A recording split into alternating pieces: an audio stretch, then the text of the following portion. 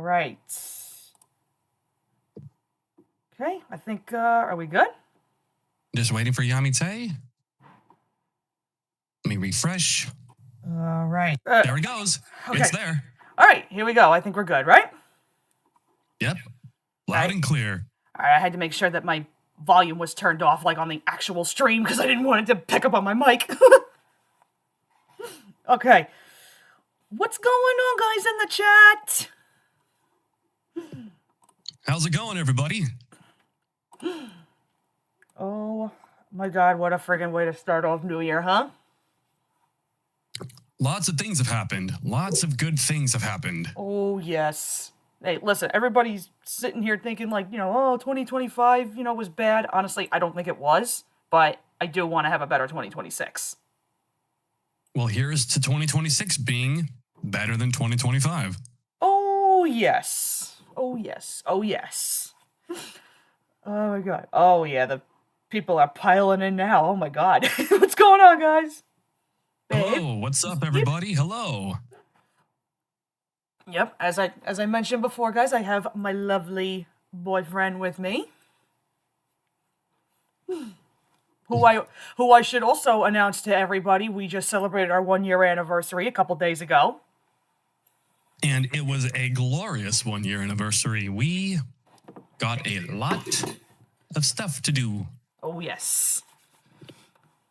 Yep, and here's to a happier 2026. May 2026 be full of fun and excitement. Mm-hmm. So how this is gonna work out for the Q&A live stream, folks? I've got my video all ready to go. It's listed under unlisted.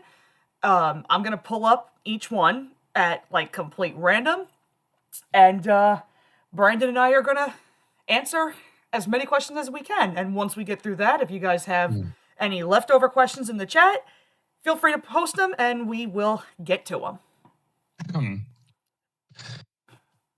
Thanks, Jack One. Thank you. Hey, John, what's going on? Hello. KJ, thank you. Thank you. All right, so shall we start this thing? Yes, we shall. Let me pull this up.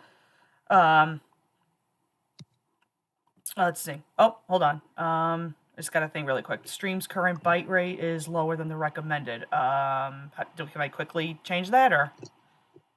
I mean, it honestly wouldn't. I don't think it should be a problem because you're not showing any like video or anything. It's just a still image, so I don't think it should be a problem. Yeah, I just want to make sure that it's let me see. We recommend that you use a stream byte rate of 68. Do I really need to change it, or? I'll just say, just keep going. Just keep going. Okay. Like, oh, what did he say? Oh my God, Super Mario. I'm so drunk I can barely see, bruh. Oh my God. Bruh, you did not. You didn't want to be. What the hell? Oh my God, babe. When was it I got that buzz? That was on New Year, wasn't it? It was on New Year's. It was on New Year's Eve. I thought so. Oh my God, you did not want to fucking be me on New Year's. Oh my God. I don't want to sit here and say that I got drunk, okay? Because I would never do that. But I actually had my first buzz on New Year's, and oh my God, what a trip that was. Let's just say, she had Henry's special liquor. Yeah, I absolutely did. So, are we picking off questions in chat, or do you already have questions ready to go? Like I said, I've got questions ready to go on a separate video, and then anybody else who's got questions for the chat, then we will go through them. All right. Okay, I just want to make sure if there are, then we know where to stamp them. Let me see. Okay, so let's start at the very, very bottom. Okay, now here is our first question from, let's see, Spidey Fan Productions. Favorite Bluey character besides Bluey, Bandit, Chili, or Bingo? Oh, that's tough. That is actually really tough because automatically, I gotta tell you, Bluey and Bingo are my two favorite characters. As far as, like, favorite character overall, it's none of the supporting cast, I can tell you. Like, I like certain characters, but, like, they're not Bluey and Bingo! They're not my girls, you know what I mean? Like, I'm not gonna lie. I actually do really like Muffin. okay, that's where I know that's controversial because I actually don't like Muffin. I find Muffin hilarious. A lot of people do, but you know what it is? And I get that. Does she have her funny moments? Absolutely, because I actually think she's pretty funny in the sleepover episode. Her, I am a llama eating a banana! I think that is funny, not gonna lie. But she has, like, the very few episodes where she is an absolute little brat. I won't deny that. Muffin is based. A muffin is based. Muffin is based. Seriously? What makes her so based? Just of how she acts and how she behaves. Yeah. Like I said, which one's Muffin again? Muffin is one of Bluey and Bingo's cousins. Yeah, she's the little gray and black spotted one. The one with her sister Socks. Which, I'm going to say this right now, Socks must be protected at all times. She's a cutie. You do not hurt Socks. Like, not at all. Ryan Fuller, I second that. At least she's not as bad as DW. I second that. I can definitely tell you I second that too, because even as a kid when I used to watch Arthur, I hated DW. Like, every time she said or did something, like, just really friggin' bratty, I wanted to choke the shit out of her. Like, no joke. Like, I don't like DW as a character. But yeah, no, truthfully, like I said, I cannot, I can't choose, a different character, like, overall against, like, Bluey and Bingo, because they are my favorite, like, Bluey characters. My favorite Bluey character besides the main cast is that one ladybug that Bingo sings to. No one to love him at all.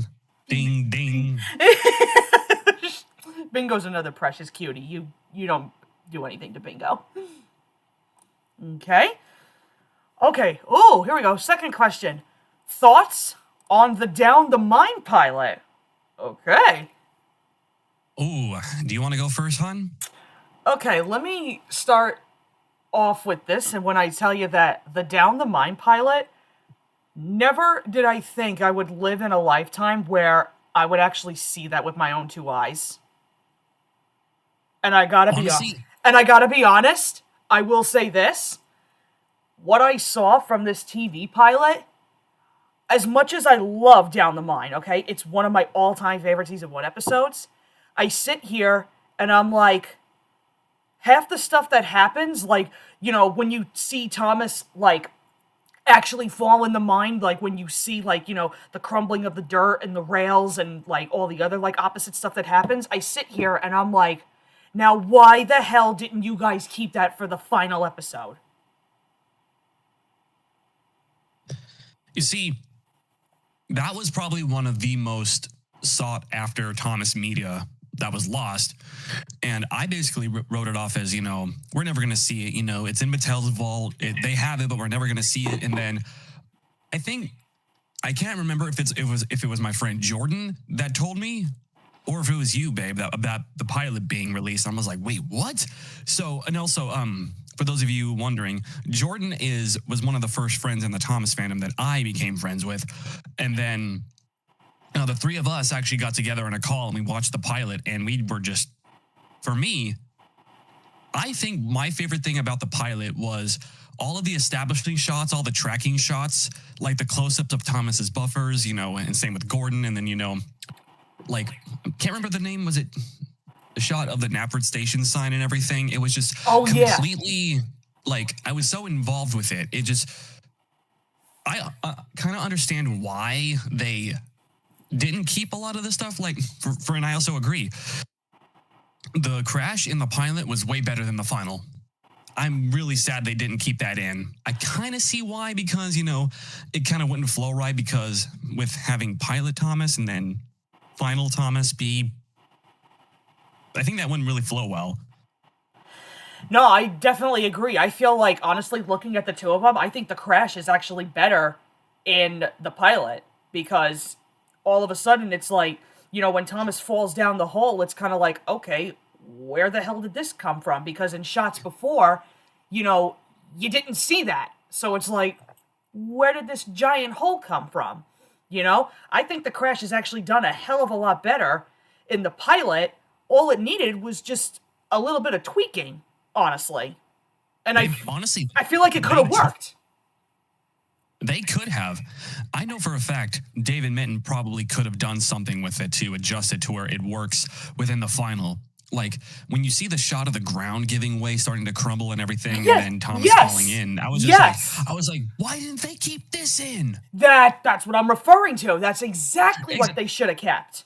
See, John hit it right on the money. The shots from the pilot remind me of tugs. That's exactly what it reminded me of, especially the close-up shots.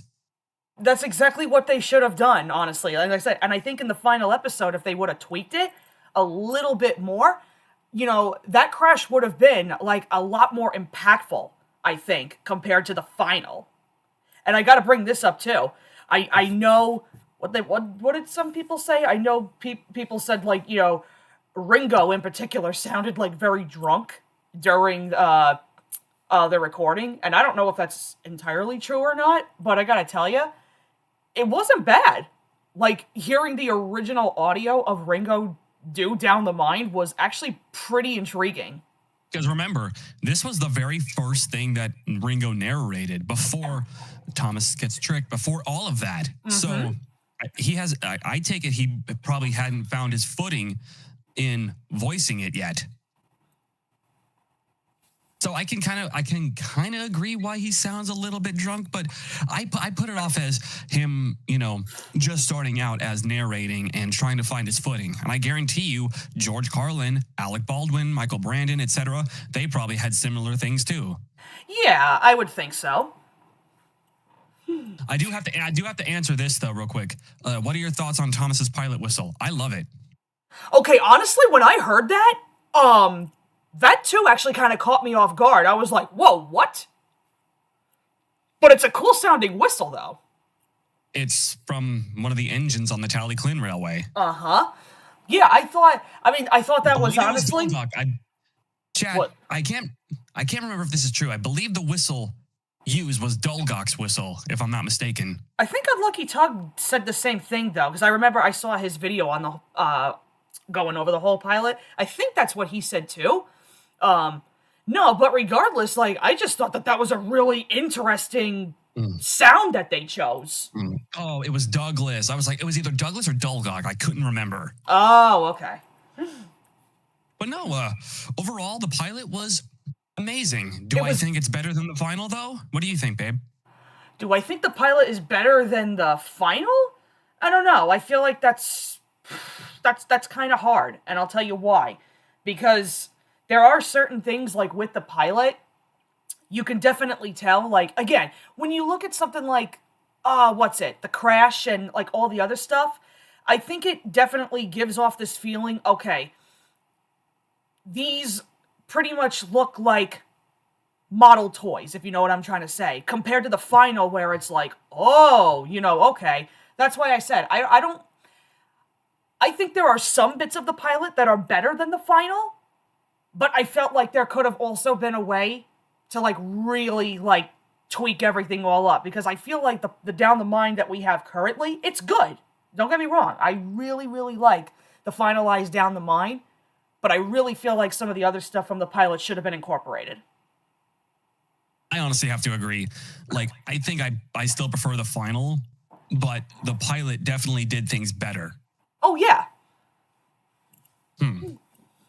But overall, I gotta tell you, I never thought in my lifetime, like, I would live to see that. And that was actually a real pleasure. Also, another thing that I wanted to take note on is Pilot Topham. I mean, what can you say about that? No, I just wanted to say Pilot Topham. Okay. All right, well, what do we got next? Okay, third question from Spidey Fan. Have you seen the My Little Pony episodes, A Flurry of Emotions, Tanks for the Memories, Ticketmaster, Applebuck Season, Griffin the Brush Off, Dragonshy, Look Before You Sleep, and Swarm of the Century? Okay, first of all, before I even go any further, have you guys even fucking met me by this point? I am very much up to date with Friendship is Magic, so I have definitely seen all these episodes. I will say this, though. You brought up Tanks for the Memories. That episode is probably one of the saddest ones I've ever seen. It's not even just one of the saddest ones. That's probably one of my favorite episodes from season 5. It actually, believe it or not, that actually has my favorite song from the show. Uh-huh. That one I actually really like, too. Let me give you, actually, our overall thoughts on this. Okay, so, I'm trying to remember, because season 7 I'm, like, very vague on. Flurry of Emotions. Which one is that again? I think that's the one, Flurry of Emotions, I can't remember if it's the Starlight episode. Yeah, well, is that the Starlight episode where she bottles up her emotions with Trixie? No. Oh my gosh. No, that's the one where Twilight babysits Flurry Hard. Oh, that one. Oh, okay. So yeah, where Shining Armor and Cadence go off to do their own thing. Oh, okay. So that episode. That's, I don't know. I want to say I'm kind of 50-50 on that one, only because I sort of get, like, where Flurry, is kind of coming from, like, how impatient, she is with Twilight. And there's, I don't know. I guess I want to say that there's a couple little things in there with Twilight that I'm kind of like, Chica, you don't do this with your little niece. Like, come on. And at the same time, though, sometimes you have to give them some tough love. Well, yes, I agree. So, I don't know. I don't think Flurry of Emotions is the greatest episode I've seen from season 7, but I don't want to sit here and say that I hate it. I don't want to sit here and say that I hate it, because I didn't. I really enjoy the episode, but I definitely wouldn't put it as one of my favorites. No. Tanks for the Memories, on the other hand, is actually, if not in my top 5. Oh, Tanks for the Memories is definitely one of, that's one of my favorite. That's not even one of my favorite MLP episodes. That's one of my favorite Rainbow Dash centered episodes. And I failed to mention this before when I know someone asked me a very similar question with this. Babe, I don't think I ever told you this either, but the first time when I was actually getting into binging the whole series by myself for the first time, I kid you not, the first time I saw Tanks for the Memories, when it gets, you know where I'm going with this, when it gets to the scene where Rainbow Dash is just sulking in bed until she gets, like, the tough love from Fluttershy and so on, and you see her break down, babe, that scene, like, tore me to pieces. Yeah, that right there. And then you have Fluttershy come in and say, Rainbow Dash, your winter's going to be petless. I was like, oh my God. Like, but just watching Rainbow Dash, like, literally break the way she did, I was like, like, I kid you not, I actually did tear up a little bit. That broke me, honestly. That honestly, like, no, and then just, you see how, like, comforting Tank is to our... Mm-hmm. Oh, Tank is... He's so cute. Okay, hold on. I have to get to this. This is... What would you do if the OG Wiggles aired on Adult Swim? I'd be pretty freaking concerned, actually. Well, I mean, Pee-wee's Playhouse was on there. Yeah, that I didn't know. That was, like, back in, like, circa 2005, 2004, 2005. Yeah, I didn't know that. OG Wiggles on Adult Swim. Yeah, I'd be pretty concerned. But yeah, anyway, going back to Tanks, yeah, honestly, I think that's a really good episode. Easily top 5 for me. All right. Now, Ticketmaster, on the other hand, That one, I can't remember. Which one is that one? Ticketmaster, I believe that's the one where I think Twilight in the first season gets tickets to the Grand Galloping Gala, and everybody's asking her like, who are you giving the extra ticket to? I don't. Oh my gosh. Honestly, it's not great, but I'll say it's all right. Oh my gosh. It's one of those main character has extra ticket but has like 2 people to choose from, and then like they try to like, oh, take me, have this, take me, you'll take me, right? It's like, it's kind of a cliche, but at the same time, it's like, it's not even just cliche. It's also the fact that, you have all of Twilight's friends now, like, basically trying to butter her up with all these, like, different, like, kind gestures and gifts and whatnot, and it's like, not gonna lie, that's actually kind of toxic. No, because the reason why I said it was cliche was because I've seen a lot of that, not just in cartoons, but like in Disney sitcoms and et cetera, et cetera. It's like, but it's not bad. It's not bad. No, I don't want to say that particular plot line is bad. I just think it's, like you said, it could be a very, like, typical cliche kind of plot. But I don't want to say that Ticketmaster is a bad episode, because I don't think it's bad. It's just okay. Let me see. Applebuck season, though, that's one of my favorite Applejack episodes. Applebuck season? That's a good one. That's the one where she tries to tend to the whole apple farm completely by herself. I mean, it's an Applejack episode, so it's an automatic win for me. Just watching her get, like, so friggin' loopy is hysterical. Can bees squawk? You can't really get mad because it's season 1 of MLP and they were figuring out what they wanted to do. No, I agree. Mike, no, I agree. Yeah, I agree to that, Mike. Yeah, no, I agree with that. I actually don't remember if I even can say that I hate certain episodes from season 1, because it's been so long since I binged the entire show. I do need to go back and rewatch it, because there's too many episodes that, believe it or not, I've only seen one time, and I don't even remember half of them. And that's from like season 7. And that's from like season 7 onwards. Like, I don't remember a lot.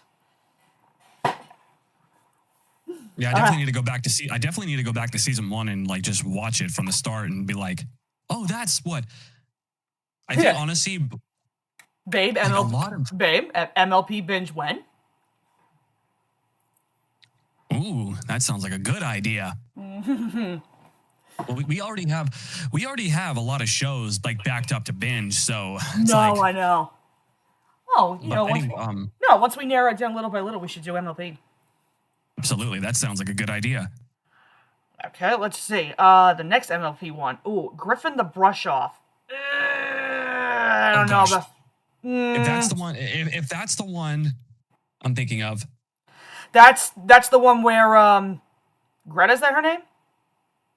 Oh my gosh, yeah, it's the Pinkie Pie and yeah, Gilda? No, not Gilda. Oh, Gilda. No, is it Gilda? It is Gilda. Gilda. That's it. I couldn't remember her name. No, Gilda. I was thinking of Gabby. I was thinking of Gabby for some reason. I'm like, no, that's not who that is. No. Yeah, no. I was like, Greta? No. And then you said Gilda. I'm like, no, that's it, Gilda. No, that's the episode where Gilda is just like very pathetically mean to Pinkie Pie for no reason. I'm going to say this right now. I actually really enjoy the episode, mainly because Rainbow actually tears into Gilda at the end. Yeah, I'll give her credit to that. I will totally give her credit for that. You know, I want to say maybe that was just the point of the entire episode in general, like just seeing like how much of like a bully like Gilda actually was behind Rainbow Dash's back. You know what it reminds me of, though? Believe it or not, when I first saw that episode, very, very like strange comparison. If any of you guys have seen it, it reminds me of that one iCarly episode where Carly's old friend comes and Yes! and is super nice to Sam when Carly's around, but then as soon as Carly leaves, she's just an absolute you know what to her. Yeah, I know who you're on about. Friggin' Missy. That's it. Yes, I agree. Which is probably one of my favorite iCarly episodes, by the way. So when I watched Griffin the Brush Off, I was like, Gilda is basically Missy. Mm-hmm. I'm not saying it was a direct copy and paste of that plot, but I actually like the fact that Rainbow actually like calls her out on it. Kind of similar to how Carly basically because Rainbow doesn't cut off Gilda, which I like, you know. But when Carly found out about Missy and everything, she's like, nah, you gotta go. Mm-hmm. So that was a unintentional nod. Well, I guess so, yeah. But other than that, I think Griffin the Brush Off is a really good episode. Yeah, again, it's not one of those episodes that I can say is a favorite, but I'll watch it. Yeah, it's not one that I love, but it's one that I really like, if that makes sense. Yeah, I get you. Okay, and then what's the other one? Dragon Shy. That's a good Fluttershy episode. In fact, Fluttershy throughout that entire episode, bitch is me. That's me to a T. God. That's me to a T. That is you. Like, I can't even tell you how relatable Fluttershy is in that episode. I don't know what it is, but like when Fluttershy gets angry, it's always a treat. Mm-hmm. I don't know why. She's actually kind of cute when she gets angry. I don't know what it is. You can tell Andrea Lippman had a blast. Oh, yeah. No, I definitely think that's a really good episode for Fluttershy. Let's see. Look Before You Sleep. If I remember that correctly, that's the sleepover one with Twilight, Applejack, and Rarity, isn't it? Oh, that's a good one. That's a good one. That's one of my favorites of season 1. Another thing I like about the show is the unique pairings. Oh, yes. You have Twilight, AJ, and Rarity. Like, talk about a combo. Mm-hmm. Like, it makes me wonder, like, when they come up with concepts of episodes, like, does Lauren actually, like, gather the cast and, like, okay, we're going to have an idea to have a sleepover episode with Twilight, Applejack, and Rarity. We're going to, butt heads, and a tree's going to fall down. And, like, to be a fly on the wall at Hasbro to freaking, like, find out what's going to happen in the next episode would be very interesting. Oh, I think it would be interesting. Oh, no. Look Before You Sleep is so freaking funny. I love it. It's a good episode. Now, here's the thing. Would you prefer Dragon Shy or not Dragon Shy, Griffin the Brush Off or Look Before You Sleep? Look Before You Sleep. Yeah, I have to go with that one as well. And I'll tell you why. Because there's one particular Applejack line that she says to Rarity. What the hell did she say? Well, there's Fussy, and then there's just plain getting on my nerves.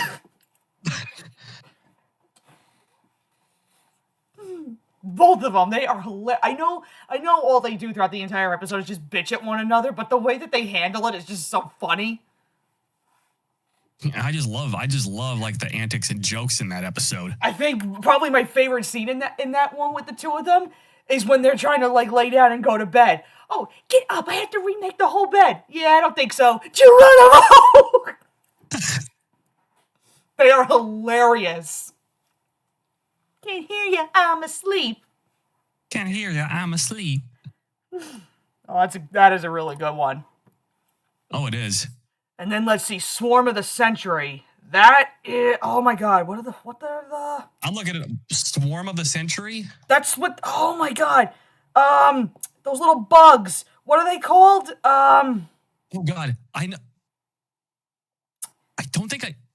What season was this?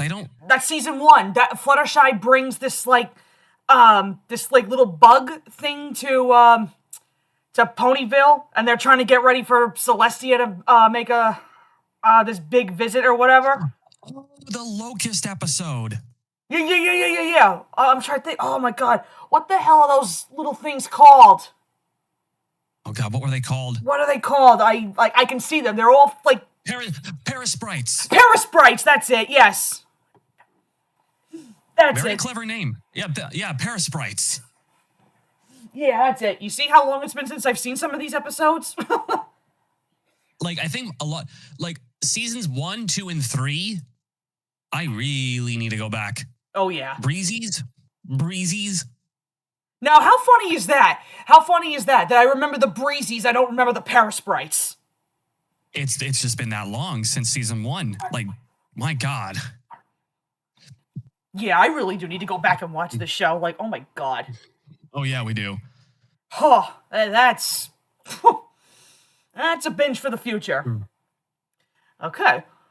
Hey, James fan, how's it going? All right. Off the MLP topic and on to the next question. How would you fix Thomas and the Magic Railroad? Ah, interesting. Okay. That is a very interesting question. How do you, like, for me, honestly, how I would fix it is, well, if you want to have, like Burnett Stone, Lily, and all of them in the movie, that's fine. But like having like someone said it best, Sodor is basically pictured as like a Narnia-like dimension in the movie. Mm-hmm. So I think if you could make it work, you can have Burnett Stone, Lily, Patch, you can have all of them, but maybe have it just be on Sodor, maybe? Not really having, but see, Shining Time Station was kind of still a thing back then, so you would have to incorporate that somehow. Yeah, exactly. So it's like, you can't have Magic Railroad unless you try to incorporate Shining Time in there somehow. I feel like you can do it for sure, but if you're good, now here's what I think. If you're gonna do the typical thing, and you're gonna incorporate like the magic element, then you gotta do it through Shining Time Station. You can't just do it out of the blue where it's like, oh, there's a pair of magic buffers and, all this other wacky stuff, because then that's when it kind of loses its touch. So if you're going to add, I think, in my opinion, like the whole magic element, you got to do it through Shining Time. Like having the gold dust and everything, the sparkle and everything, you can have that, but I think like... How do I put this? If you want to incorporate the magic element in the sparkle, gold dust, and everything, I think the best way to do it is to have, like, Lady being the source of all the engines coming alive and everything is just kind of, nah. That's a little that's a little too out there. Like, you can have Lady, but have Lady be an engine on Sodor, not in the real world. Right. Like... I came up with an idea of Burnett Stone being on Sodor and having Lady originally, and it actually kind of helps because in the final he mentions Diesel 10 crashing her, which could still happen, but then with Burnett being on Sodor and everything, you can actually have it to where he's in hiding, has Lady away in hiding, trying to restore her, but can't. So he goes around Sodor trying to find parts to restore her, but without trying to be under the radar. So, because remember, in the final chase scene, Diesel 10 knows who Burnett Stone is. Yeah, so exactly. I think like having it to be where he actually tries to go around on Sodor trying to find these parts to fix Lady up, but like it's not like he can just go to the works and find a part. No, there's specific parts, but that becomes a little bit more, I want to say, video game-esque. Kinda. Maybe Diesel? Like, I would definitely like to incorporate more characters, though. That's another thing I would love to do. Yeah, you would have to... You really want to incorporate, like, as much of Sodor as you want. Because, think of it this way. The fact that only the main 7, besides Edward, and no other engine is around, that's jarring. If you're going to, I don't think there's a problem. Now, here's the thing, okay? I know the script doesn't exactly, like, count for anything like, oh, Edward's not meant to be, the this big role or wherever in the movie and not say, Duck, Donald, Douglas, so on and so on. Okay, they don't need to have prominent roles if the script doesn't focus on them, but why couldn't they make cameos to make Sodor a little more lively, if you know what I mean? Because the fact that it's only 6 of the 7 engines is very jarring. See, my thing is, I always thought Magic Railroad took place during the middle of between seasons 1 and 2. If because I know for a fact it's not canon, but like I feel like it takes place in between 1 and 2. You know, it's funny. I love how you bring that up because there's a bunch of people here saying, "Oh, it is canon." I got news for you. It's not canon. Uh-oh. I think my soundboard just got picked up. Oh, it doesn't matter. Never mind that. No, here's the thing. A lot of people have sat here and have said the exact same thing. Like, yeah, no. Thomas and the Magic Railroad is 100% canon. I got news for you. No, the hell it's not. Because there are certain things that do not match with it, at least in the Thomas aspect. That's why I said in my review, if anything, I count it as canon towards Shining Time because it's not specifically Thomas itself, if you know what I'm trying to say.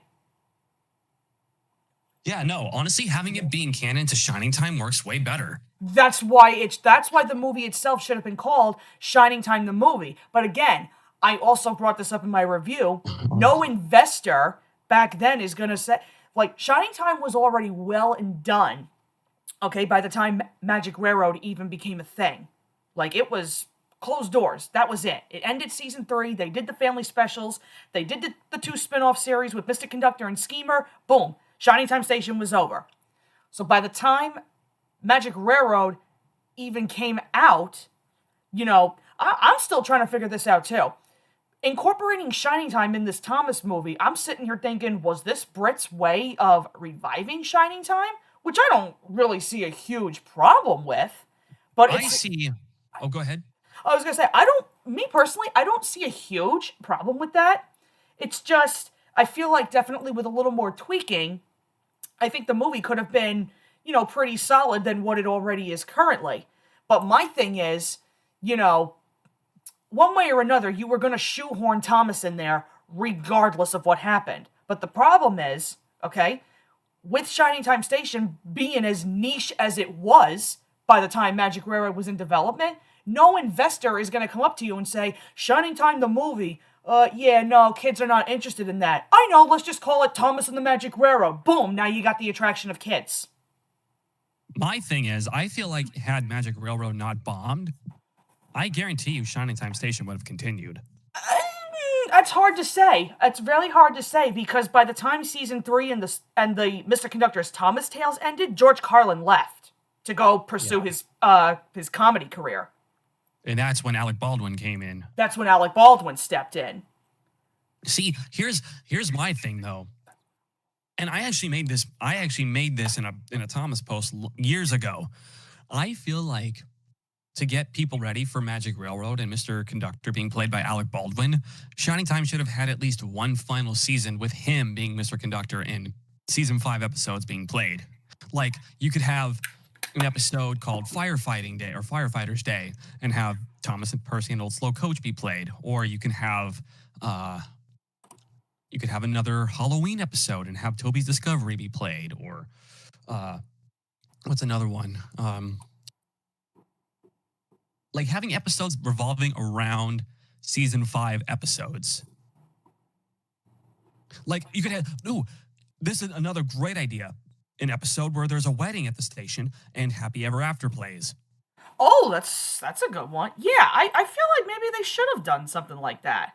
To really promote the fact that, yeah, Alec Baldwin is the new narrator.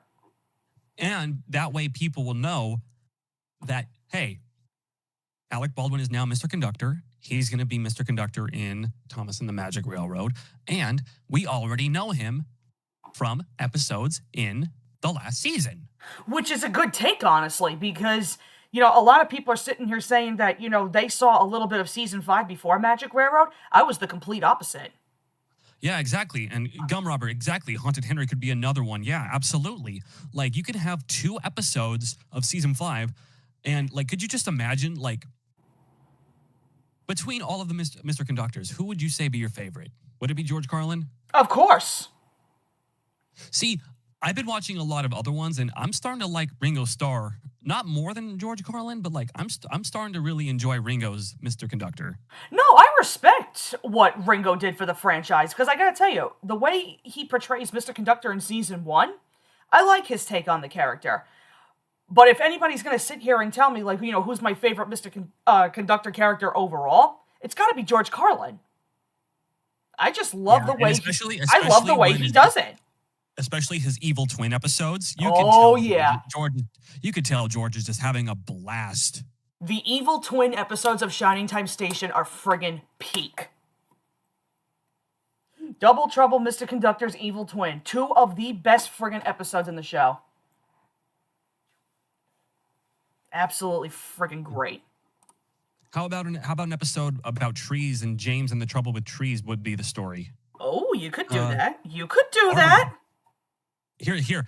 No, I Am Sweeney. Here's an example. The episode's title, Arbor Day. Ooh, okay. And then it cuts to James and the Trouble with Trees. You could picture it. The kids, and I guarantee you they would have a new cast of kids or something.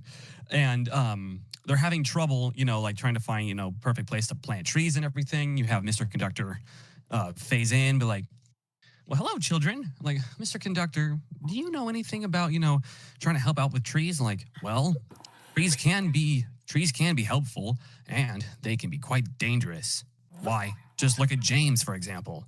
He ran into some trouble. And then that's when it goes into the story. Mm-hmm. Oh, I think there's like plenty of opportunity that you could do that for Shining Time, honestly.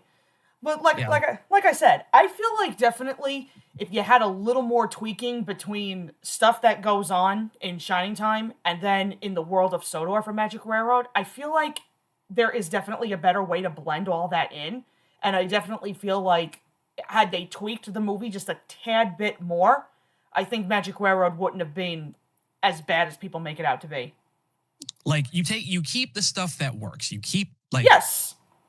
It's like they throw stuff at the wall. They keep what sticks, and they also keep what doesn't stick. You take out what doesn't stick. You add new flavorful content and new ideas to it, and it basically turns the movie into an even better piece of film. Yes, absolutely. Well, hopefully, though, with Cardi's little progression on the movie, maybe we'll get some of those answers, and I'm actually like really looking forward to that. And we're in the year of the release of it, coming very soon in a couple of months. Oh yeah. So hopefully our questions will get answered. We'll see. We'll find out. Only time will tell. Mm-hmm. All right, let's see. And then here's the last one from Spidey Fan. If you had to, which Thomas character would you be forced to spend one day with? Emily in her season 8 to 12 bossy childish self? Charlie or Billy? Wow, okay. Wait, Carly the crane? No, Charlie. Oh, Charlie. Okay, I'm going to be completely honest with you. I hate every single one of these characters, particularly Emily. But to be forced to spend one day with? Can I just jump off a cliff instead? Is that an option? Yeah, literally. All right, if I'm going to be completely honest here, as much as I do not like any of these characters, I am probably going to have to throw a huge spitball here and say Charlie. Because I was going to say Charlie too, because of and his jokes. I'll tell you why. Because here's the thing. I don't think any of Charlie's jokes are funny as hell. In fact, they are corny as shit. Okay? Then me and Charlie will get along just fine. Here's the thing. I do not like Charlie as a character. I think he is annoying. I don't like his jokes. But his jokes, honestly, are not enough for me to want to rip my hair out, honestly. Meanwhile, compared to Billy and Emily, they're a bunch of brats who I'd probably I would probably throat punch him in roughly 30 seconds. Yeah, Josh, Charlie was a character introduced in the Nitrogen era. So yeah, as much as I do not like Charlie as a character, I would probably say him, honestly. As much as I don't like him. Believe it or not, actually, Josh, Charlie actually uses the same basis as Billy. Uh-huh. Just he's purple. He's purple, he's wacky, and he is just not a good character for Thomas. I mean, there's worse and better ones. No, you're right. You're absolutely right. All right, let's see. Here's the next question. Let's see. Alex's Trains and Other Stuff. What is your favorite Headmaster Hastings cover? Ooh, okay. Oh, there's a lot of good ones. There's a lot of good ones there. I'm probably going to say the best one I've heard so far. I like his cover of Night Train. Because, if you guys remember, that's the first music video that I opened up with 3 years ago. When my buddy Matt was here staying with me for the summer. I hadn't made a video, I think, in almost close to a month, and I was like, you know, I want to come back with something strong. Boom, you guys got my Night Train video. And it's one of my most popular ones, believe it or not. I actually love that rendition of Night Train. It sounds so majestic. Mm-hmm. I like it. I'm going to be basic. I'm going to get judged so bad, but I got to go with Thomas's Anthem. No, his rendition of that is really good. He's done a lot. That's the one that I constantly go back to. He's done a lot of really good covers. I mean, I'll even throw this. Go ahead. I'm actually going to excuse myself to the restroom real quick. I will be right back, everyone. Okie dokie. Let me bring this up as well. I know that there's a lot of people out there that will sit here and say, like, you know, most of the hit era songs are bad, which for the most part I can actually agree with. But I gotta tell you, Headmaster's renditions of certain songs from the hit era, like, like Brave Little Engine, what's another one that he did? Navigation, which is a bop. You know, all those particular ones that he's covered, I like his covers better than the original songs. I mean, I feel like that could be said for pretty much anyone here, honestly. I think, what is it? I've only done one music video of that. I've done a CGI model MV of Navigation, and I like the way it turned out, honestly. You know what? You know what's so fun to do with those is the fact that I can do mashups, you know, between the original song and Headmaster Hastings covers because they sound 10 times better. Because let me see, which ones did I do? I did Night Train. I know the second one that I opened up with was James the Really Splendid Engine, which is another one of my favorite ones that I did. Which ones did I do? I did Don't Judge a Book. That one came out really good. I did Toby. Like I said, I did Navigation. I feel like I did another one. No, yes, I did. Duh. I did Thomas's Anthem for one of the anniversaries. So yeah, I've done a pretty good stack of them. I do actually want to end up doing some more at one point. I just don't know when, because I've got plenty of other videos that I need to work on, which I'm going to get to very, very soon. Let me see. Let me double check what's going on in chat, because I know there's a lot of questions that are flooding in. Let me see. Let me see. Super Mario. Favorite Mr. Mosby quotes, if you can think of any. I know Mosby is from Sweet Life of Zack and Cody. You know how long it's been since I've actually watched that show? It's been years. Like, I do not remember a single quote from that show. You know what it is, too? As much as I can say that I enjoyed Sweet Life of Zack and Cody as a kid, it's not one that I feel like I would ever really go back to. For me, it's just kind of like it's a one and done kind of thing. You know what I mean? Like, I never hated the show.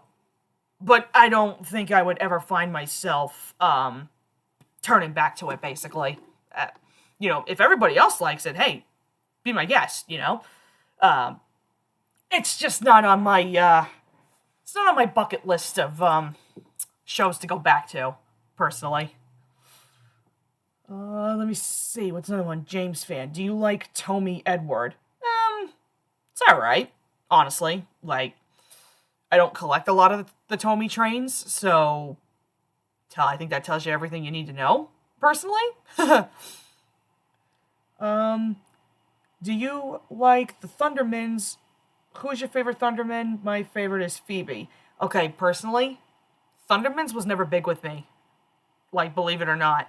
It was just, I was getting to a point where all those shows that were coming out, like, little by little, it really never interested me.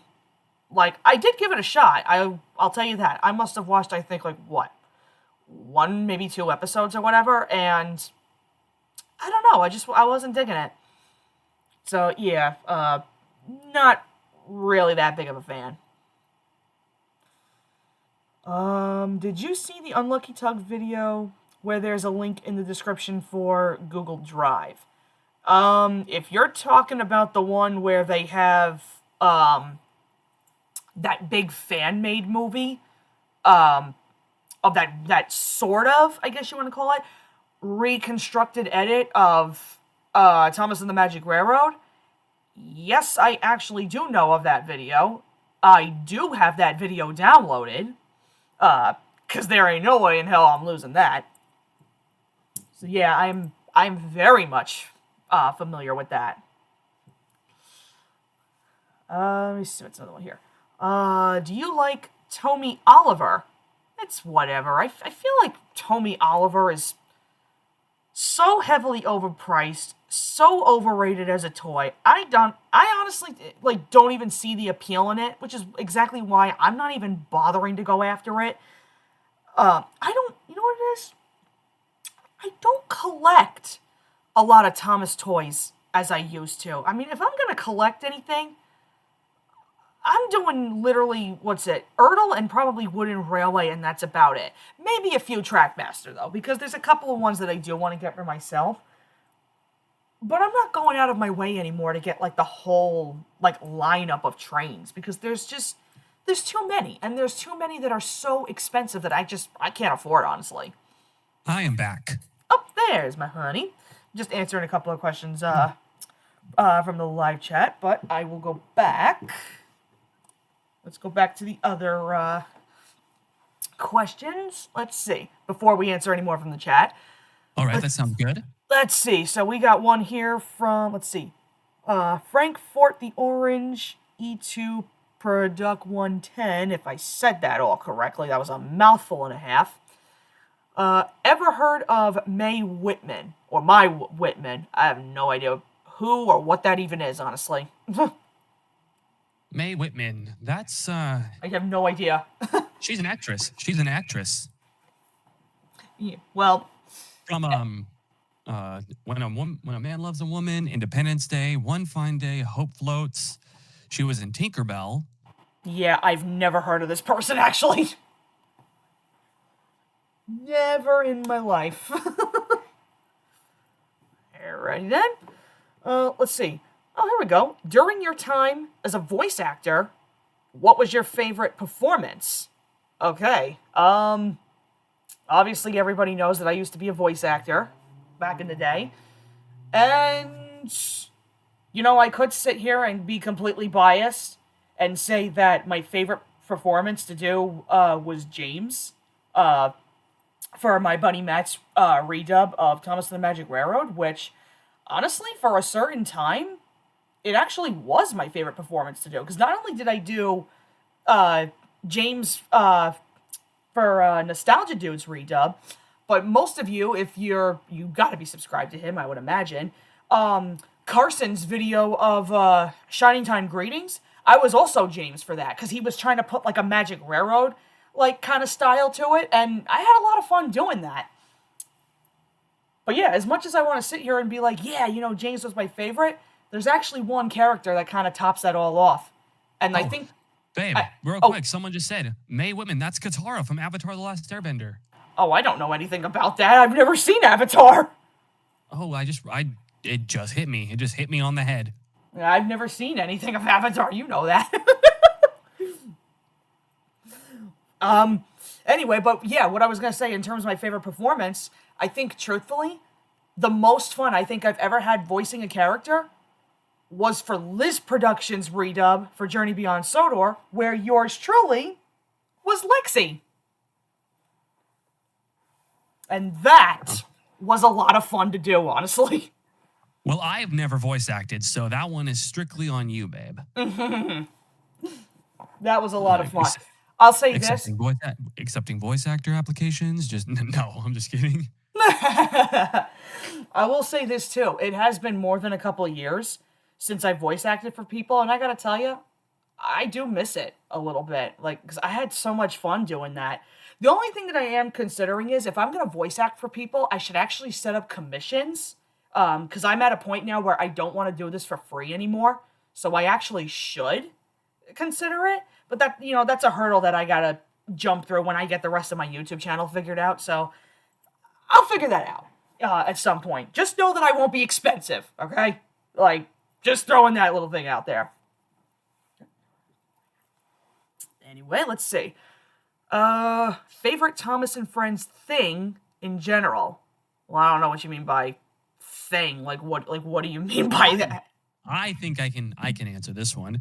My favorite like Thomas thing in general is like, especially during like seasons like 3, 4, and 5, the real railway isms, like how in certain shots you see engines facing away from the camera.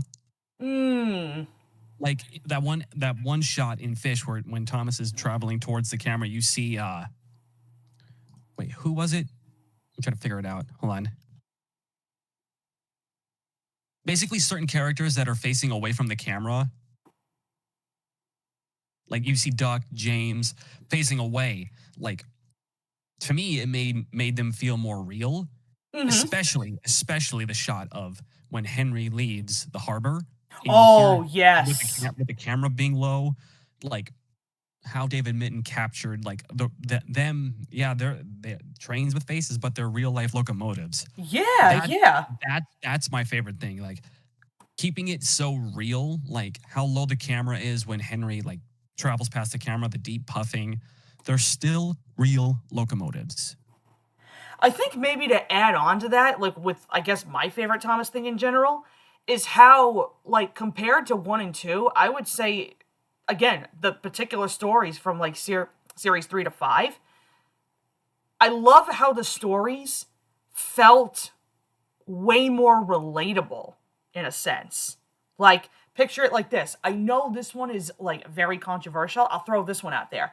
Henry's Forest, okay? I know that there's a couple of people who will sit here and bullshit and bitch to the friggin' crowd. Oh, well, the rev and this and that, what does an engine have to do with the forest? No. I understand where that's coming from, what's it?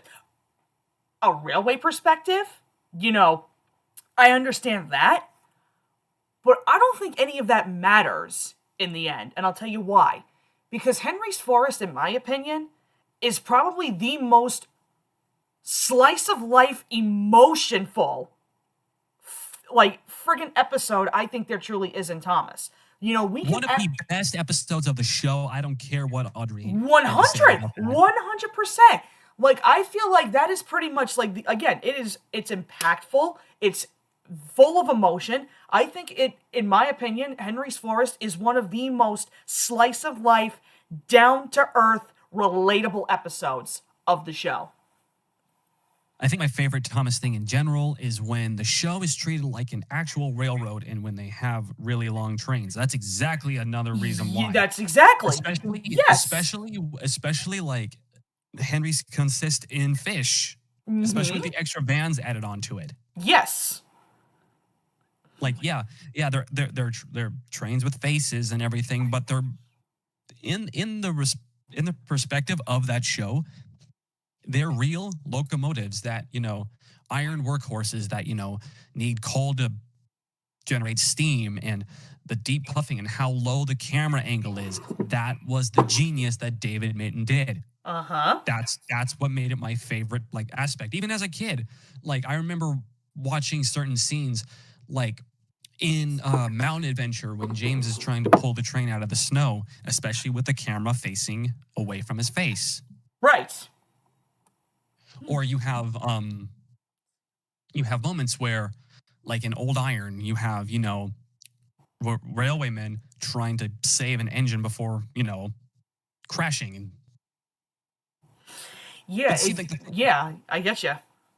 But the thing about With Henry's Forest is it was basically their take on having, like you said, a slice of life. And of course, when Wilbert, he didn't like that. I'm like, oh, come on. Like, I kind of understand in a sense where he's coming from, but at the same time, it's like you're taking a completely original and new concept for a plot of an episode with said characters and engines, and it worked in just a massive way. Right, because it's like, again, I know where people are coming from in terms of like, in real railway practice, what does an engine have to do with loving the forest? Okay, I get that. Because if you put a real life steam locomotive with the hot cinders and everything like close to the fire, you're gonna set that goddamn thing ablaze. Okay, fair point. But the problem that I have with that is we're not in the real world, okay? I know that's what Thomas is supposed to be, but at the end of the day, it's a show about fictitious talking trains, where hardly anything is supposed to make sense. And that's my take from it. And that's why, when I look at something like Henry's Forest, I think, like I said, I truthfully think it's one of the best episodes of the show.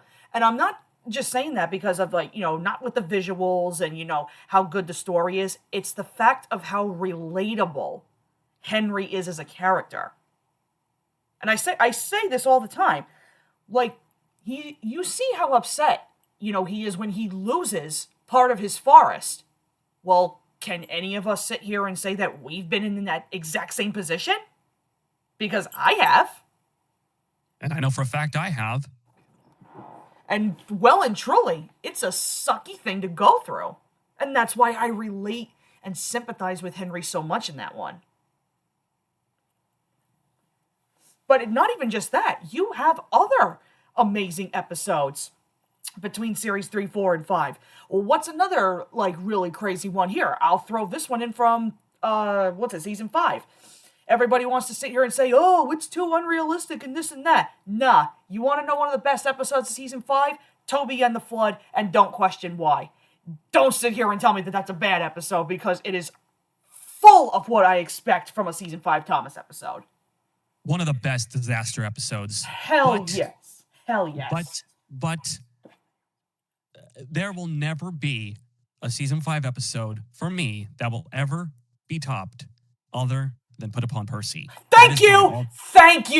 Yes. That is my all-time favorite season 5 episode. Yes. Percy, not only did Percy have the best episodes in season 5, but you want to talk about disaster episodes? That one. I'm going to be completely honest. I think I know where you're going to go with this, babe. That is one of the most intense episodes, I think, compared to Toby and the Flood. Put Upon Percy is the most wacky, intense, accident-based episode season 5 had to offer. But see, I'm going to disagree in just a little, babe. I really wouldn't call Put Upon Percy wacky, though. That is actually something that can happen. Oh, no, I know. Well, that's what I mean by like how whack it is, because of how real that actually is. I would say Toby and the Flood is a little bit more wacky. No, in a good way. No, I agree. And both of those episodes, both of them are really good. That's why they're my two favorite of season 5. Especially the consist that Percy has during the montage. He metal from the foundry, coal from the yards, rock from the quarries, flour from the mills, and fuel. And then seeing that consist when he goes to the docks, like, that's just eye candy right there. Oh, it is eye. And then you just see how pissed off Percy is. Oh yeah, like no questions asked, like, the MVP of Season 5 is definitely Percy. Like, no ifs, ands, or buts. Which is why when you look at him in opposite seasons, from, like, Season 6 onwards, I sit here and I'm like, where the hell is the Percy from Season 5? That's the Percy that I want to see.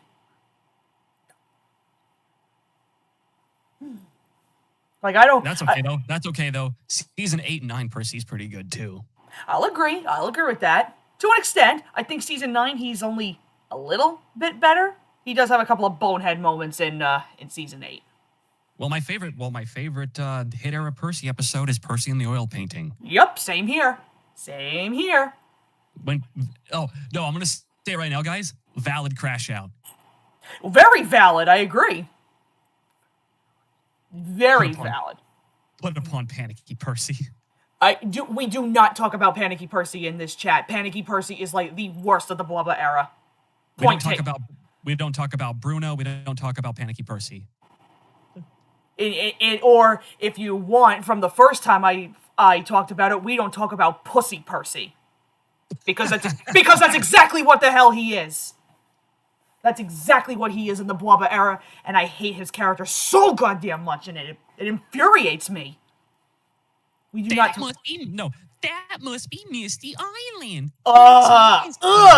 No. We don't even talk about that Percy. Like we don't. Everything, literally, he has a couple of good moments, I will say, in, like, you know, the Arc eras and so on. But Nitrogen, Blubber Percy, that's Pussy Percy. We don't talk about him here. Day of the Diesels Percy is awful. More like Day of Disaster. Ew. Percy at his worst. I hate it. Ugh. I hate it. Ugh. Don't like it. Pineapples. No. I don't like it. All right. What's our next question? All right, next one we got. Let's see. Did you know that the unfinished models for Jack in the Pack were used to play Robot Wars? I did not know that. That's interesting. Interesting. That's pretty interesting. I might have to actually read up a little on that. YouTube poop. Pussy Percy. Someone please make that happen. I can do that. That might be a future project I work on. We'll see. We will see. Let's see. Aside from the usual stuff we see here and there on this channel, what other things do you like aside from Thomas? Well, no duh. Theodore, of course. But if we're not going to focus on that, I'm into a whole couple of other franchises, like, babe, you know this one, my biggest one, Yu-Gi-Oh! In terms of anime stuff, which is now being toppled off with My Hero Academia. Which I am sad, super sad to say that we will not be getting any new episodes. I know, heartbreak, but we still got Vigilantes, though. I know. Yesterday, I saw a post on Twitter that actually made me sad. It was a frame of Mina Ashido, and the quote was, "No new episode today." I'm like, really? Stop! No. No, I actually know. Without going into spoiler territory, I actually went and watched the last scene of the season, and I made a comment. I actually said, "Wow, this season was awesome. I can't wait to see what season 9 has in store." Right? Yeah.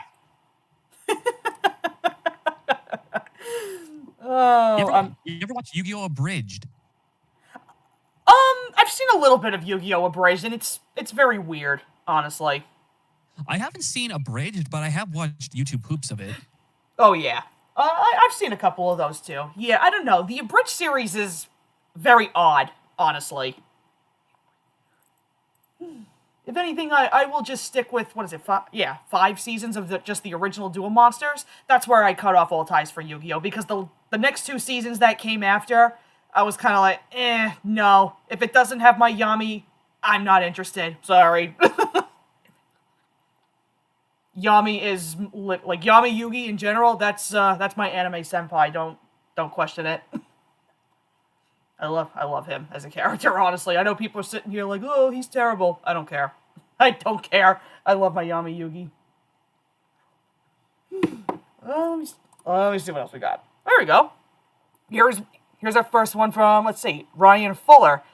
Have you heard of Baby Einsteins? If yes, do you like it or do you not care about it? Okay, well, I have heard about it. I've heard about it. Don't like it though. Baby Einsteins? I don't like it though. I remember that back from childhood. Not a big fan of it. I've heard of Baby Geniuses from the 90s. Oh yeah, I remember that. Yeah, I remember that too. Again, not a huge fan of those, honestly. Never really watched those. Yeah. Let me see. How would you rank the first 7 seasons of Thomas? Okay. Well, here's my rank. Easy. That's easy for me. This is how my ranking would go. You've got 3, 4, 5. Let's see. 3, 4, 5. I'm trying to see where this would go. Probably.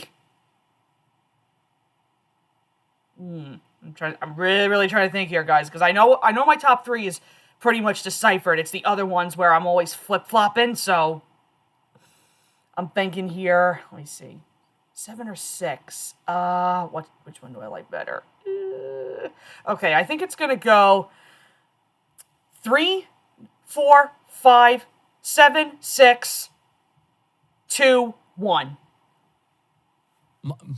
Just about right where mine is. Mine would be 3, 5, 4, 7, 2, 6, 1. Okay, not bad. We're pretty on the same page with certain seasons, I think. Not bad. Let's see, what's the next one? Oh! Thoughts on Curious George. Okay, here's my take. I've seen the Curious George movie, and I actually like it. I think there's multiple like shows of Curious George, because I know there was a rebooted series that came out recently. There's one in the early 2000s, and I think there was an early 90s one too, if I'm not mistaken. I only remember the one, oh my god, I know it was somewhere in the 2000s. I don't remember what year specifically. But I've seen one show of it, and it's not bad, honestly. I don't think it's one that I would ever personally go back and revisit, like, on a daily. Honestly, though, like I said, I think... What's it? No, I think there's... There's like 2 or 3 Curious George movies, I think. I never saw the other 2, because I had no interest in doing so. But the original Curious George movie, that was really good. And it actually took me a long time to find a copy of that for myself on DVD, and now I finally got a copy, so I'm good. And I think personally, for the biggest highlight of that movie, now keep in mind, I'm not the biggest fan, like, of this actor in particular, but Will Ferrell as Ted has me in stitches. He did a pretty good job. Like, acting-wise, I'm not the biggest fan of him, but he does have, like, some pretty good movies that I actually do enjoy. Let's see. Oh, here's a clever one. Which Thomas tapes do you think are misleading? Misleading? Like, what do they mean by that? Like, misleading title. And I'll give you a perfect one. You know what I think is probably the #1 misleading Thomas and Friends tape? Thomas and his friends get along. Because no episode on that tape proves that those engines are getting along. Well, yeah, I mean, Duck Takes Charge is a big giveaway on that. Oh, yes. That is probably my #1 pick for biggest misleading Thomas tape out there. What do you think, babe? I'm trying to think, because I'm actually going over the tapes that I have right now. I'm trying to think. Thomas and his friends help out definitely is not misleading. No, I think that one's actually pretty on par.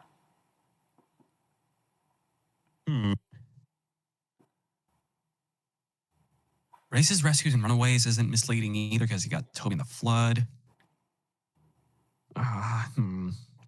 Honestly, Thomas and his friends get along is...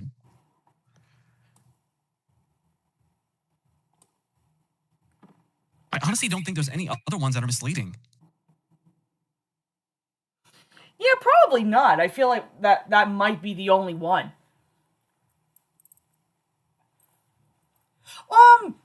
No, No, Josh, no. I'm saying I was agreeing.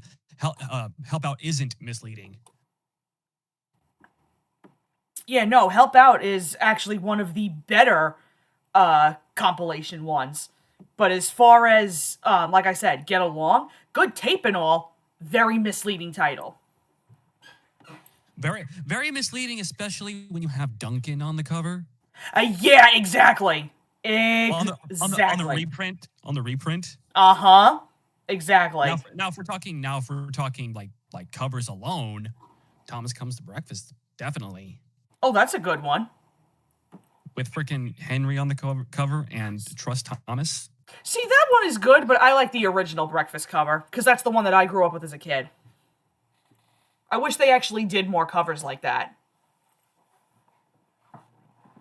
But the later 2000 prints, though, they're not bad. No. Some of them I actually prefer than the originals. No, I agree. There's a couple of them that are a lot better than the originals. But not bad. Let's see. Here's the last one from Ryan. Thoughts on Zootopia and its sequel? Okay. I haven't seen Zootopia 2 yet. I still need to see it, but 1 was peak. Okay. I've not seen anything of Zootopia 2. I want no spoilers. Okay?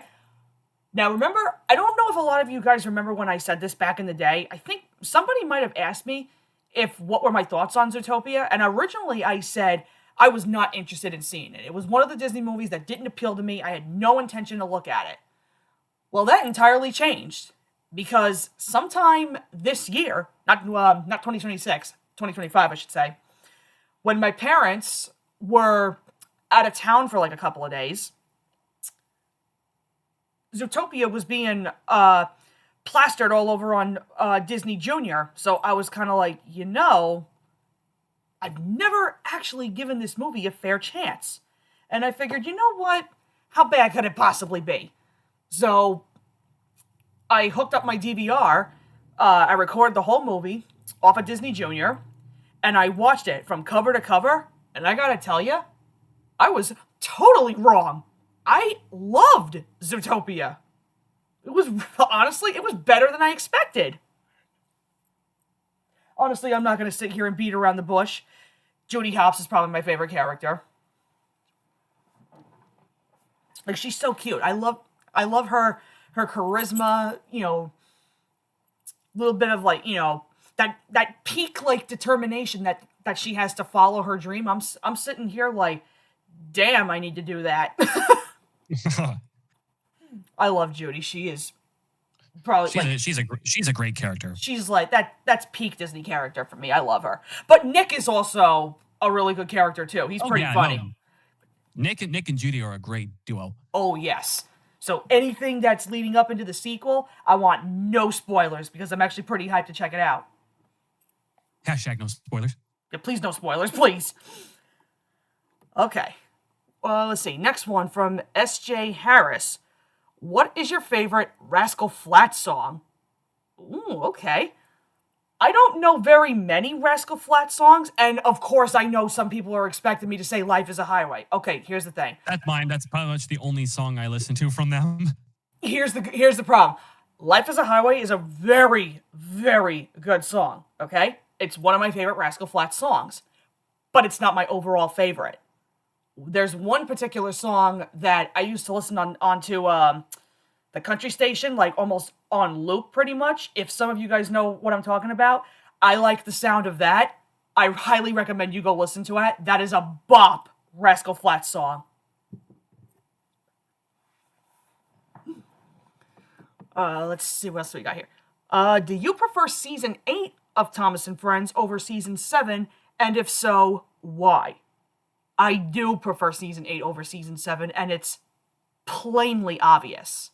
Halloween. Thank you.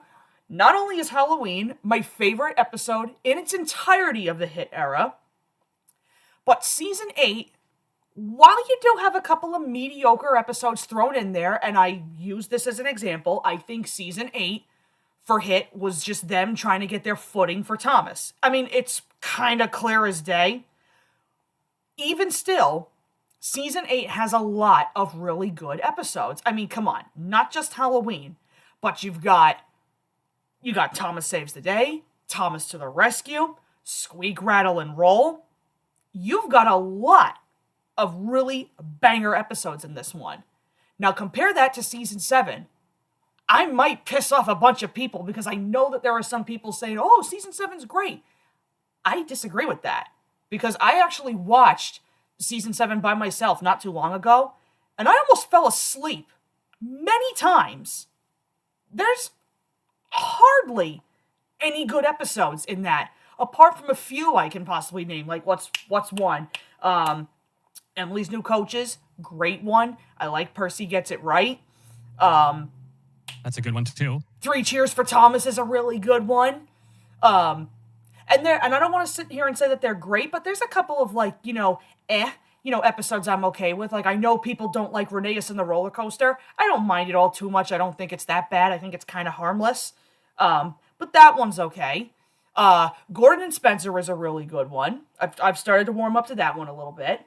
I'm trying to think. What's another one? I just had it on the tip of my tongue. Where the hell did it go? Duh! My favorite of Season 7, Salty Stormy Tale. My favorite Season 7 episode might be Spotless Record. And there you go. Spotless Record is another good one. I don't want to sit here and say that, Season 7 doesn't have good episodes, because it absolutely does.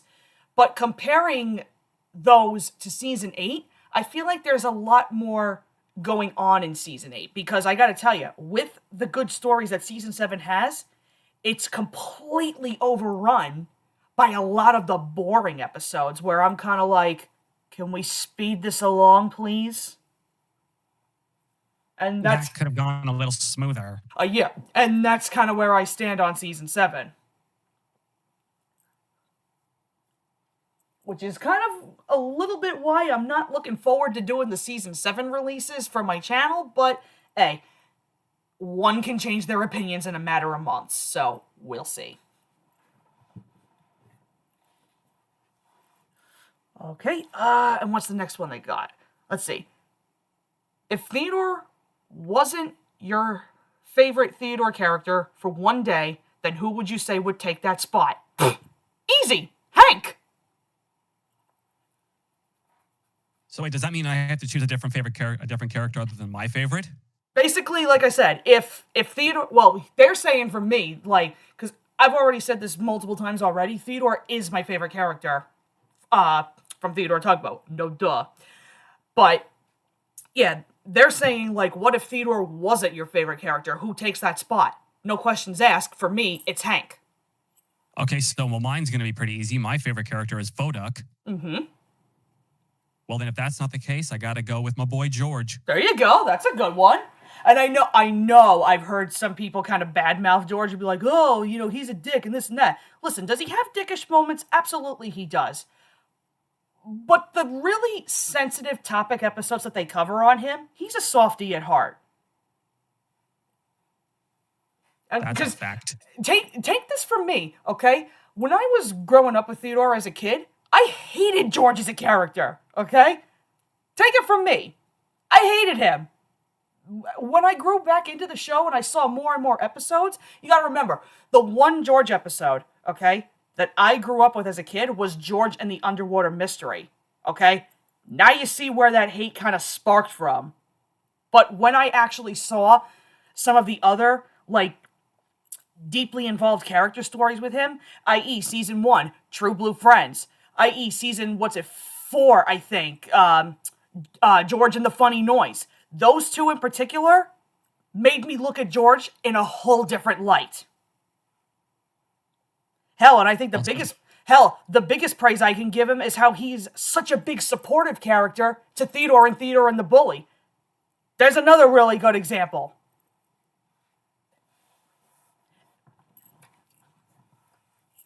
So, yeah, that's what I'll say in terms of George. He definitely has his dick moments. I'm not going to deny that. But he does have some golden spotlight episodes, and that's why I actually like him better as a character. You agree with that, Baber? I do. Okay, let's see. Next one from, Alex the LNERJ72. So why is Gordon your least favorite character in the show? That is interesting. Gordon is my least favorite character in the show because I am sick and tired of the pompous and very much self-conceited attitude he displays in almost every season. Now, I know some people will argue with me, well, that's who Gordon is. Okay, point taken. But I'm tired of seeing that shoved into every single episode. Because there are episodes where I truly love Gordon, okay? But then he could turn right around and he's an absolute asshole again. And it's stuff like that that actually ticks me off. A perfect example. You know, I know some people will say, let's go back to season 1, for example, okay? People will sit here and say that Off the Rails is a good episode. I disagree, because look at the events that happened prior. In the Percy-centric stories, you had Tenders and Turntables, Trouble in the Shed, Percy runs away. What happened within the first 2 episodes? Gordon, he opened his big mouth, okay? And he's sitting here trying to make a whole statement. Oh, Sir Topham Hatt doesn't treat us right, you know? And what does he end up doing in the end? He got James involved, and he got Henry involved. What happened? He got all 3 of them in trouble. Then, by the events of Percy Runs Away, then they're like, oh yeah, we're good engines, we'll be okay. Okay, so Gordon helped out Percy. What happens many episodes later? Gordon is back to square one again. What happened? Like, what happened? I say my problems start in season 6 for Gordon. Oh, I agree with that. Because he also, too, has a lot of bonehead moments in season 6 where I'm like, oh, Gordon, come on. I don't know if this is the correct term to use, too, because it's plain as day with Gordon's character. The initial, I guess if this is the right word to say, the initial prejudice or racism, if that's the correct term to use, that he shows towards some characters, like the Diesels, for example, is kind of like, Gordon, come on, man. Like, you know better than this. I could see somebody doing something snooty like that as, say, like James, for example, but it's like, Gordon, you shove your foot in your mouth, or in this case, your wheels in your mouth, one too often, and this is how you get yourself in trouble. Why do you do this to yourself? And I don't want to sit here and say that Gordon has no good episodes, because that's not true. He absolutely does. But a lot of the bad kind of outweighs the good here. What do you think about that, sweetheart? I mean, I can agree, but like, I never really thought of that when I watched it as a kid, because with Gordon getting his comeuppance for everything that he did, like, Gordon takes a dip, better view for Gordon, Gordon takes a tumble. It's basically like, just got to be careful on what you say, otherwise it'll come back to bite you. Basically, karma's a bitch.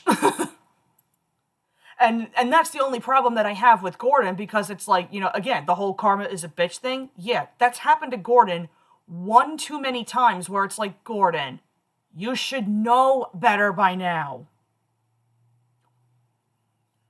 And that's why, as a character as a whole, he's kind of not just insufferable, he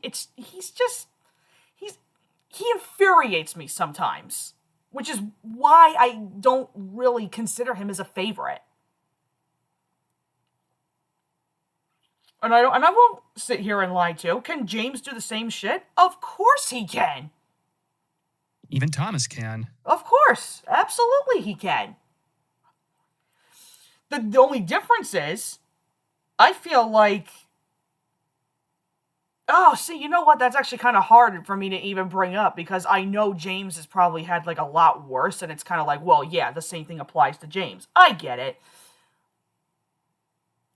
It's very difficult, and it is true. I do like James better than Gordon, even though it's pretty much the same topic. Like, well, they're just as bad as one another, and that's absolutely 100% true.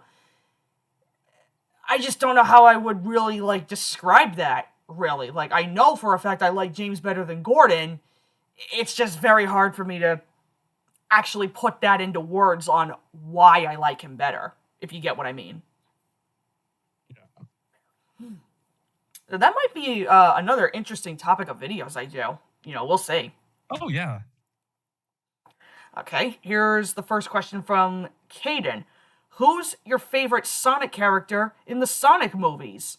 Do you really need to ask me that? So far, it's Shadow. No questions asked. Let's go ahead and put Rouge in there, then I'll come back with my answer. Oh, I really hope they... Well, I want them to incorporate Rouge, but how would you do it? Is my question. Because she's my favorite Sonic character overall. Yeah, I'm trying to think. How would you do that, though? I don't know. They're going to have to figure it out. I'm not going to explain much about the Sonic movies to avoid spoilers because I'm not that guy. Yeah, no. All I know is the next Sonic movie that they coming out, I am hyped. Oh, yeah. I am hyped. I can't wait to see it. Let's see. Have you seen the Thomas Down the Mine pilot? What do you think? We already answered that. We already talked about that one. All right. Let's see. Have you seen the Minecraft movie? Yes, I have. Yeah, I know you've seen it, babe. I don't care to see it. Here's my opinion about the Minecraft movie. It was one of those so bad it's good. It was very, very entertaining. That's all I'm going to say. Yeah, honestly, like from I the agree. what? Sorry, baby. No, Gum Robber said Rouge would likely get a Shadow spinoff movie. Oh, probably if they could actually work her in, I could see it happening. Sure. But no, as far as the Minecraft movie goes, like after every single trailer, and then all of like the stupid shit that I've heard people doing, trashing movie theaters and stuff like that, I'm like, that was some of the most stupidest stuff I've ever seen. Yeah, honestly, like, I mean, the trailers were one thing where I was like, really? You're really gonna try and make a Minecraft movie? I mean, I don't want to sit here and say that the design or whatever was bad. I mean, they got the layout and the characters of Minecraft down to a T. I won't complain about that. It's just, story-wise, it wasn't enough to kind of, like, fill me in, if that makes any sense. And then the stupid shit that I heard after the fact, people trashing movie theaters and all this other stuff, that was enough to turn me off on the movie, like, entirely. Where I'm like, okay, I don't need to see this. I could definitely say turning away from seeing it in theaters, but from seeing it entirely, that's a bit much. Yeah, no, it's just one of those that I'm not really super interested in. But if somebody wants to come to me and say, well, other than Sonic, what's another video game movie I'm pretty hyped for? The Legend of Zelda. Now that I will go gladly see in theaters. Hopefully. I don't think it's coming out this year. I think it might be in 27 or 28. I think it's next year. Maybe it's 27. I think that's what they said. Either or, I'm going to see it. Because this bitch over here is a big Legend of Zelda fan. Let's see. Oh. If you have any, what's your favorite classic Sonic game to play? Huh. Sonic Heroes. See, I don't have an opinion on that because I never played a lot of the original Sonic games, and I know people are sitting here like, oh, you gotta play Sonic Heroes. I never played Sonic Heroes, and I really want to. It is so fun to play. Sonic Heroes takes me back. I want to play it so bad. I can download it on my Dolphin emulator. It's a lot of gigabytes, and I gotta finish the other games first that I have on here before I do that. Like, my intention right now, I gotta go back and redo it. My intention right now is to finish Simpsons Hit and Run, delete it when I'm finished, and then do Sonic Heroes. All right, that sounds good. So I will get to it eventually. Oh, here's an interesting one. What's the best thing you ever done for Christmas?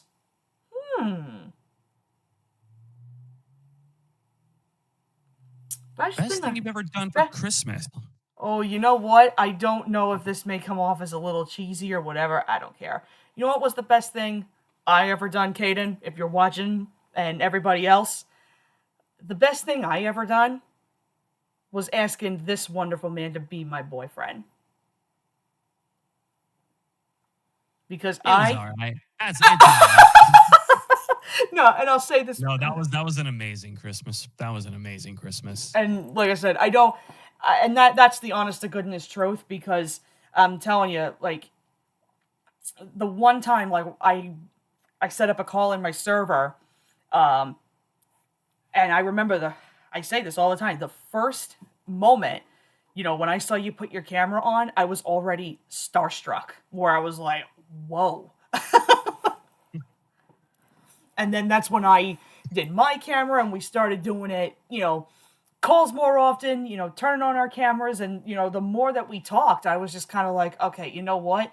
What's the worst thing that could happen, you know, if I don't gather up the courage? And I did. And sometime last year, I sent Brandon a nice big Christmas care package with a card that basically expressed my feelings towards him. And this is where we are now, folks. 1 year, and I couldn't be happier. And I wouldn't be happier either. Sorry, I had my throat. Sorry. I can hear the fluster in your voice. I can hear it. That's why I love you, babe. This is why I love you. Alrighty. What's the next one we got here? Oh, we got some good ones. Alright, Super Mario. Thoughts on the following trailers: Toy Story 5, the Super Mario Galaxy movie, the SpongeBob movie Search for SquarePants.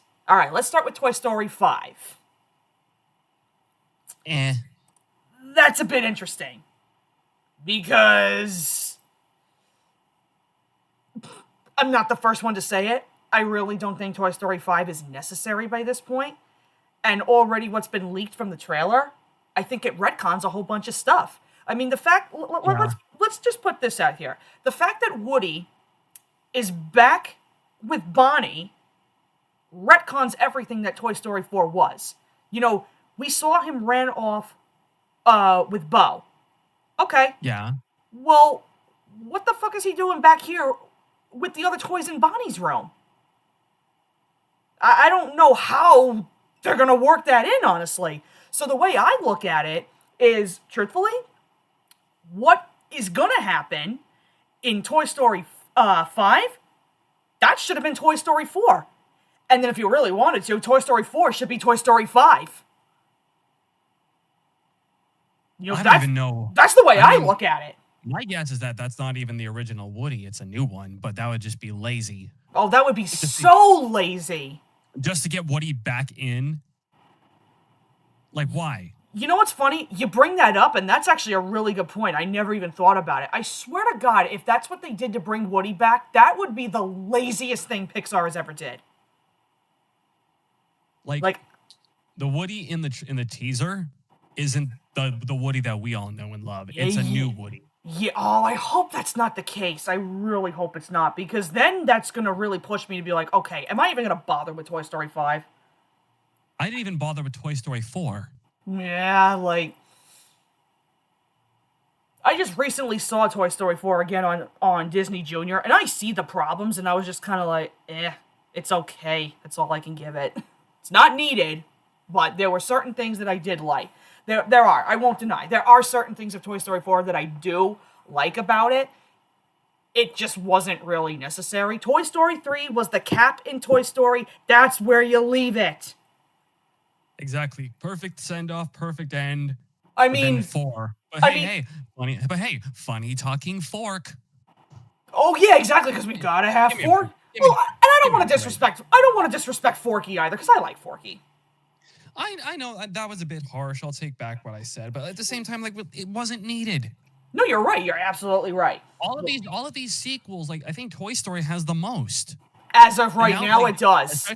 especially with the talks of a Cars 4. Oh, that pisses me off.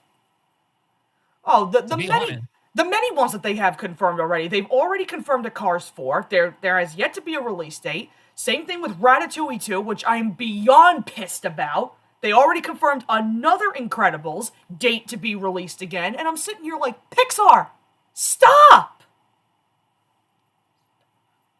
Like, you're ruining these movies. gotta get that money. Of course. I'm going to tell you Gotta- what. In terms of Disney overall, I know people are sitting here like, Walt Disney, animation or whatever the hell you want to call it. They're lazy. Nah, Pixar is lazier. But if we want to go to more positive territory, Mario Galaxy, Super baby. Mario Galaxy, on the other hand, okay, I thought the original trailer for the first Mario movie was hype. I'm 10 times more hype for the Super Mario Galaxy movie. I cannot wait to see this. We finally get the best princess in Mario. Oh, And yes. I love the fact that Brie Larson is voicing her. Mm-hmm. It is going to be so cool to see Rosalina. So hyped to see what she does. After seeing that interaction with her and her Lumas, I am very, very, very hyped for it. Oh, here's the other thing that Bowser Jr. Yes! I was just going to bring that up. Here's why I'm really excited to see Bowser Jr.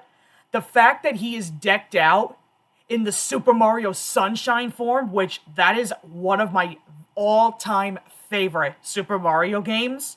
I'm like literally over the moon to see how that works. It's gonna be an amazing film. It's probably gonna be my favorite film of 2026. Oh, we'll see. I'm so looking forward to when the Mario movie drops again. I can't wait. Let's see. But then, as far as the new SpongeBob movie, the new Search for SquarePants, all I'm gonna say is, not only am I not interested, but the outrage that has come from people is unbelievable. And that's where that's where I'm. Go ahead. My understanding, if I know this right, is that AI was being used for it. That's a circulation rumor that's going around that actually would not surprise me. I'm not confirming. That's what I'm speculating. Yeah, that's a rumor that's been going around, which that honestly would not surprise me if that's the case, being that it's friggin' Nickelodeon and their stupid bullshit. But no, here's what's sparking outrage. Not here in New York specifically, but in opposite states, okay, where they're posting billboards like in every other state. There's I want to say this is the correct word. There's a flashy billboard of SpongeBob in kind of what looks like a crisscrossed leg, like really sexualized post of him, okay? And he's wearing what almost looks like some sort of weird friggin' thong or whatever the hell it is, what is supposed to be covering his privates. And I'm like, really? This is how you want to advertise the new SpongeBob movie? Like, what? Not only is that highly inappropriate, especially when you got so many kids that are still, in this day and age, attracted to the new era of SpongeBob. But that's not even the real kicker. They've even got another similar still with Patrick wearing an eye patch thong. And I'm like, what the fuck is happening here? And I'm telling you, and I've seen so many people, like adults of said children, that are big fans of SpongeBob, they don't even stay to watch the full movie because I'm telling you, they don't go into explicit detail, but the amount of very clearly sexualized innuendos that are forcefully shoved into this movie, it is sparking outrage with parents. And that's where I'm kind of like, are you serious right now? Like, this is the shit that I want to show my kids? No. And now, folks, you see why I don't care for SpongeBob anymore. Because a lot of what, like, the billboard is real, but a lot of stuff like that I'm thinking is AI. And maybe it is. All I know is the poster, the SpongeBob one, is definitely real, but the Patrick Thong thing, maybe that is AI. A lot of people have been saying that it's well and truly real. And then again, all the shit that's been going on, like in the movie itself with the innuendos and stuff, it's like, whoa, now, okay. And now, folks, you see why I don't care for SpongeBob, because Nickelodeon has run it into the ground, and I'm so sick of it. I'll stick with classic SpongeBob, thank you. Yeah, exactly. What they're doing with SpongeBob now it's ridiculous. That's all I can really say. Absolutely ridiculous. And I am not interested in seeing this. All right, and then let's see. What's the next one? Oh, same topic of movies. Which of the following 2027 movies are you most curious about? Sonic the Hedgehog 4, The Simpsons movie 2, and the Bluey movie. Okay, well, first off, for me, it's got to be Secret Wars. Avengers Secret Wars. Oh, I've not seen any of the Avengers movies, not yet anyway. Sonic 4. Oh, Sonic 4, I'm like totally hyped for. Every single movie has not failed me yet, and I want it to stay that way. Bluey, the Bluey movie, of course. I'm very interested in the Bluey movie. What'd you say, babe? It's supposed to be done in like that really like cool looking like close-up animation that they do in the show? No, like this is a high rumor. The frame of Bingo singing with the ladybug saying little bug on the wall. That's gonna be the main animation for the movie. I would love to see that actually, if that's true. I really hope so. That would actually make it stand out from the entire cartoon. I think that would be so cool to see. Simpsons movie 2, however, I know that there's a bunch of fans out there that are huge into Simpsons. I'm only just getting started, getting used to the franchise. I mean, Brandon and I literally just did a Simpsons time period within like Fortnite, which was actually a lot of fun to play. It was a lot of fun. It got me introduced a little more to like the stuff that actually goes on in Simpsons, and it was really fun to play. I do want to go back and I want to go and really, binge the show. I want to see the Simpsons movie. Mm-hmm. I have yet to see the original Simpsons movie. Like, it's very bad when you know the only thing that I know from that particular movie is Spider Pig does whatever Spider Pig does. That is so sad and embarrassing that that's the only thing that I know that comes out of that movie. But I have every intention to see the original one. I want to binge the show at some point, only to a certain degree because I know Simpsons is not as good as it used to be. So I do want to binge the show at some point. I want to see the movie, and I want to check out the second movie. I'm actually pretty curious to see what that is. I can't wait for those. Oh, I'm hyped. I'm hyped for it. What's another good one we got here? Oh, favorite SpongeBob episode or episodes? Funny talk on the topic of SpongeBob. All right, we're gonna be here for a while now. I'll name off a couple that I can think off the top of my head. I know one of my overall favorites is probably Christmas Who. I mean, duh. Like, come on, that's a great one. If Band Geeks isn't in your top 5, what are you doing? Mm-hmm, I agree. Band Geeks is... I don't know if it's in my top 5. It's in my top 10, though. Band Geeks is great. I love that one. Let's see what other ones. Pre-hibernation week, mainly because Pantera. Oh, there you go. Oh, there you go. Pre-hibernation week is good. I know it's basic as hell. Pizza delivery is one of my favorite ones.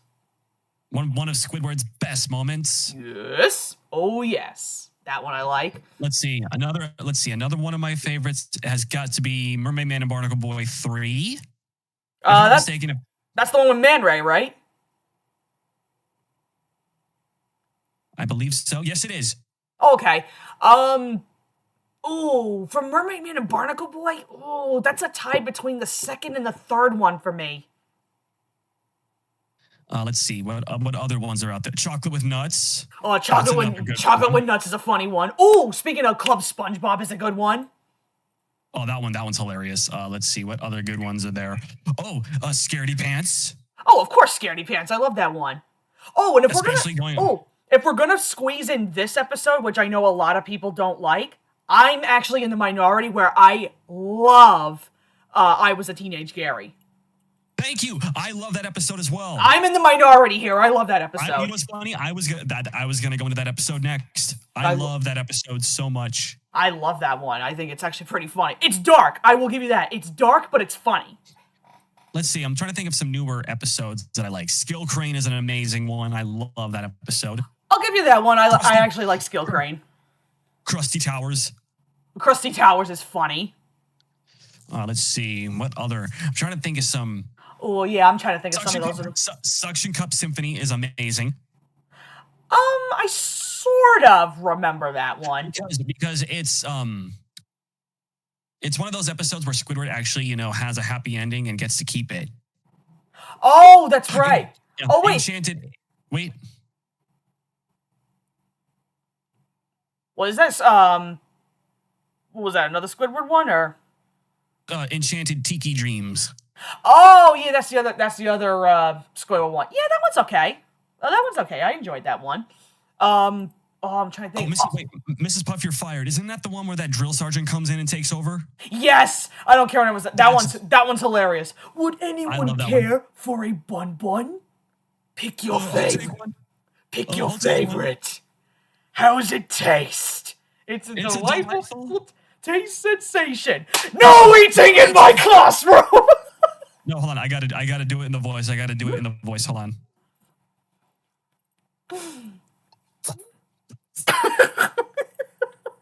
I got that scene in my head. No, that one's probably one of my favorites. I love that. Oh, I don't even think it got picked. I don't think it got picked up. Hold on. No, what? Eating in my classroom. Oh my god, not in the squeaky voice. Oh no. I only heard a little bit, babe. Oh god, there it is. Oh, that's pretty funny. God. That's pretty funny.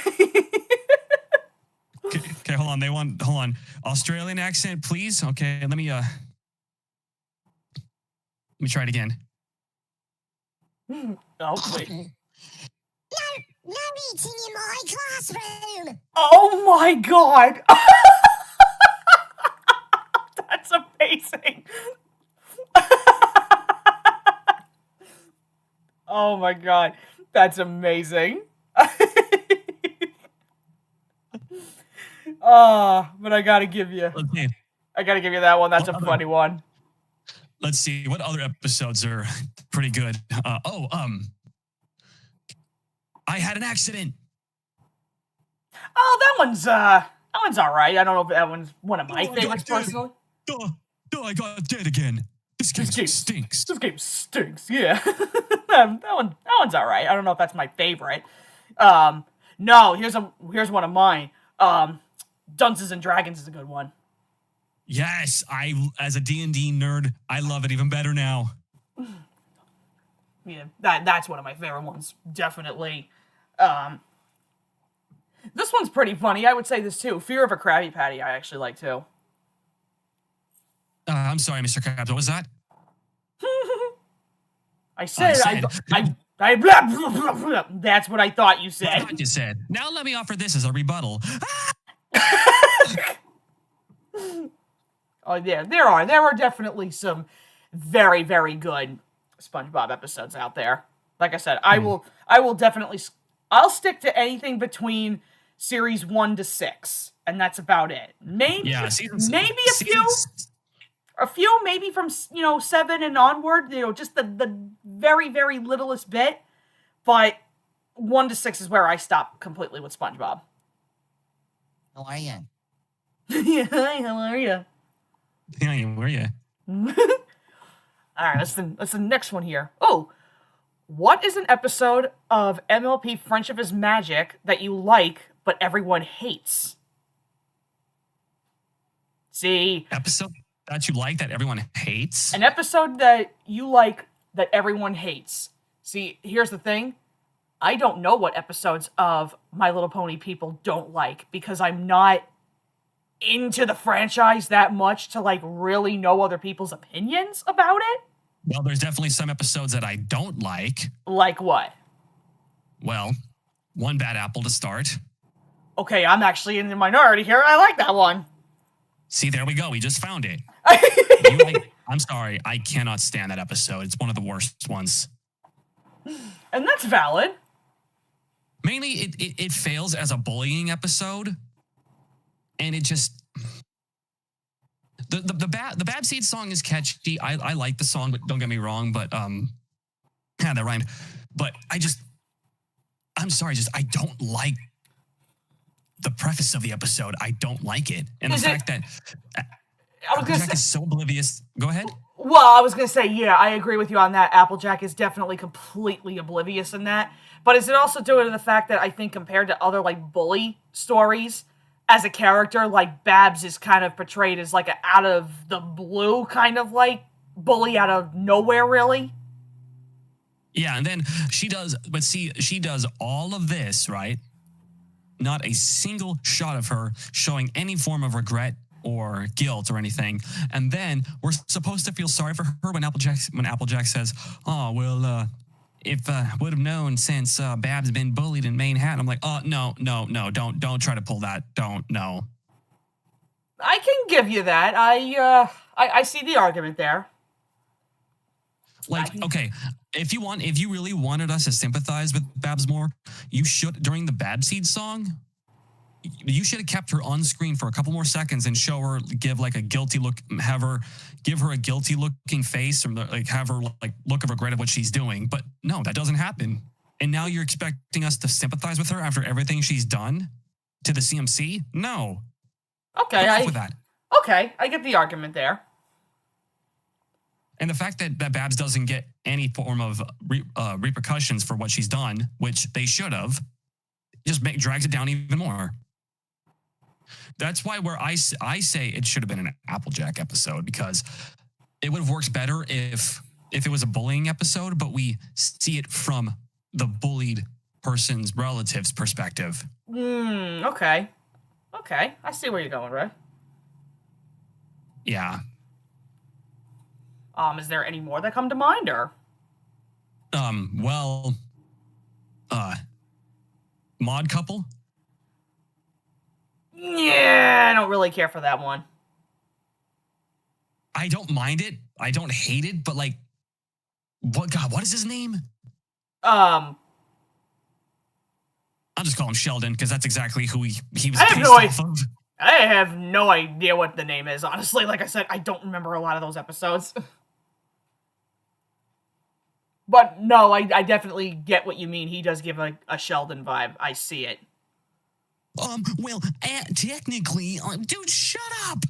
Yeah, I see where you're going with that. I so see it. What else? Mudbriar. Ugh, Mud. I thought it was Mudbriar. I wasn't sure. I thought so. We met at a rock concert. No, God. Do we have any more? Do we want to get some questions in chat? Well, here, let's do this one. This is the last one from Super Mario before we get into the next one. All right. which era of Disney VHS do you have the most nostalgia towards? Black Diamond Classics, Masterpiece Collection, or Gold Classic Collection? Well, it's funny. For me personally, because my dad's mom, my nanny back in the day, she was a huge Disney freak, which is hence why I'm the big Disney fan that I am today. And I grew up with every single one of these. See, for me, honestly, I grew up with all of them, but my nostalgia goes towards the Disney Masterpiece Collection. Yeah, I think that's where I'm kind of like leaning towards too. Because my nanny, she had a lot from the Masterpiece Collection when we were growing up. But she definitely had a few black diamonds, and then I think only a little bit of the gold. But I know the Masterpiece is what we had more of. Damn, that brings me back. Oh, I had some black diamonds too. Oh, currently with the VHS, what's it? With some of the Disney ones that I own, who was it? Matt, babe, Sir Duke. He bought me the very first cover of Pinocchio. That's a black diamond. I'll tell you what, though. A lot of, like, you want to talk about some rare ones? The slipcover VHS tapes. Yeah, the slipcover ones are pretty rare. And the amount of money they go for, whew. I'm okay, I'll stick with the clamshells. Yeah. Those are the most nostalgic to me. Let's see, what else do we got here? Oh! Alright, from Jack B. Quick 576. Thoughts on the Green Eggs and Ham series on Netflix? I didn't even know there was a thing on Netflix. Neither did I. I had no idea. Don't know if I'll really watch it, but if I'm bored, we'll see. Huh. Okay, it's 2D style animation. I thought it was just going to be another CGI thing. Oh, okay. Well, now that it's in typical, 2D, then I'm slightly more interested. Actually, I think I'm going to, break the cycle and ask you, and probably you guys in chat watching, if you guys ever thought about it. It's similar to this one. If there was another live action Dr. Seuss film, which book would you want to be adapted to? Ooh, that's an interesting question. Ooh. Because either live action or animated. Ooh. Oh, that's an interesting question. Because there's two, for me, to be animated, there's two that come to mind. And that is? The first one is Yertle the Turtle. Okay. And then another one to be animated, believe it or not, I think I have to go with one fish, two fish, red fish, blue fish. No. Oh, the things you can think. Okay, that would actually be interesting. Well, I will back you up on the one fish, two fish, red fish, blue fish, because I think that sounds really interesting. I will back you up. I will back you up on that one. Oh my gosh. Oh my gosh. No. Are you my mother? That's right. Oh. Damn. Oh, man, Damn, I haven't heard that one in forever. Jeez. See, a lot of them, but see, for a live action, the Sneetches. Oh my gosh, I forgot about the Sneetches. Oh, I think the Sneetches would be pretty interesting. I think Mr. Brown Can Moo Can You would work as a live action. Mm-hmm. Yeah, honestly, I feel like, you could do a lot between, live action or, animated Dr. Seuss. I mean, hell, you could even take some of these and make them into a series if you even wanted to. Oh, could you imagine? Oh, no. There's another two that would work as animated films. Box and Socks. Mm-hmm. Or there's a Walk It in My Pocket. That one I like. That one I actually like. Oh, I feel like you could have endless possibilities with the Dr. Seuss movies. But as we all know, that's a very, that's a tip of the scale topic when it comes, because, with the flops that they've had, unfortunately. Yeah. Which sucks, because I don't think they're all bad. But I don't think anything will ever beat Jim Carrey's Grinch for me. Hell no, that is like the perfect Dr. Seuss adaptation. I don't care what anybody says, I love that. Perfect cast, perfect score. Uh-huh. Oh yeah, I agree. 100%. Let's see. So going back onto the show topic, here's the other one from Jack. Thoughts on the Backyardigans? I remember growing up with this when I was little. Here's my take on Backyardigans. It was one of those, I watched it when it was on. I was pretty much the same thing. Honestly, I watched it because it was like one of those shows I had to get through. Not because I hated it. It was a show I had to get through because a show that I was looking forward to. Like, say, for example, Oswald was coming up after Backyardigans. I just sat through Backyardigans and just watched the episode and vibed to it. Yeah, I kind of had to do the same thing. And I don't want to sit here and say that I hated Backyardigans because I absolutely didn't. But I stopped caring I stopped caring about the show. I think, how many seasons did it have? Oh gosh, I don't even know. Well,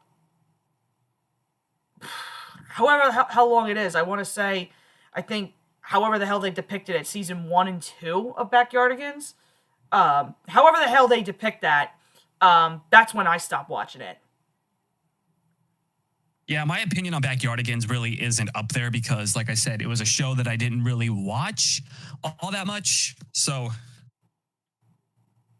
There's only very few episodes of Backyardigans that I actually do remember, and I know that's from, like, the very, very early, like, season 1 episodes. Like I said, few from season 2, I'd have to look at the list again, but then that's it. Like, I don't remember a lot more after that. Yeah, those are just going to be... excuse me. That's just going to be for another day. Oh, yeah. Let's see, what's this one? Thoughts on... Nom Stories. I don't even know what the hell that is. Nom Stories? I've never heard of this. I don't know what that is. Oh my gosh, No, it's that little green Apple game character. No idea what that is. Here, let me put my share screen on real quick. I know you guys won't be able to see it. I am not... This guy. Babe, this guy. Let me see. Still don't know who that is. Oh. Still do not know. I'm not very cultured on new stuff like that, unfortunately. Well, it's not really new. It was around like 2011, 2012. Oh, yeah. Then I have no idea. I'm not up to speed with that. Let's see. What's another one? Oh, here we go. What the hell is this? Thoughts on Moby Shinobi. What is with the obscure, like shows and stuff? I have no idea what that is. It's about a ninja. Yeah, I've never heard of that. Never heard of that. That sounds like okay, I thought that was some sort of anime. That sounded like an anime. It did sound like an anime. I've never heard of that though. That's pretty funny. All right. And we already did this one. Thoughts on Baby Einstein. I don't care for it. You know, whatever.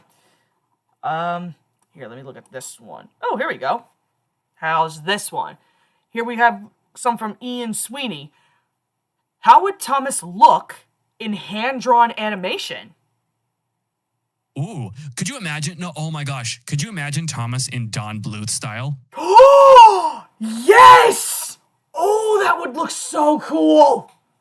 Oh my gosh, I would freaking love that. Like if Thomas was drawn in Don Bluth style. Oh, babe, you just gave me a good idea. I might actually do that. Do like a rough sketch. Oh, that is such a good idea. Oh, I love that. Oh, I will give that a shot. Hey, that's a project for my DeviantArt. Somebody needs to make that. Oh yeah. Let's see. Could you imagine like characters like James Henry Gordon in Don Bluth? Oh, they would look so cool. Flying Scotsman hero. Oh my gosh, that would be no. Molly I was just about to say, babe, imagine Theodore and Don Bluth. I could do that too. Oh, you guys are giving me such good ideas too. Oh, those are future art projects I could work on in my spare time. I think it's safe to say that the thought of Thomas being 2D like hand drawn really satisfies us. Oh yeah, it does. Oh, you guys are giving me such good ideas. I'll do in my spare time. Oh, I can't wait to do that. Or babe, imagine him being drawn in the same style as like the Aristocats or the Rescuers. Oh, you could. I've seen people do like a Disney take on Thomas, and it's not bad, honestly. Ooh, Tommy actually just made a good point. Don Bluth Thomas will fit as a railway series form. Yes, it would. Yes, it would. Now, if you want to do the railway series, that's the exact style you got to do it in Don Bluth style. Uh-huh. Oh, 100%. 100%. If you want to go that extra mile, do it in black and white. That's how you do it. 100%. What do you say to that, chat? Oh, I love that idea. Truthfully. All right, let's see what else we got here. Second one from Ian. What's one moment from any show that made you laugh uncontrollably? Oh, like, can it be from any show? Any show. Oh my gosh, there's way too many to name. Okay, not movies, shows. Okay. Okay, so for me, I'm going to start off with one. We'll go back and forth. Okay. For me, my first one goes to that moment in the Drake and Josh episode, Helen's surgery, when they go to the apartment and Josh is freaking out and he looks towards the hot tub and Josh is like, "Don't worry, Helen, Josh's coming!" Yeah, I'll give you that one. I've lost my sightless loopy boss. That's a good one. I will give you that. That's a funny moment. Like, that's...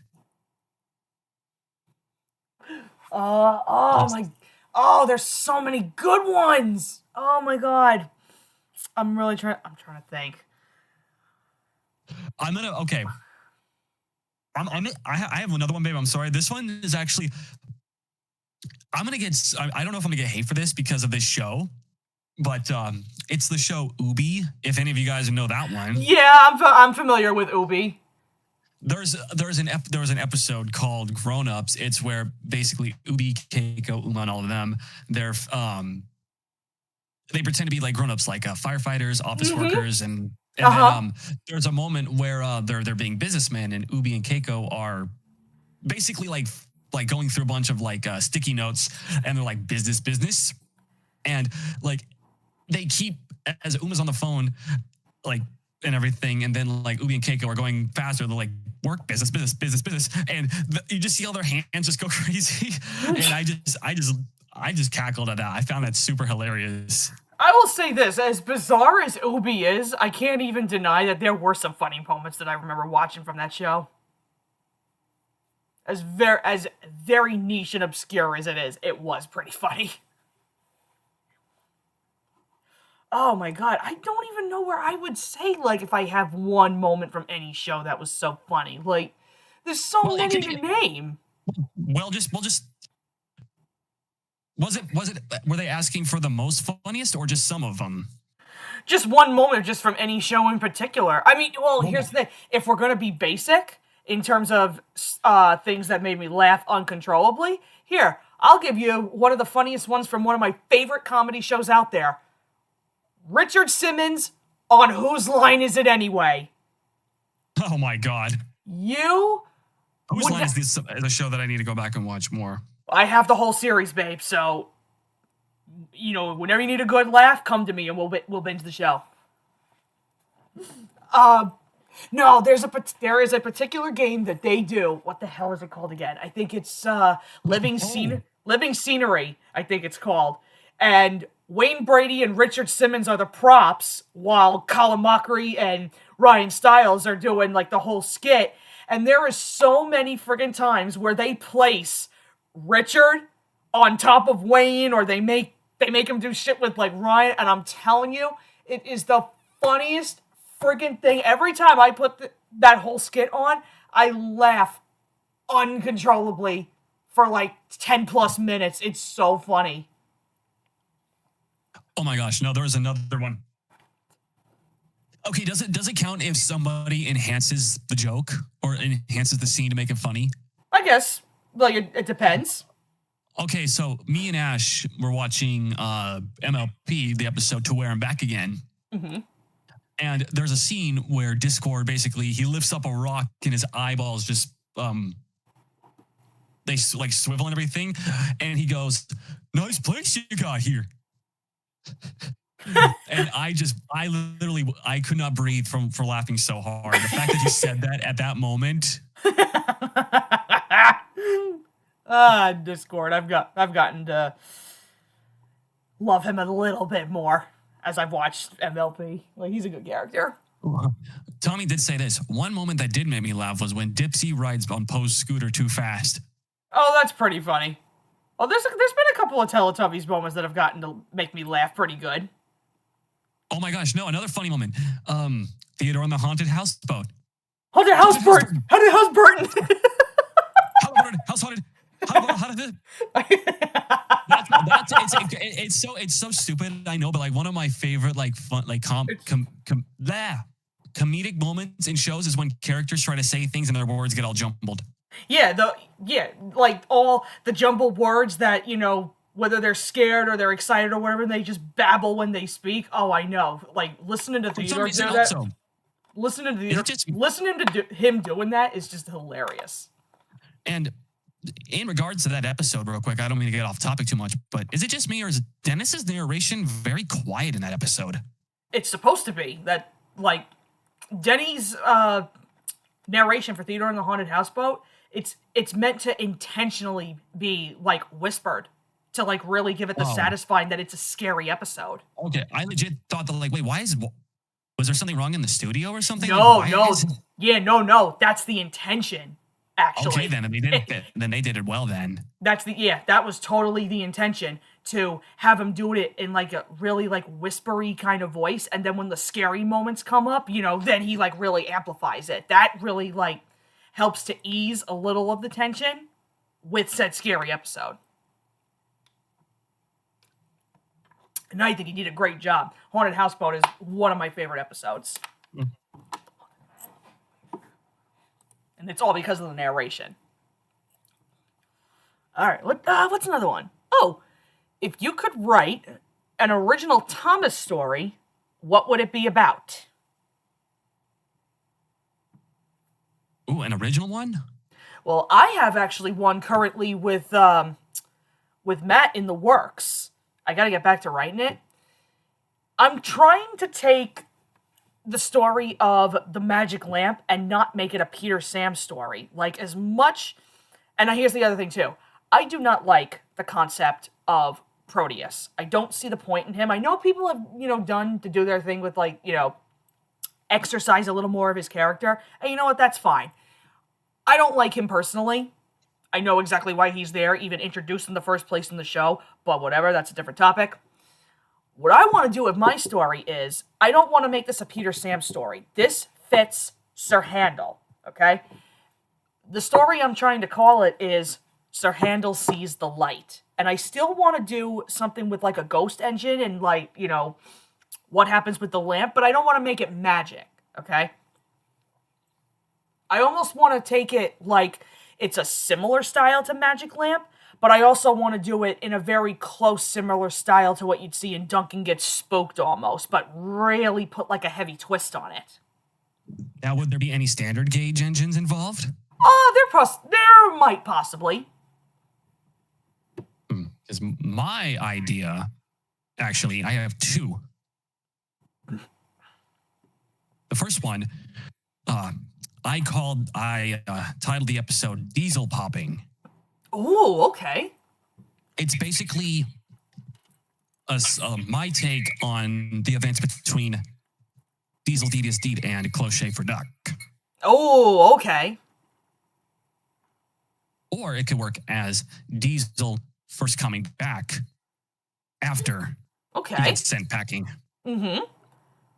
So either way, we would kind of get like a either in between or an after story to see like what the hell happened to Diesel, basically. Exactly. Okay, I like that. I like that idea. The next one actually is, babe, I talked to you about this one. It's, the title of this episode is called None Too Pleased. Yes! What this one is, without getting it being a complete ripoff, but basically there is a new cathedral being built on the island, and James is being put in charge of the goods trains being delivered from Rendam to the cathedral. And upon first delivery, and it's up on a little, kind of similar to how the castle is in Toby's Discovery. It's up on a hill, a little ways away, not too far away, but his first train, he pulls into the station and he looks up, and because we never really get James in spooky themed episodes, it's usually like, Toby, Thomas, Percy. I mean, Jack Frost kind of counts. To an extent. Yeah, definitely to an extent, I would give you that one. But when he first arrives, he actually, he looks up and he thinks he sees like a black cloaked figure. It's very faint when he looks at it. And then that's when his driver actually is like, James, and it actually startles him, telling him that their load is basically, they got their stuff unloaded, they can head back. But the vision or the sight doesn't leave James.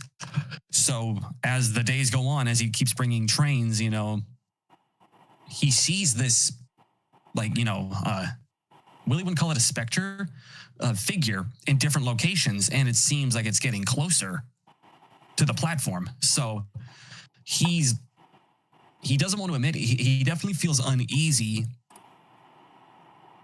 So he decides to confide in another engine. You think, oh, who do you think he's going to talk to? He's going to talk to Edward, or he's going to talk to, a wise engine, maybe like Toby or something. But no, he actually ends up going to Donald and Douglas.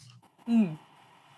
And they tell him that because back in Scotland and church abbeys, and there was a legend of a nun that was going around basically haunting different churches. That way it's not a ghost engine, but a ghost person. You see, I like that idea. And one night, because a train was delayed, he arrives at night and he actually has to stay there overnight, which terrifies James. And he actually has an encounter with the specter there. Oh, I do. I really like that idea. Are you and Jordan like actually working on that, or? No, this is actually all my doing. Oh, okay. Yeah, and it's spelled None Too Pleased. Nuntoo pleased. I like that. Because I was gonna originally call it James and the Cathedral, but that's there's too many character and the insert character name and the insert location here. It's too basic, if that makes any sense. Or James and the Nun, or something like that's too basic. I gotta Yeah, I get you. I thought None Too Pleased would be. It kind of rolls off the tongue, and it's kind of clever. Yes, I agree with that. And the fact that James is going to be the lead in that episode actually works even better. Oh yeah, I think it does. Whenever you get a chance to actually like write that whole story out, I want to read that. I think I can if I can pull it up. I think I have it. Like I like that.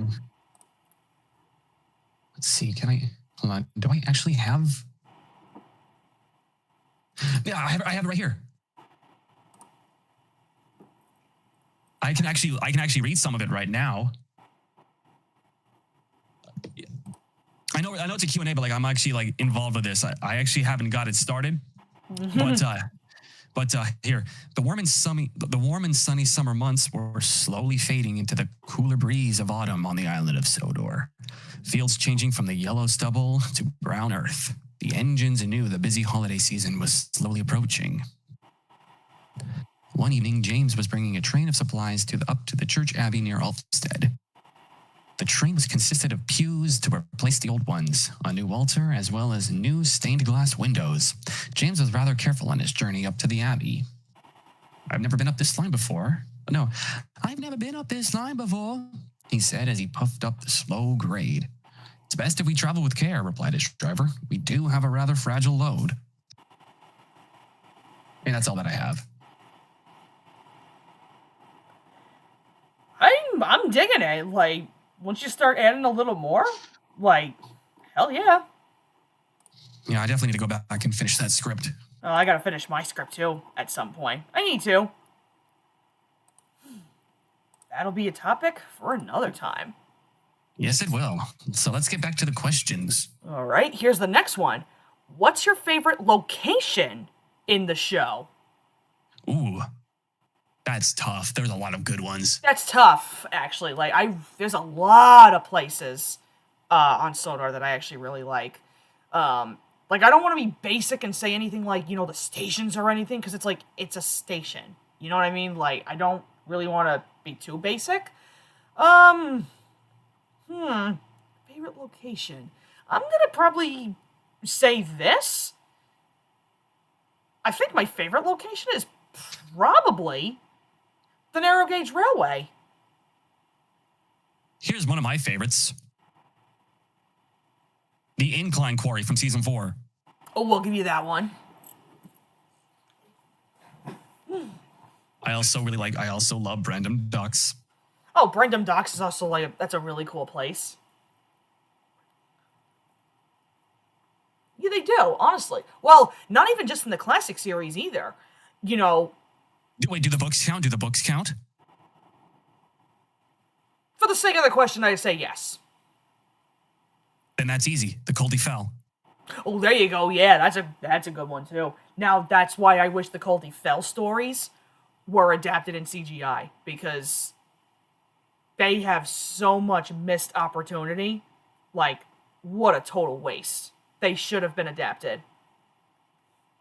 Man, I kind of see why, and it would be very impossible. Well, with the faces on their backs, yeah, I kind of see why. Because it's like, okay, how the hell does that work? I get it. But still, I feel like if they maybe would have tweaked them a little bit, I would have loved to see the Coldie Fell engines. I think they'd be pretty cool in CGI. Speaking of stories, a friend of mine made a Thomas story about Thomas and Percy meeting the Polar Express. Interesting, Tommy. Oh, that's interesting. I might want to read that. See how the hell that works. All right, let's see. Here's the last one from Ian. Thoughts on what the hell? Super Duper Bunny League. What the hell is that? I think I've heard of that. I gotta look. Hold on. Super Duper Bunny League? What? Yeah, what the hell is that? Oh, it's a new Nickelodeon cartoon. Yeah, anything new Nickelodeon I am not interested in. God. What? I'm sick of it, and I'm done with Nickelodeon, honestly. What flashbang fever dream is this? The what? Freaking, it's like, oh my God, what is this? Yeah, no, I'm not interested. Yeah, no, it looks so generic. Yeah, I'm not interested. It reminds me, no, wait, it was a Disney XD. It was about a pink and blue bunny. Like, hold on, what was it called? Oh, What was it called? Oh, I know what you're on about. God, what is, hold on. That pink and blue I know what you're on about. I don't remember. Yin Yang Yo. Yin Yang Yo. Yin Yang Yo. Yeah, I used to watch that when I was little. That show was actually good. That one was good. I don't remember a lot of it, but I do remember watching it. Yeah, whatever this Bunny League thing is, yeah, not interested, honestly. I'm not. Yeah, I'm not up to speed. It's gonna be a no for me, dog. Yeah, no, not digging it. Let's see. What's another good one? Oh, here we go. Here's a simple one.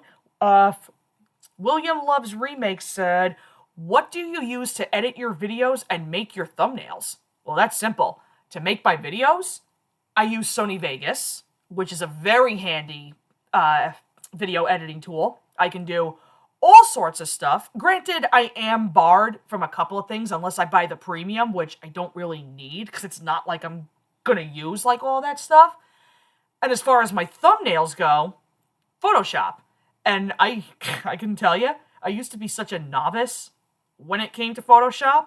Now, my skills have they've amplified. Thanks to special shout out to Sir Duke for teaching me the ways. For me, I edit my videos with Wondershare Filmora 14.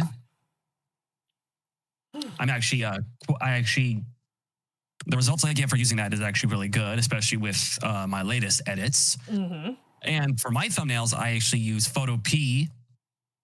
It's a free Photoshop editor and Photoshop as well. Mm-hmm. Yeah, definitely. Photoshop is a very, very handy little tool. I highly recommend anybody use it. Very quick, very quick, very easy to install, very easy to learn how to use, honestly. And you can make such really good edits on it. Believe me, the thumbnails that I make currently are nothing. I mean, I know for a fact that I can do, like, above and beyond. You know, I'm still kind of practicing, let's just say, but everything that, you know, I've done from, like, you know, videos in the past with my other reviews and stuff, they've got nothing compared to what I can do now. I'm still practicing, but I'm still Practice makes perfect. Yeah, exactly. Practice makes perfect. I'm getting the hang of it, 100%. Let's see, what's another one? Oh, here we go. Here's one from Darth Dogboy. What is your favorite kind of music?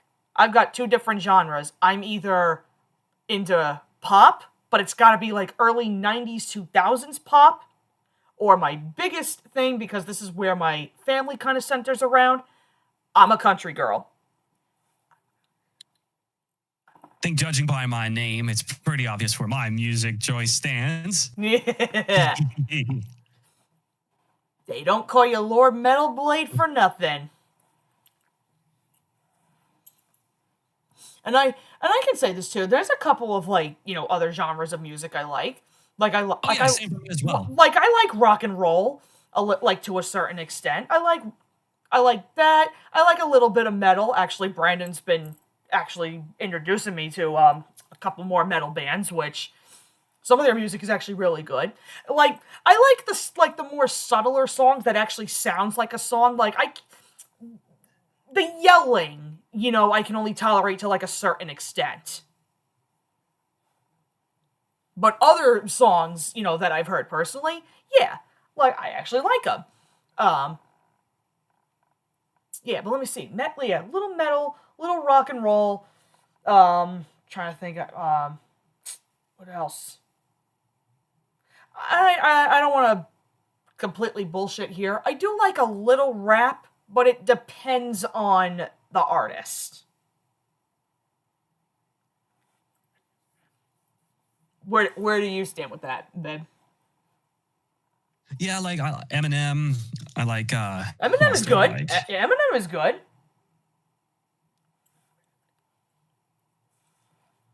Well, who else do I like? I also like. I like Eazy-E. I do listen to NWA. I also. Tech Nine is another great one. Ice Cube. I like Ice Cube a lot. I like Ice Cube to again a certain extent. No, there's many good different genres of music, but like I said, I think the biggest one, like, again, where my family centers around, like, my family is a country family. Like, that's just where it really hits. And I'm not talking about, like, old style country where you hear, like, you know, that like fucking banjo shit. No. I mean, like, when you really I'll never be the one to go on down and I'm gonna see her right. Yeah, no. That's the thing, though. A lot of people think country is like that typical banjo-sounding music. It's actually not. Like, if you listen to some of the artists that I'm fully aware of, like, if you listen to Luke Bryan, Brad Paisley, Trace Atkins, Blake Shelton, Lady Annabella, Thomas Rhett, and so on, they are not your typical country-styled singers. Like, they have legitimately fantastic songs. Like, if you're talking, like, really old-style country, yeah, you're talking from when it was first coming out. That's the stuff that I don't listen to. I listen to country from at least the early 2000s to today's country.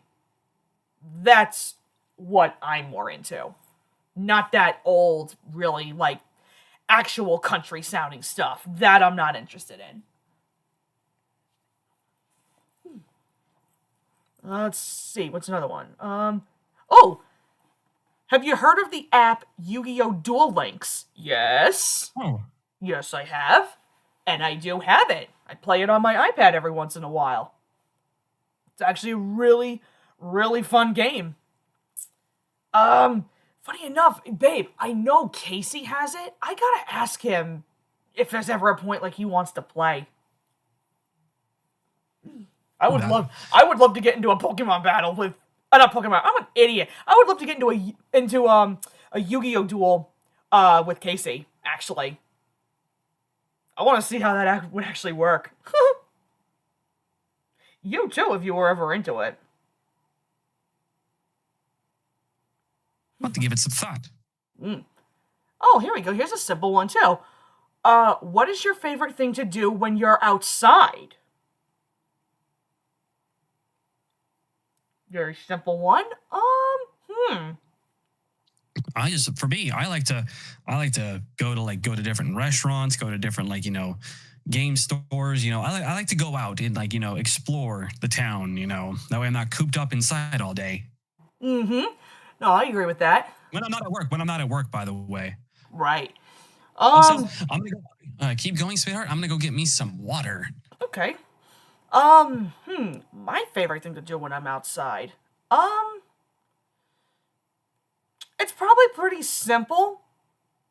This actually, this is more for like a summer kind of thing.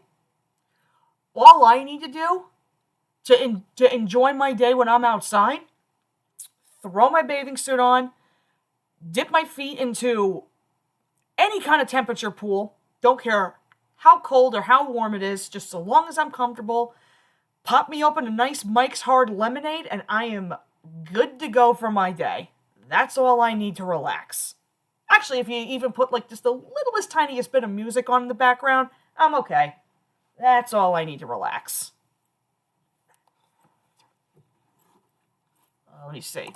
Before Brandon gets back, let me answer a couple of questions here in the chat. Here we go. I see you, Ryan. Have you watched Tug's video on most bizarre locomotives? Yeah. Not my favorite video of his. I'm just kind of like, oh, okay. You gotta remember, I'm not a train enthusiast, so, I'm still trying to get a little used to that. That's whatever. Let me see. What if Thomas was in anime with the Japanese dubs through season 1 to season 7? Okay, first of all, if I ever see Thomas in anime, I think I'd die laughing even harder, to tell you the truth. I already think the best thing that I love personally about Japanese Thomas, I love Japanese Percy. I love the fact that he sounds so high-pitched. Like, it is the funniest thing I think I've ever heard. And that's kind of why I go out of my way to look for, I shit you not, I look for all the Percy stories that I can in Japanese, and I just have a whole collection of just Japanese Percy episodes, because his voice is hilarious to me. But if that was done in an anime style, yes, you think I laugh hard now? I think I'd laugh 10 times harder if I saw that.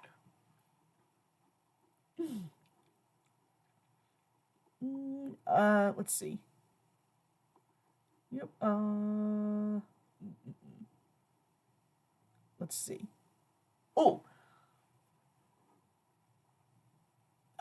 Same thing from Ryan. Let's see. What about Really Brave Engines? Okay, do you mean if that's a misleading title?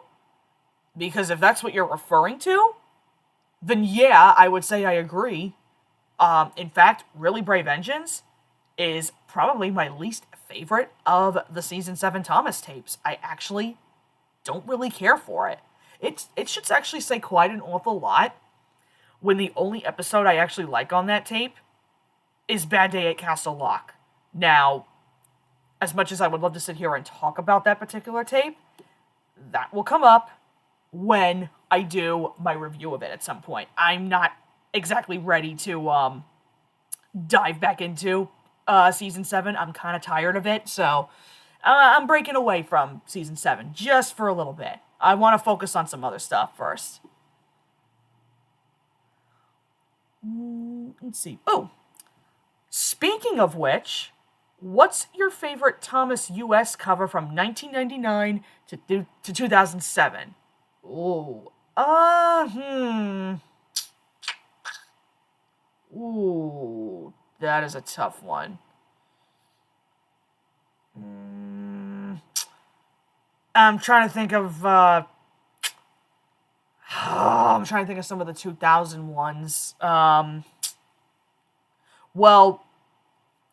for starters, one of my all-time favorite 2000s covers is definitely Thomas's Christmas Wonderland. Like, that cover alone for a Christmas Thomas tape sticks out to me like a sore thumb. Like, I absolutely love that cover. In fact, the cover that I have currently in my collection, if you hang it up in the light just right, yeah, that rhymed. My cover is actually, it's got this like metallic sort of look to it. Like it's a shiny cover too. It's very, very pretty. What's another one I like? I'm trying to think here. Let me think.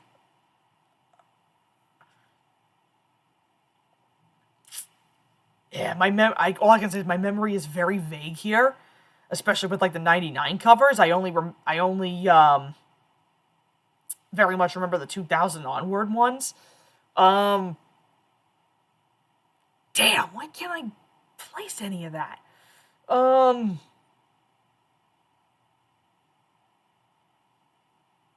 I guess I could say too that I think Thomas's Snowy Surprise is actually not a bad cover. Like mine too is also kind of like What's the question?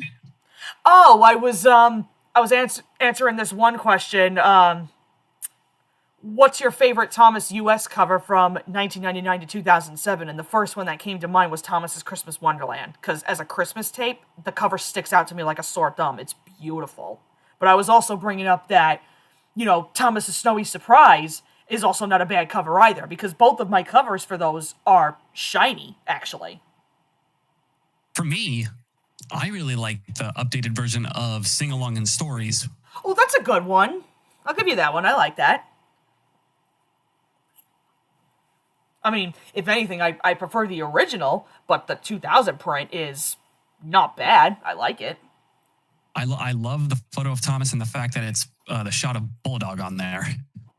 Hey, it's a perfect way. I mean, you're advertising one episode that's on the tape. That's what you should be doing. Another favorite of mine is James Learns a Lesson. The later 2000 one, right? Yeah, that one. Yeah, that one's fine. I don't know if I would say that that's a favorite cover of mine. But it's not bad. Well, I'll tell you what. That later 2000 cover is better than the Learning is Fun Apple cover of James Learns a Lesson. That thing is horrible.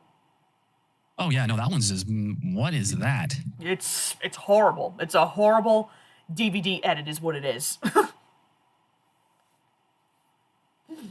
Absolutely, like, blech. Yeah, that one is just Trash. It goes in the trash. more like belongs in the trash. Mm-hmm. Let's see. There's a couple of these I'm just looking forward with. Oh, here we go. Bryce says, have you experienced Don't Hug Me, I'm Scared? Okay, I've actually heard of this show, and I've seen a lot of people make YTPs of it. I need to watch this show. It looks pretty funny. I've heard of that one. Don't Hug Me, I'm Scared. Mm-hmm. I need to watch this at some point. I'm in a server, actually, where all of the episodes are actually available in, like, really good quality, so, when I'm ready to start, binging more shows, that's going to be the ones that I do. Because thankfully the episodes are not very long either. So I'll get to that at some point. And if they're as funny as I think they are, then I'm going to start using them for YTPs. It's perfect material. All right, that sounds like a good idea. Let's see. Yeah, that's... I'm still looking for... Let's see. Looking to see if there's any other question.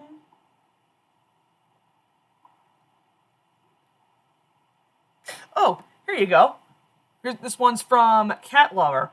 Which do you prefer? The 2000 Grinch movie or the 2003 Cat in the Hat movie?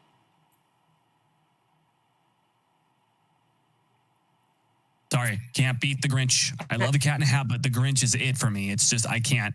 Yeah, here's the thing. I love both movies, don't get me wrong. And I know I'm going to get hate for this too, because a lot of people are like, oh, Cat in the Hat's terrible. You know what? You can think it's terrible all you want. And I'm not saying that that's a bad thing either. Listen, if you don't like it, you don't like it. You know, that's whatever. But here's what I'm going to say about the Cat in the Hat, okay? Is it stupid? Yes, it is. But you know what? My level of humor is also pretty stupid. I laugh at the dumbest of shit, okay? And that goes with a lot of people that I am very close with in my my group of friends. And personally, I will take a movie that has Mike Myers and Alec Baldwin collabing at the dumbest of shit, okay? I think it's hilarious, truthfully. But if I'm gonna pick the better live action Dr. Seuss movie, it's definitely The Grinch. Like 100%. Because I say this time and time again, Jim Carrey is literally the Grinch. That role is made for him. He is the Grinch. That role is 100% made for him. Like, and he fits the character so well. Like, here's the best way I can tell you. If you think back to the very first Grinch cartoon, okay? Done by Chuck Jones and all them, okay? What Jim Carrey did was they took that style of character and they made him even more wackier for this later movie. Whereas, say, if you compare it to the later Illumination Grinch, it is so weak compared to that.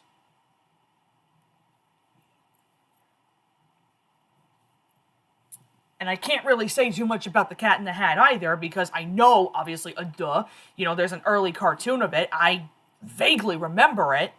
But I like, this, like, added-on adaptation that they did for Cat in the Hat. And I'm going to tell you, Mike Myers as the cat, I think it fits. You know why? Because Mike Myers is a very out there, wacky actor. I mean, it should really say something when, look at what he does for Shrek, okay? He nails the character completely for the voice.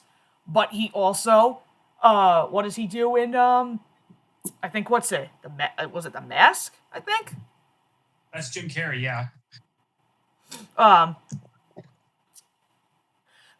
There's another Mike Myers movie that I think he's in. No, it wasn't The Mask. It was something else. But comparing Mike Myers with Jim Carrey as well, they both just get thrown into like the most wacky. Goldmember. That's it. Yeah. Austin Powers. That's it. That's right. It was Austin Powers. That's what I was trying to say. Yeah. No, when you look at Mike Myers and Jim Carrey, you throw them into like the most wackiest of characters, and they become those characters. Like, those roles are made for them. But I think if I was going to pick the better one, like I said, I love them both, but Jim Carrey nails that Grinch role 100%. I love that movie to freaking pieces. Let's see. What's another quick one? What we can do here? Oh, Andrew said, your thoughts on George the Steamroller?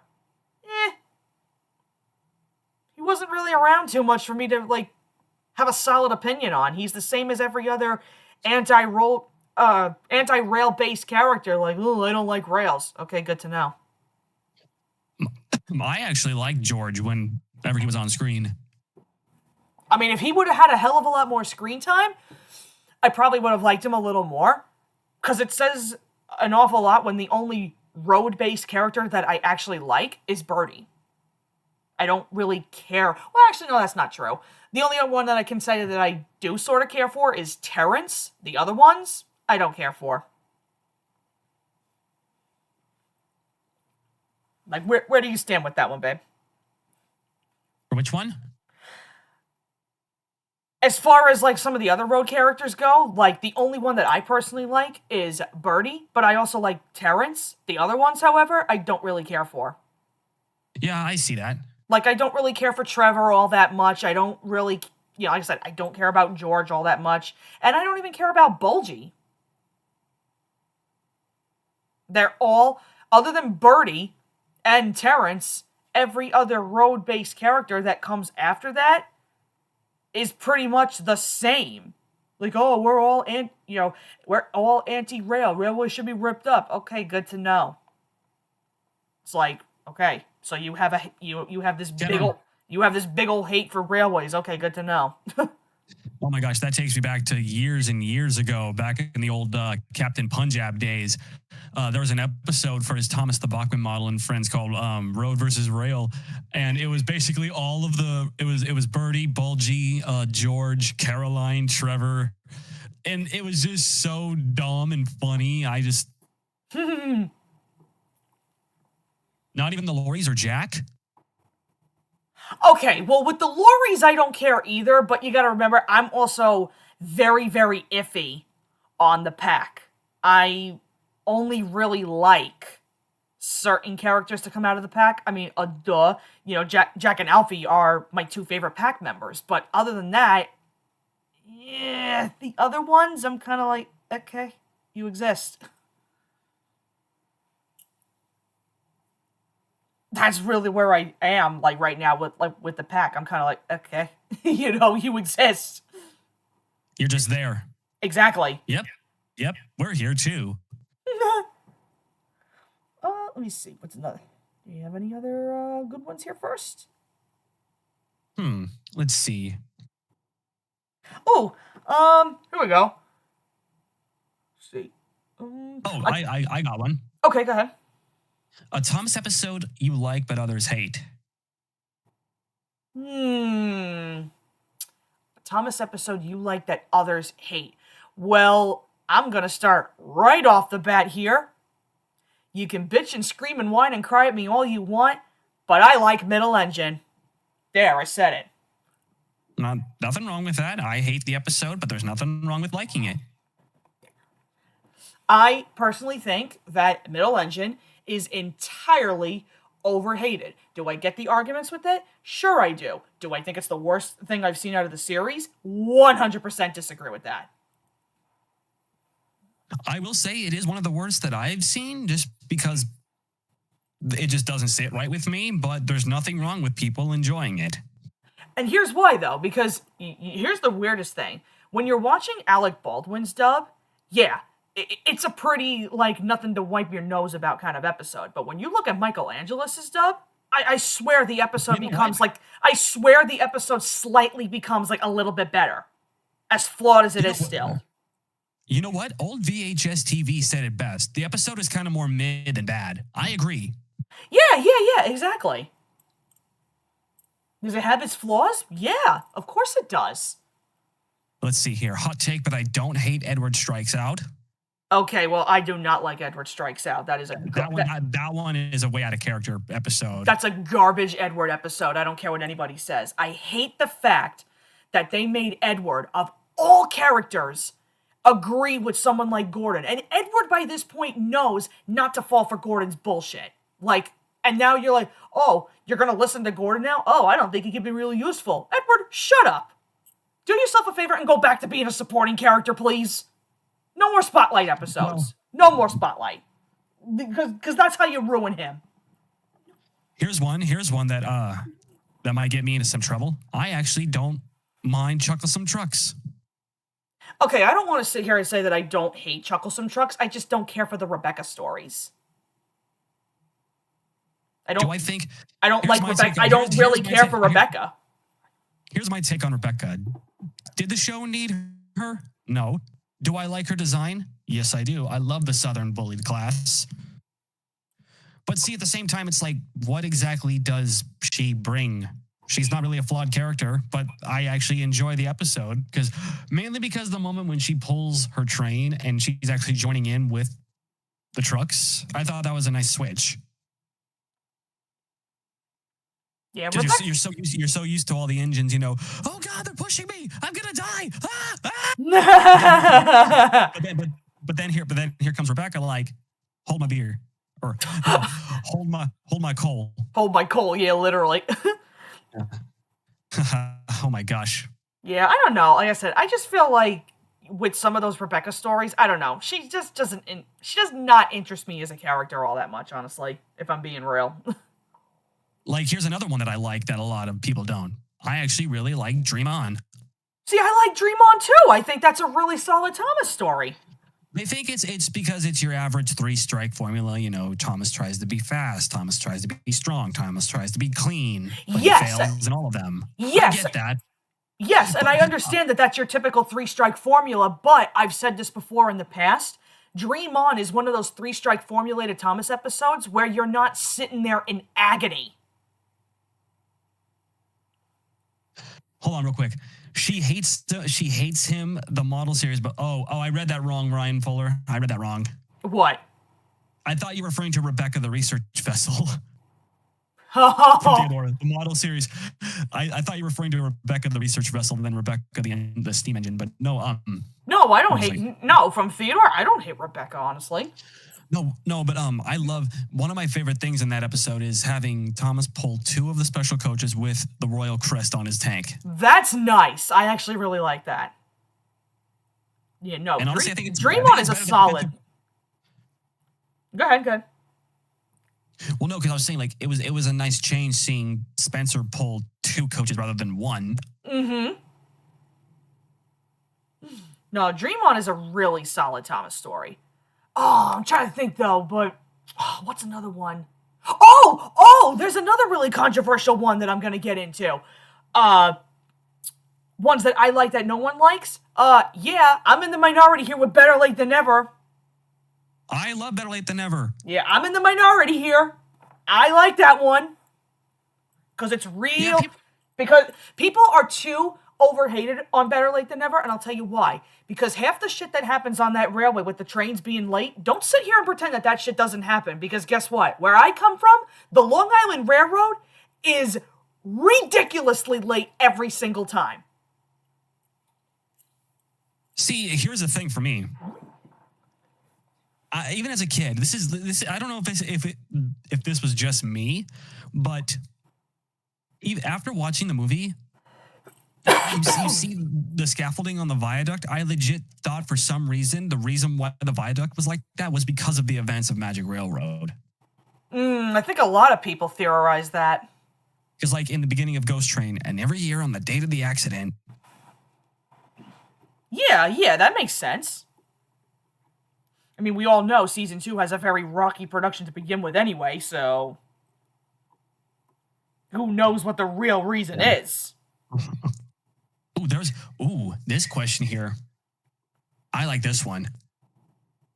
What if Thomas and his friends were based on American steamers? Okay. As a trainer, massive train buff, I wanted to get into this. Yeah, that's a question that's got to go to Brandon because I am not really big into trains as of yet. I'm not a train enthusiast or anything like that. That's a question for Brandon to answer. Well, let's see here. I'm not going to be talking about everybody. I'm just going to talk about my Steam team. Okay. For Thomas, he's got to be there's not really many engines out there that can match his class. But for Thomas,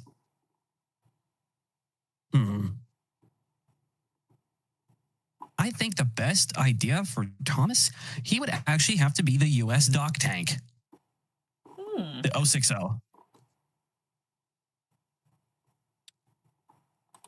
See here.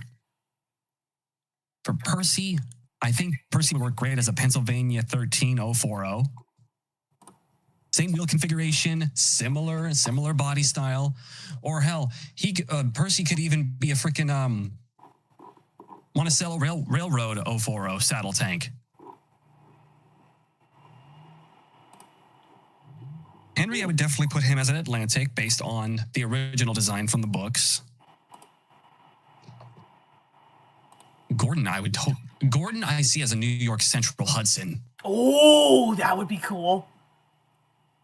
A 462, same exact 462. Perfect wheel configuration. Because even as a kid, I would have seen Gordon as a Hudson. Okay. James is going to be tough, though. James is going to be tough.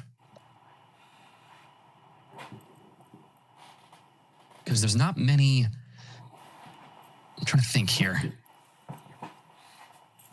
Actually, for Edward, I consider him a 440 tender. I can't... the Pennsylvania 440. Okay. That could work. Yeah, I'm trying to figure out like which wheel configuration for each engine. Hold on. Wait, what are my thoughts on the engine roll call? It exists, Alex. No, I'm not trying to be like, I hope that wasn't too mean. It exists for me. It's so repetitive, though. What? The engine. He asked me my thoughts on the engine roll call. Oh, if you want to squeeze in my thoughts with engine roll call too, it's probably like the weakest of Thomas songs out there. But if we're gonna say the best rendition, season 19. Oh yeah.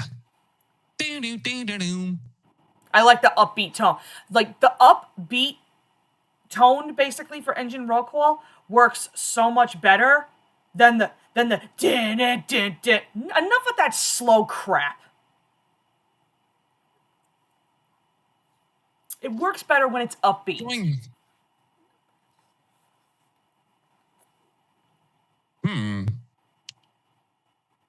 Real quick, for James, I could see him as a Baldwin 55260, number 24945. Ooh, okay.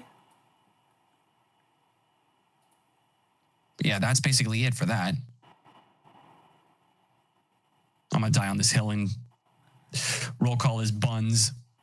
Roll call his buns.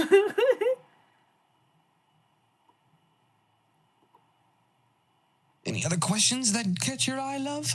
Oh, here we go. Molly said this. Who's your least favorite Theodore Tugboat character? To me, it's Carla. Okay. Really thinking about the cast here. That's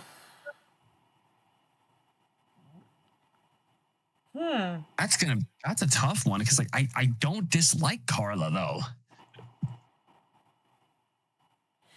You know what? I'm probably gonna say, in my opinion, it is actually probably Carla. I thought you were gonna say Arboat. Okay, well, Arboat is very iffy because I don't like him in Theodore and the Homesick Rowboat, but I do like him in Arboat and the Queen. It's funny for me. I don't know where this is gonna get me, but there's one character that I never really like had a massive appeal for. And that is? And that's Sigrid. Seriously? Yeah, like even as a kid, like she was a character that I just never really... You know why? I was like... You know why? Because you were never properly introduced to her when she came into the series in Series 4. Because I was the same way with Sigrid. Because I was the exact same way. I mean, other than that, though, there isn't really any other character that I hate. But old VHS asked this though in regards worst Theodore episode. Don't even get me started on this topic because, oh my god, I'm gonna be sitting here all day. Oh wait. Ryan, she already answered that. Which one? He was responding to the what is your favorite Headmaster Hastings cover? Oh, that one. Yeah, I did that. Yeah. No, in terms of like worst Theodore episode, oh god, I'm gonna be here all day trying to think of this. I'm gonna tell you the one that definitely comes to mind, babe. I think you know where I'm going with this. Emily and the Splash, worst Emily episode of the friggin' show. I can't stand her in that one. No pun intended. I'm in the same boat. I can't stand her in that episode. I do not like the fact that she is so friggin' mean to Theodore for literally no reason. Like, and then there's Sigrid. What happened? Theodore drifts off. Yeah. Well, I'll get into that one. Yeah, no, I don't like the fact that Emily is just so unbelievably, ridiculously mean, to Theodore throughout that entire episode. It's like, he's trying to follow a routine, that he and Emily have done for God knows how long by this point, and then all of a sudden it's like, oh, I don't do that anymore. Like, bitch, what? Like, you're only doing that because you're copying Sigrid. And that's the other problem I have, too. Now, I like Sigrid as a character, but what I don't like is how she's just idly in the background letting this shit happen. I'm like, what are you doing? One of the worst episodes of the show. At 100%. And here's the thing. I know I've actually seen some people say this, too. Oh, well, Theodore, should have understood. Okay, but there's a nicer way of doing that, You don't scream at him and say, like, disappear, go away or whatever. There's a nicer way of doing that. Absolutely. Yeah, one of the worst episodes of the whole show. I'm going to go more into detail about that with some of the Theodore videos I'm going to do for my channel, and why specifically I feel like that is, like, the number one, on top of some other ones. I know you said that the other one, too, Emily drifts off. Again, same thing. Why are you being mean to Theodore? Everybody sit here, saying, like, okay, Theodore's a jokester. Okay, that's great and all. But all this, like, random stuff happens to Emily, and it's like, oh, you're going to point the finger at Theodore without even asking him? Like, seriously? She is. Emily can be here's the thing. Emily can be a very good character when she wants to be, but there are some times where she can be a real bitch. Yes, she can be. And that's kind of the reason why she's my least favorite of the Tugs. Let me see if there's another good one here.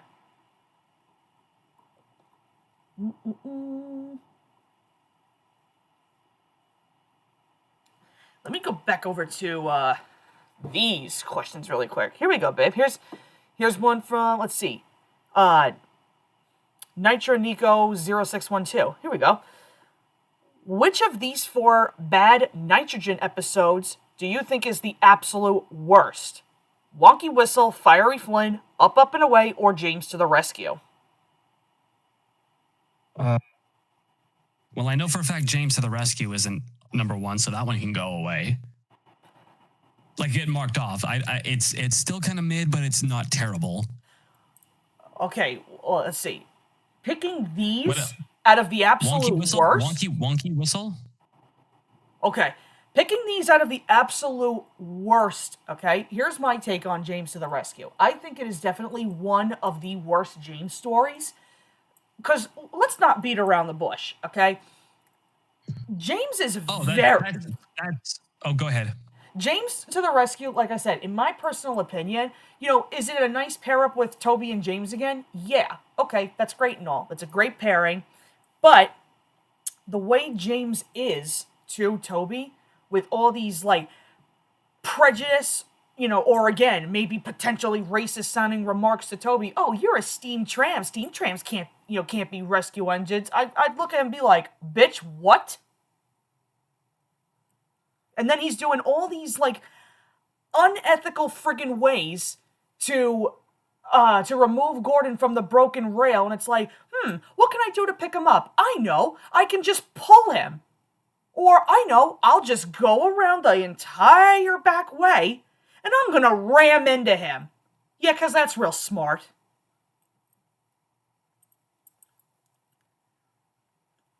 It's definitely one of James's worst. Not the worst out of these four. I know people sit here and say this all the time too. You know, it's either Wonky Whistle or Up, Up, and Away. You know what? Both of these episodes are stupid, okay? I saw Wonky Whistle because I'm still in the process of doing my worst episodes of the series still. I saw Wonky Whistle, and as bad as it was not the worst one I've seen. It's irritating, don't get me wrong. It's very, very dumb. And it's the same thing with Up, Up, and Away. It is, the concept alone is so stupid. Why do two engines need to pull a flatbed with a balloon? One engine could easily do that. Or, here's the obvious one. Why is the giant balloon being blown up before they get to this whole big get-together? You know, the logic in that makes absolutely no sense.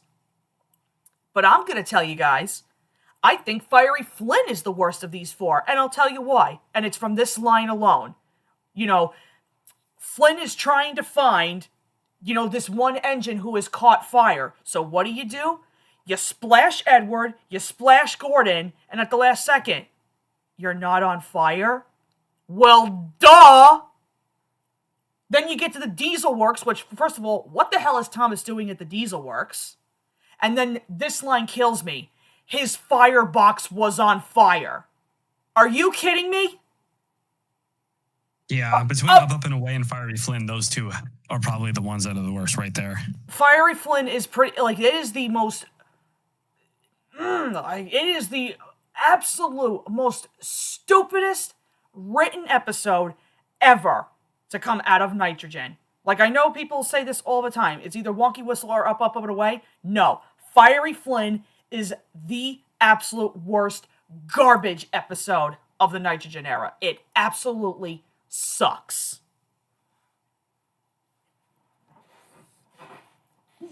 It's so funny, too, because I know that there are some people who are like, hey, you should, review the Nitrogen era DVDs. Yeah, me trash-talking the episodes, I can do that in other videos, honestly. The Nitrogen era is just... Oh, I can't. So cringe. This is why I don't want to do the Nitrogen era. It's specifically because of Fiery Flynn. I don't want to sit through garbage episodes like this. It'll literally rot. It'll rot and melt my brain at the same time. Thomas's firebox was on fire? What? Yeah, I hate that. Who said that, actually? Jackie, be quick.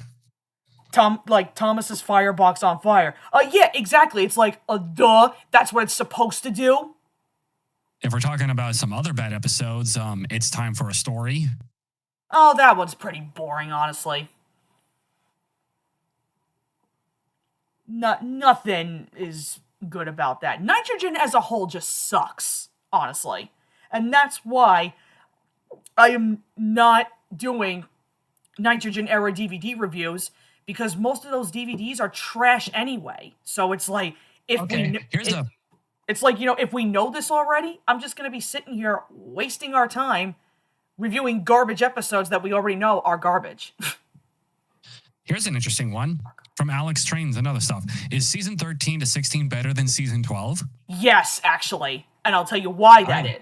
I will tell you why that is. Season 13 to 16, as trash as it is way better than season 12.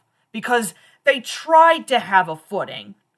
And I think that's absolutely 100% true with the movies of the Nitrogen era.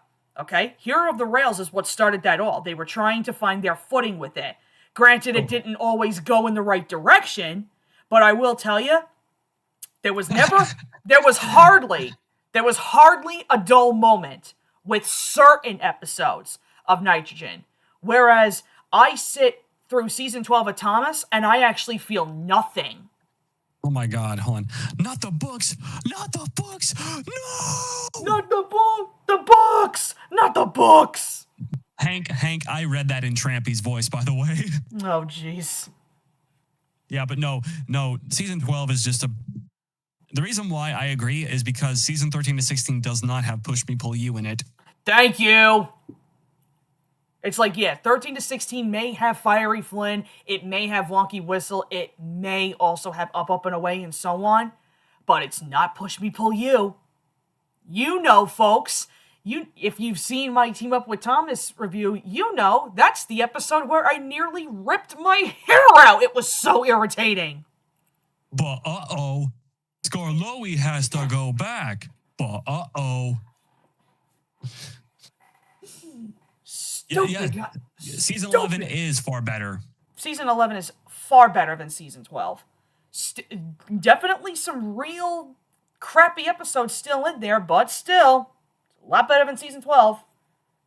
And that's where I stand with Nitrogen. As garbage as it is way better than Season 12. I cannot sit through Season 12 and not either fall asleep or scream at the TV at how stupid these characters are. I will gladly take Nitrogen, as trash as it is. Let's see. Oh, what's another one? Oh, what are some of your favorite, funniest moments in the hit era? Oh, there's definitely quite a few funny moments in the hit era for sure. I'm trying to think. What are some of my favorite moments?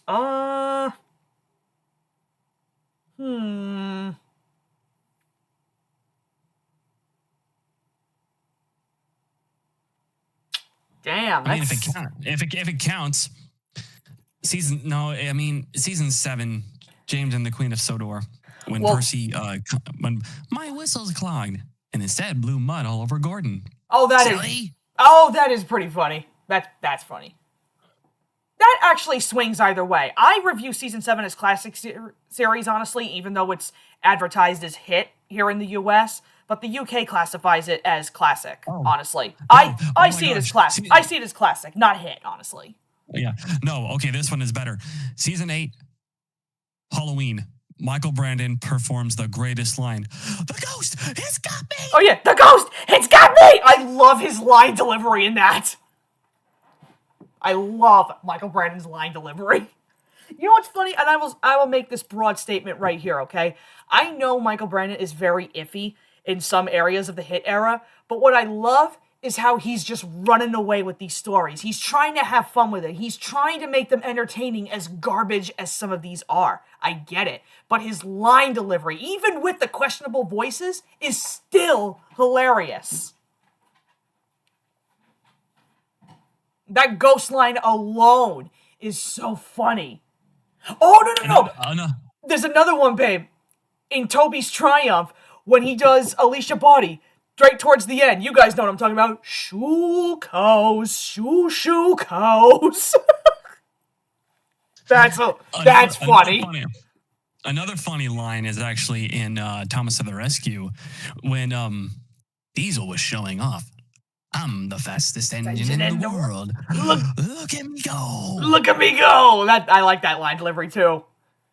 What makes it even more funny is the fact that we know what comes after that. Uh-huh. Takes off running like a bullet, and then boom, he blew up. Basically, he just shit his pants. Yeah, literally. Yeah, exactly. I know that, the hit era leaves a bad taste in everyone's mouth. I get it. But it does have some funny moments. Let's see. I'm trying to think if there's any other hit era moment. I gotta be honest. Neville's voice is freaking hilarious. Hello. Thank you. The fact that that's his only line. What? Do y'all like Max and Monty? Oh, I love Max and Monty. I can tolerate Max and Monty to an extent, honestly. They're pretty good written antagonistic characters, at least for the pack standard. Look at me go, suction cup man. Okay. Oh, this is one. Oh, I want to get to this one. And Northwestern guy, Northwest Challenger. Is Sodor Legend of the Lost Treasure overrated? Yes, it is. Okay, listen, I'm going to say this. I think it's overrated? Yeah, but I think it has every right to be. because I think this is... Now, is the pirate concept in Thomas a little too out there? Okay, yeah. But I like what it did with the story. Because think of it this way. There's one golden thing that Soder's Legend of the Lost Treasure did that I think tops every movie, and that is the antagonistic character that is Sailor John. And I say that because I think comparing to him with Diesel 10, I think Sailor John's the better villain. The fact that it's a human villain too. Exactly. The only human villain. Exactly. That's what we got the small railway engines. Exactly. Now, some people would look at that and say, like, Duck or Donald and Douglas, or Daisy is just, that's fan service. You know what? I don't see that as fan service, and I'll tell you why. Because these characters obviously had a big role to play after that movie. Look at the Spotlight episodes that these characters got. If it was fan service, they would have nothing to do with this show after the fact. And guess what? That didn't happen. Because Daisy in particular has a lot of Spotlight episodes after Soder's Legend. See, like here for me about Lost Treasure, I love when I found out that a human was going to be the villain. I was like, what? A villain? Usually it's an engine being the villain, Diesel 10, Hurricane and Frankie, et cetera, et cetera. But the fact that we actually have a human antagonist for the first time really, drew a spark. Oh, absolutely. Well, and here's the golden thing with Sailor John in particular. I mean, the fact that it's all done by the legend that is John Hurt himself. May he rest in peace. Museum. What museum? I love his take on it. No, babe, you have to make an edit of Stinky Pete. Now it's on to the museum, and then it cuts to Sailor John. What museum? Yeah, that's perfect. That's a perfect YTP edit, actually. Let's see here. Max and Monty is Beavis and Butthead. I see that. I see it. I definitely see it. Hey, Monty, you want to go dump this coal on the line so Thomas can crash into it? Oh my God, I see that. Shut up, Max. Shut up, Max. Hey, Monty, check this out. Elfie. Shut up, Elfie. I totally see that. You know what's funny? I always pictured Bill and Ben as the Beavis and Butthead because given to Alec Baldwin's take on him, but now I actually see Max and Monty with it better. No, I see Bill and Ben more like Chip and Dale. Oh, that's true. Yeah, I could see that. That's kind of why I put them as when I did my Zippity Doodah AMV. When it has Chip and Dale, look, Dale, Splash Mountain. I'm even as a kid, I saw Bill and Ben as Chip and Dale. Yeah, I get you. Yeah, I could totally see that. Ooh, here's a good question. Have you considered Arcane Merchant creepy because of Tobias? Did we watch that on Christmas last year? I think so. Yeah, Tobias and the Arcane Merchant. That was really good. Those fan-made Tobias movies are so very well edited. It's probably going to be another 2 years before the next part comes out, or longer. I mean, who knows? All I know is I'm hyped for it. I really enjoyed Arcane Merchant. Well, because I only say that because hold on, the freaking time it takes to make these. Oh, I know. Well, you got to have all the actors in order. You got to make sure the script is intact. You got to get all the music intact. Depending on what kind of system you have, editing all this stuff. I get it. It's a lengthy process. Can't even imagine. Well, what was it? It was almost pushing a 2-hour movie? I can't even imagine the freaking gigabytes that it probably takes. Rendering that in 1080p, no less? Exactly. I can't even imagine the gigabytes it takes. 1.21 gigabytes. Let's see. What's this other one here? Oh, here we go. Cat Lover asked this. I think we talked about this before, babe. Thoughts on Disney's Encanto? Honestly, I like it. I saw no issue with it. liked it. It really wasn't one of my favorites to come out during the time, but it was really enjoyable.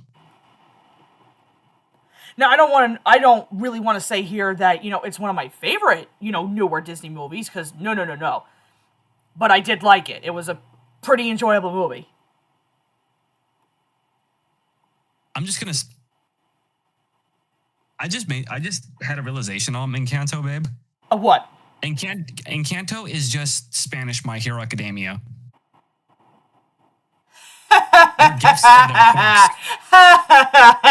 I do see that. Am I wrong? You're not. I just realized. Think about it. Luisa is All Might. Yes. Mirabelle is Deku. Mm-hmm. I just. You're not wrong. I do see it, actually. I do see it. That's pretty funny. Wait, predictions for what will happen in Tobias and the Birch Cathedral. Is that the name of the movie? That's the name of the movie. Honestly, I don't know, honestly. I have no idea. I don't want to take any guesses. I literally just want to sit here just hyped waiting for it to come out. Like, the more I guess, what I think will happen, and then it turns out it's not, like, that's when the disappointment hits. I'm like, no guessing. I just want to sit here and wait, honestly. Yeah, avoiding spoilers like the plague. Oh, yeah. Like, I just want to leave all my questions for when it actually comes out. Like, the more you guess, that's more room for disappointment, in my opinion. Let's see, what's another one going? Oh, which hot air balloon episode is your favorite? James in the Red Balloon or Duncan in the hot air balloon? Okay, personally, I think Duncan in the hot air balloon is a garbage ripoff of James in the Red Balloon. The logic makes no sense, and being that it's season 12. But I don't even want to say that James in the Red Balloon is my favorite because I like it. That's all I can say. Here's unpopular opinion. I really like the grand opening. Oh, you know what? If you really throw in that as a Red Balloon episode, you know what? Grand opening is actually very heavily underrated. I like that one too. I know not a lot of people enjoy that one because they'll either say, like, typical thing. Oh, it's boring. It's this and that. Okay, well, fair play. But nobody seems to talk about that episode. It's not as bad as you think. No, it's not. Wait. What if Hector the Horrid was in Encanto because of his Hispanic accent that Michael Brandon gave him and James works it out? James, you've got to be careful. Use your gift. No, I can imagine the voice of imagine Hector. Okay, I don't know if everyone's seen this movie.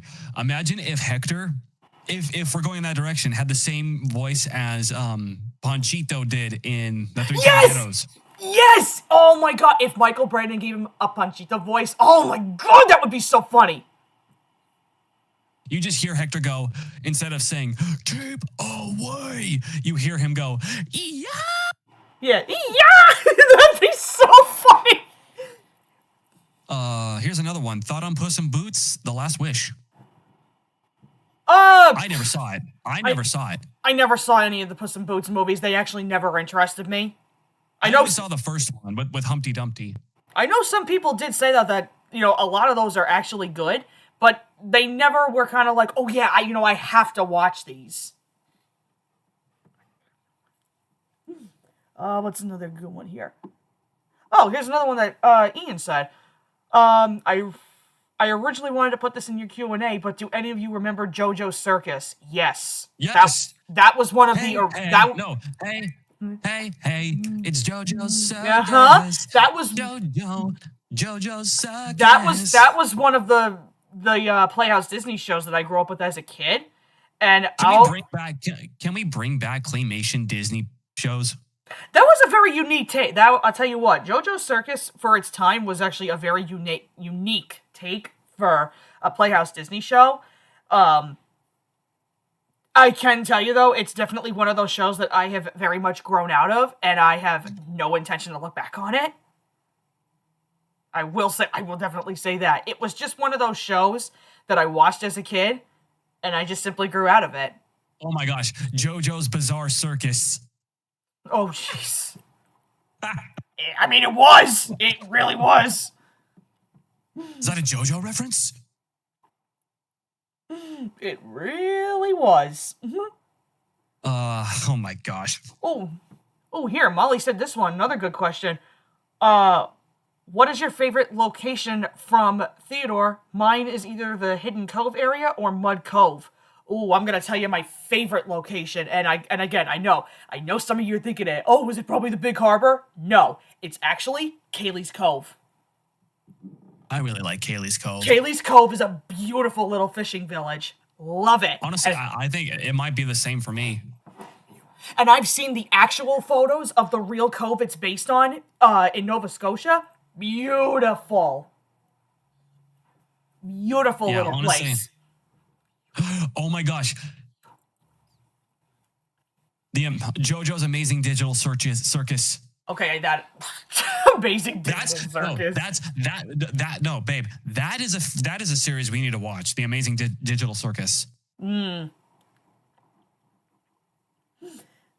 what's another good one? Oh, here we go. Thoughts on Victor Says Yes. Stupid episode.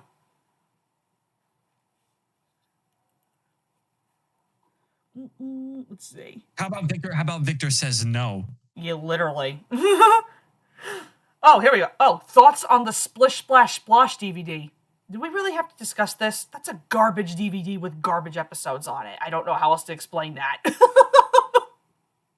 It's nitrogen, you know? I gotta figure out what episodes were on there again. Well, I know Splish Splash Splosh was, a duh. Yeah, the other three though, that's kind of vague. All I know is, Snow Tracks with Mark Morahan narrating. That's like the only thing it has going for it. Well, Snow Tracks on Splish Splash Splosh, I think if I have that correct, that's Michael Brandon. You don't get the Mark Morahan version unless you have the Santa's Little Engine DVD. That's right. Then other than that, no. And that's the thing too. I like the episode of Snow Tracks. Michael Brandon or Mike Morahan. I like both of their versions. You know, Snow Tracks is not a bad episode. The other ones on there, new. Ooh, here's a good one, babe. Favorite Brenner era episode. Ooh. I already have mine, but I'll let you go first. Well, it's going to be my very favorite CGI episode of Thomas overall, and that's Thomas the Babysitter. Adorable, wholesome episode. Yes, it is. For me, my favorite Brenner era episode, Not So Slow Coaches. Okay, I'll give you that one. I don't think Not So Slow Coaches would even hit anywhere close to being my favorites, but it's a good episode. Also, Mike, no, we haven't. We were thinking about watching it. A what? The Amazing Digital Circus. At some point, we might. And we also have to watch Hell of a Boss and Has Been Hotel. Yes, we do. We have a lot of shows that we gotta watch. Oh, here we go. Here's a good one. Do you think Pierce Brosnan sounds like the Theodore Tugboat narrator? No, absolutely not. You can tell that they are totally different. I don't see the resemblance at all. Well, here's a follow-up question, babe. Could you imagine for the reboot, Pierce Brosnan narrates it? Because that's a thing though. Like if it's gonna be the original style, who would narrate? Because you got some big shoes to fill. You do. And that's even if they decide to have, a Harbor Master character, if they really wanted to do that. Because here's what you could do. You could either do a very similar style. You could have, you could have a male Harbor Master. You could have a female if you really wanted to. And do the same style that they do in the original, but you just have Theodore and the others be animated. Or you could completely throw that off the table and you just do a whole animated series, you know, just the way that it is with Theodore and all the other tugs, but maybe have the harbor master, whoever the hell you get, you know, in maybe like an animated style. Like, I don't know, maybe you could do something like that.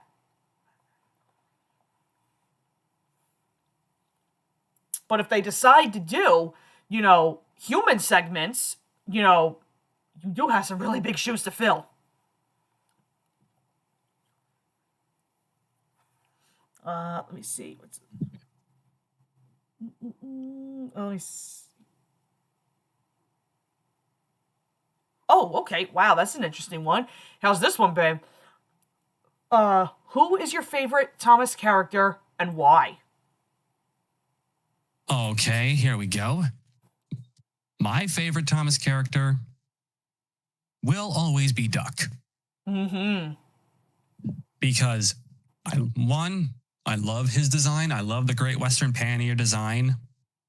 But even as a kid, I loved his episodes. I loved his take no nonsense from the big engines.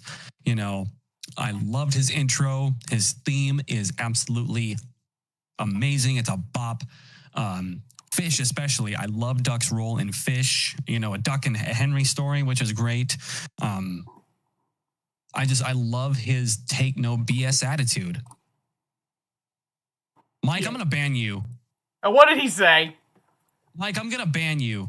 I have that power. What did he say? Read chat. Look at chat, babe. Wait. Where'd he say it? He said Duck is mid. Duck is mid. I will beat you, Mike. Mike over here saying Duck is mid. Duck is a fine character. Like, even I've started to, like, grow up to like him a little bit. Babe, you're gonna love this one. What if Deku had a German imperial mustache? Oh, Jesus. I'm pretty sure. Do not put any kind of mustache on my Deku. I will beat somebody down. Do not put any of that on my Deku. Okay, I looked it up. Oh my gosh, the first thing that comes up, somebody photoshopped Carl from Aqua Teen Hunger Force onto Deku. What the? Oh my god. What the hell? Oh my gosh. What? I'm sending you some. Hold on, I don't know if it'll work. I'm sending you this on DM, babe. Okay. Have that for you. Wait, what the hell?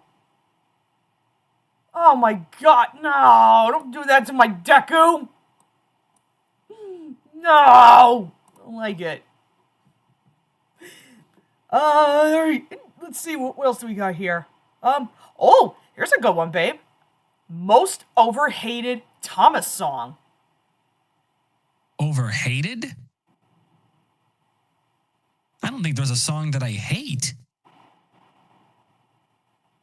I know there's a couple of, I mean, excluding the ones that I don't really care for the hit era. I really don't think there's a song that I hate. Well, there's definitely a couple of ones that There's songs that are definitely. There's ones that I definitely like so friggin' despise, like 100%. But most overhated one, well, that would have to be something that everybody collectively agrees on, and like every single other Thomas song is like, it's based on your own opinion. I mean, it's very hard to choose that.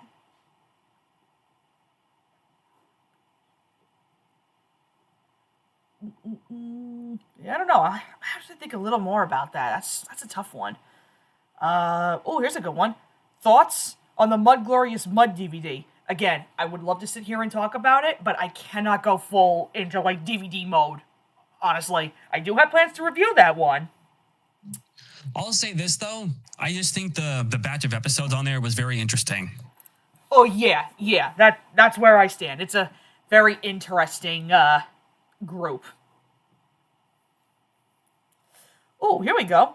Best VHS to be the perfect way to introduce people to the show. That's easy for me. There's two that come to mind. Name yours. Thomas and his friends help out. Okay. And Thomas's Christmas party. Oh, okay. Now, I get Thomas and his friends help out, but why Christmas party? Why Christmas party? Real quick, babe.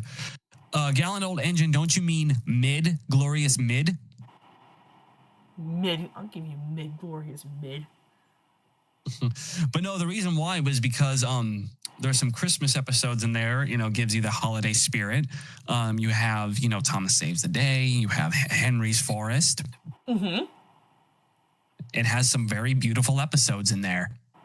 Okay. I will back you up on that with the Help Out VHS, because I feel like if we're going to do, like, a perfect way to introduce people to the show, my first one that you do right off the bat, I know it might be basic, but this is the perfect batch. You do Thomas Gets Tricked, because that's a perfect introduction to the first 7 episodes of the show, and then to give people a much more broader variety of what actually happens in Thomas, then you stick on Thomas and his friends help out, because then you have more of a variety of stories between 1, 2, and 3.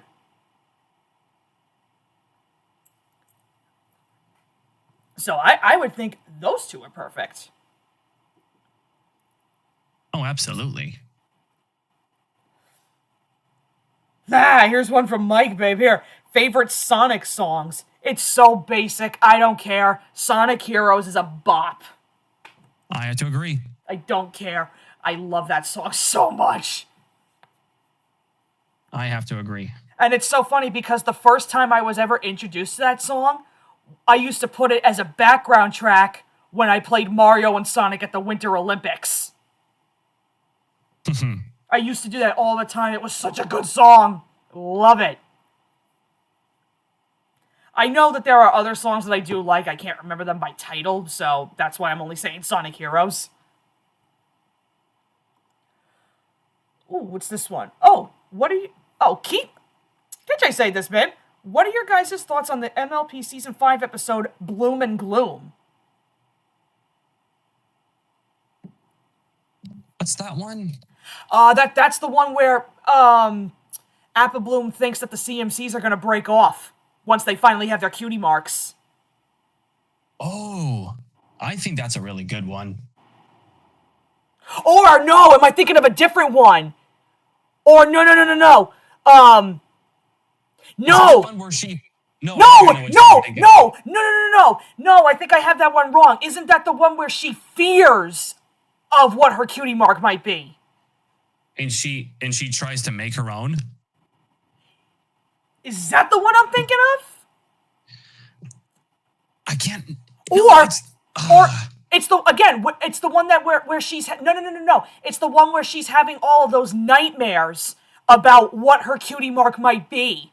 And Scootaloo and Sweetie Belle feel the exact same way. No. It's the one where she has anxiety over not having her cutie mark, and it turns in her life into a nightmare. Yeah, that's it. That's it. Is this... You see? I told you I'm so freaking... Season 5 is also a blank for me. That's crazy. Like, Season 6 and 7 is just it. It's it. It's it. Oh my god. Now you see why I gotta go back and watch that? Like, because holy I screwed that episode up so many ways. Like, oh my god. oh my god, I gotta go back to that. Oh, here we go. What are your thoughts on the Lost Season 5 episode, James and the Super ED? Okay, I have no opinion on that. I've not read the script for it. I have no opinion. I feel like it could work after if it's like gone over and like after a few drafts have been written. I like the idea, but for the first draft seems kind of too silly for Season 5. After a few rewrites, it could definitely work. I like the concept. A bunch of those I felt like could be definitely tweaked for Season 5 standards.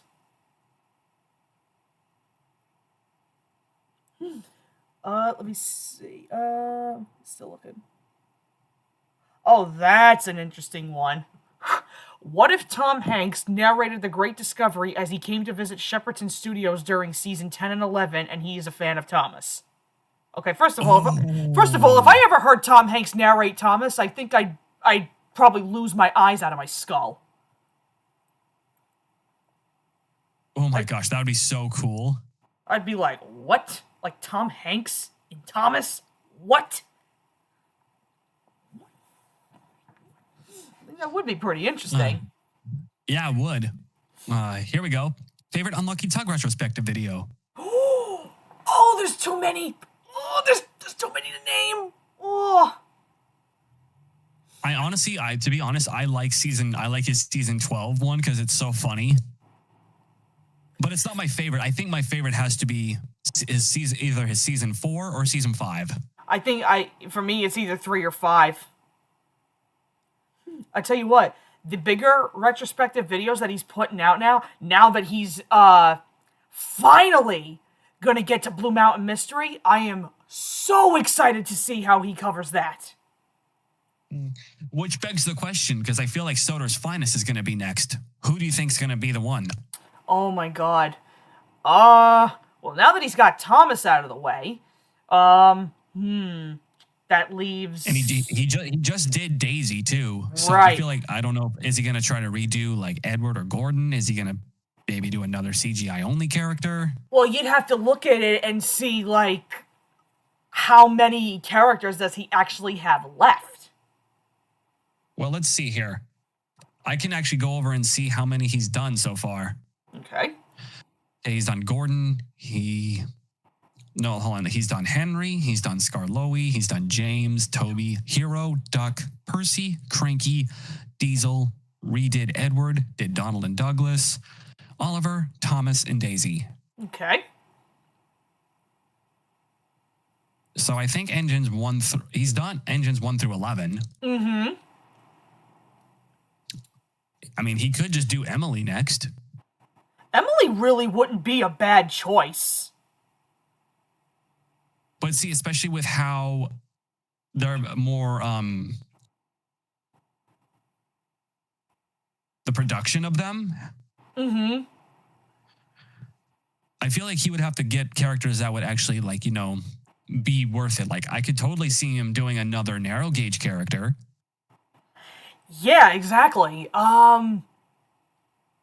Thing is, or he could, who do you do? He could even do Sir Topham Hatt. Nah, if he really wanted to. Let's see, because, oh my gosh, Thomas was the one that took forever. Old VHS has it right. Duke retrospective. Or Duke Soder's Finest.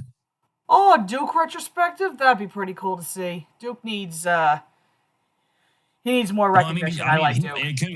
Duke was supposed to be in season 5, so... Yeah, Duke is a character I really like. He needs more praise.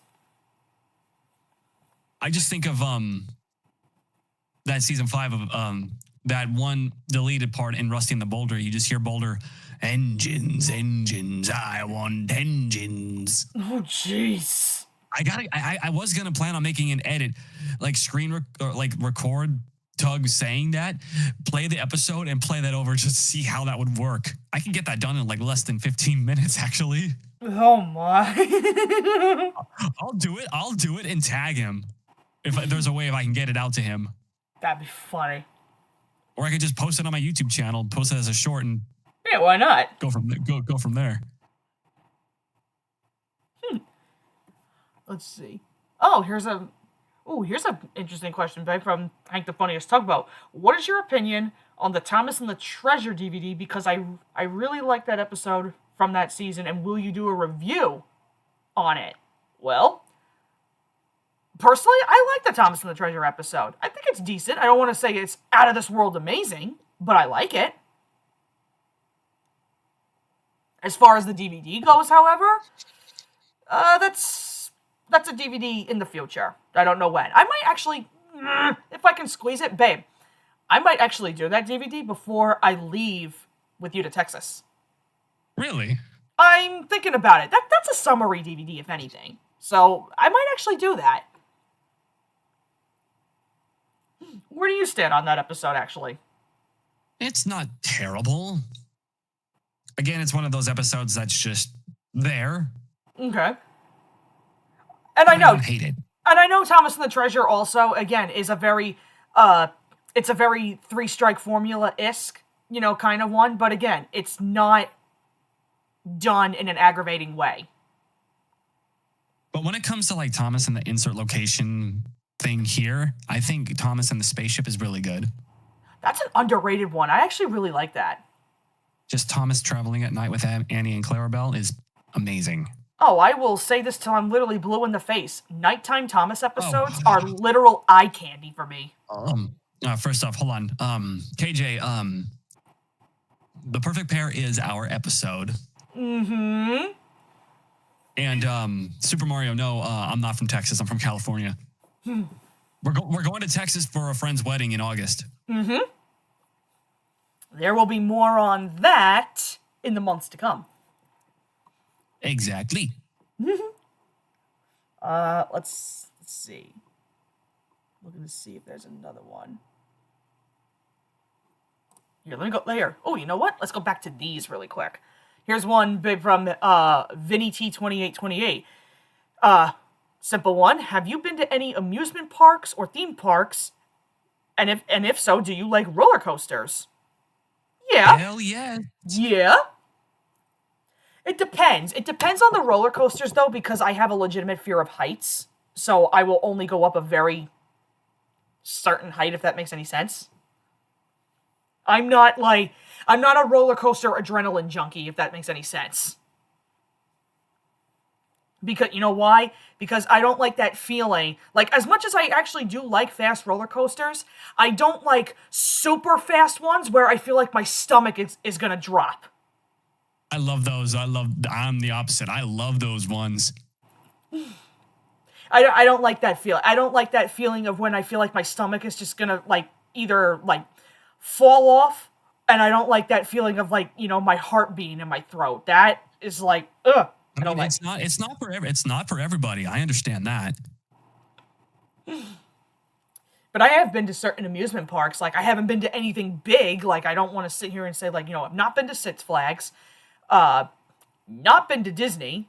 Both of them, as a matter of fact. Not been to Hershey Park, you know, or any of those big ones. But, you know, we have little amusement parks here on Long Island. I've been to this one. It's a kiddie-themed park, and me and two other friends of mine were there a couple years ago. It's called Adventureland. It speaks for itself. It literally sounds like a kid-themed amusement park, but they are incorporating a lot more, like, kid and adult stuff with it. It's a fun little amusement park, honestly. And the other one that I've been to, it's a water park, Splish Splash, and that's probably one of my favorite parks to go to. Splash? I've not been to that particular one in more than a couple of years because it's almost, yeah, not gonna lie, $50, $60 an adult ticket, which is pretty. That's insane. Which is pretty stupid. Better than 120 for Disneyland. No, you're right. It's still expensive, but yeah, I haven't been there in a couple of years. I do want to go to Disney though at some point. That's a bucket list trip that I do want to do. Not just Florida, but I want to do California as well. 2 big bucket list amusement park trips. Oh yes. I need to have my first, like, real Disney experience. Because I know for a fact my mother took me to Disney, but I was a baby. You know, I vaguely even remember that trip. So I want to go to have my first actual real experience. And that, babe, is why I want to do it with you. And we will. Bust my boiler, waved Percy. Let's see. Oh, here we go. This is from Tyler Raxtis. Here we go. Have you ever watched the BBC show Top Gear and its many spin-offs?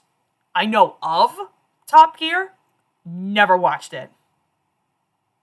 I've heard about it too.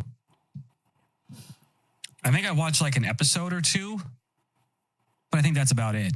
I only am familiar with some of the memes that comes out of it, and that's about it. Let's see. Huh. What's your thoughts on the Pixar Cars series as a whole? Love Pixar Cars. Is literally, Love. it's my favorite of every single thing Pixar has made. Love Cars. Not my favorite, but it's in my top 3 when it comes to Pixar films. Mm-hmm.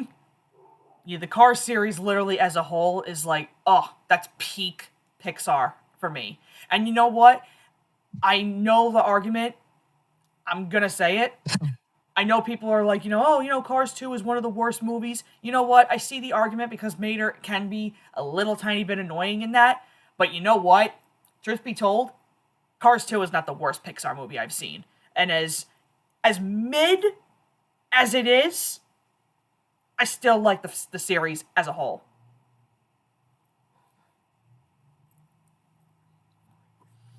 Let's see, what's another one? Oh, as far as bad Thomas episodes go, are there ones that you find so bad it's hilarious? One more time? As far as bad Thomas episodes go, are there ones you find so bad it's hilarious?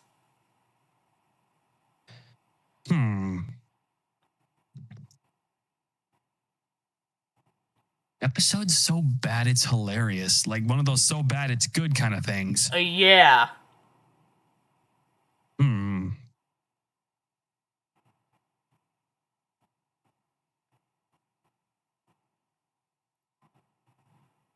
trying to think. I'm trying to think like what comes to mind.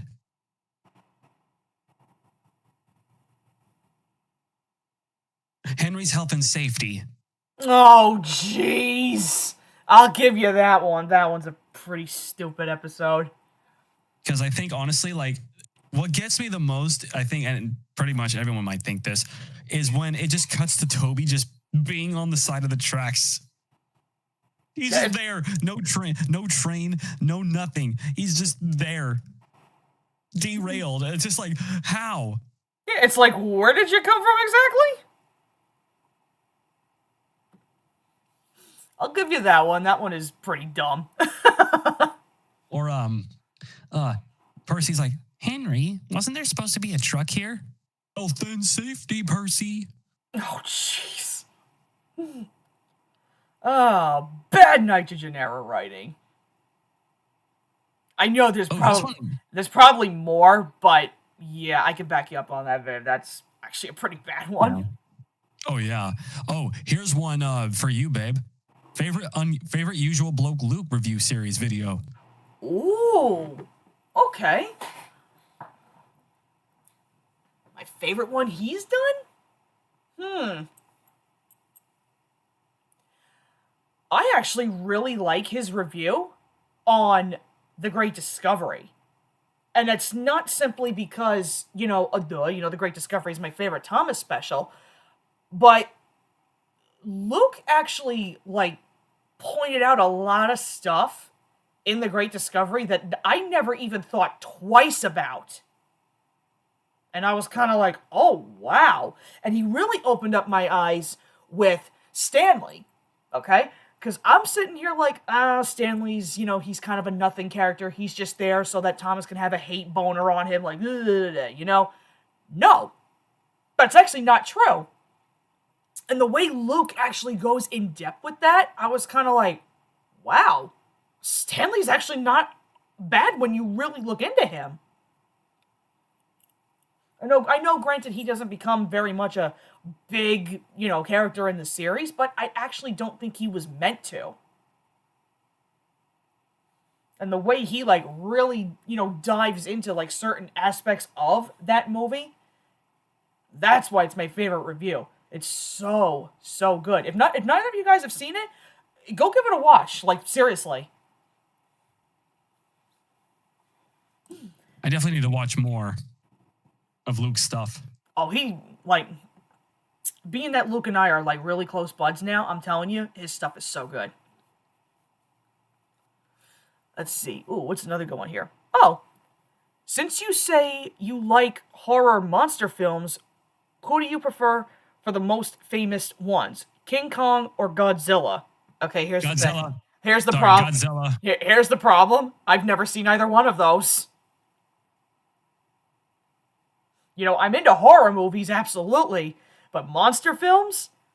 I'm not familiar with King Kong, and I'm certainly not familiar with Godzilla. That's a question. That's a question for you, babe. I love the big G. Now, what is it about, like, those movies that stand out to you? Like,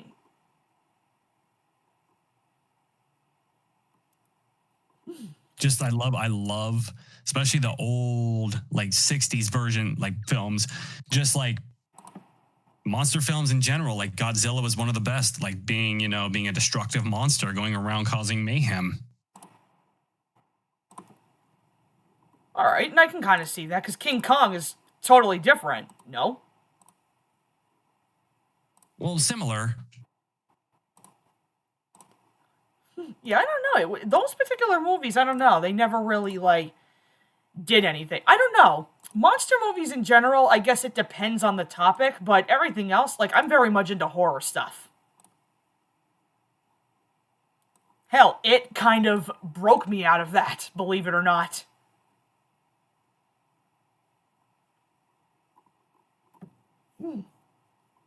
We should watch those funny enough, babe. We need to do the It movies. Oh yes, absolutely. But you also gotta see Welcome to Derry. I'm telling you, it's so good. Let's see. What's another one here? Oh, have you watched any of the sketch comedy shows like SNL, Mad TV, or Robot Chicken? If you have, what are your thoughts? Okay, the only one I've seen out of that is Robot Chicken, and some of the stuff that they have on Robot Chicken is actually pretty funny. Oh yeah, Robot Chicken is absolutely amazing. I think, I could be completely biased. I've seen the Robot Chicken parody that they do with Thomas and Friends, and as funny as that is, I think my favorite skit that they've done is that little gummy bear that gets his foot trapped in the bear trap. Oh my god, one of my favorites is the Mario and Luigi one where they like, go to Vice City and then they go to Raccoon City. That is like amazing. I remember that. Oh my god, I can tell you, the first time I saw that I'm a gummy bear Robot Chicken skit, I was on the floor. Give me one moment. I'll be right back. Okie dokie. Let's see. All right, let me get rid of that just so I can keep tabs. There we go. Oh, I'm gonna save that one. Oh, here's an interesting one. Here, I'll answer this one. What if the logging locos were in the Brenner era? Okay, truth be told, don't you put those boys in the Brenner era, because it would have made shit worse. I don't like the logging locos. I think they are too ridiculous for something like Thomas. I just never saw the appeal in them. I don't like them as characters, truth be told. So, they're annoying. That's all I can say. I don't like them. Let me see, what's another good one? And I am actually starting to get hungry. No, I feel you, babe. I'm hungry too. Oh, here's a good one, sweetheart. Old VHS TV ad. How did you first get into theater? Honestly, with the memory that I have, I think it just came on and it had the same vibe as Thomas, and that was basically it for me.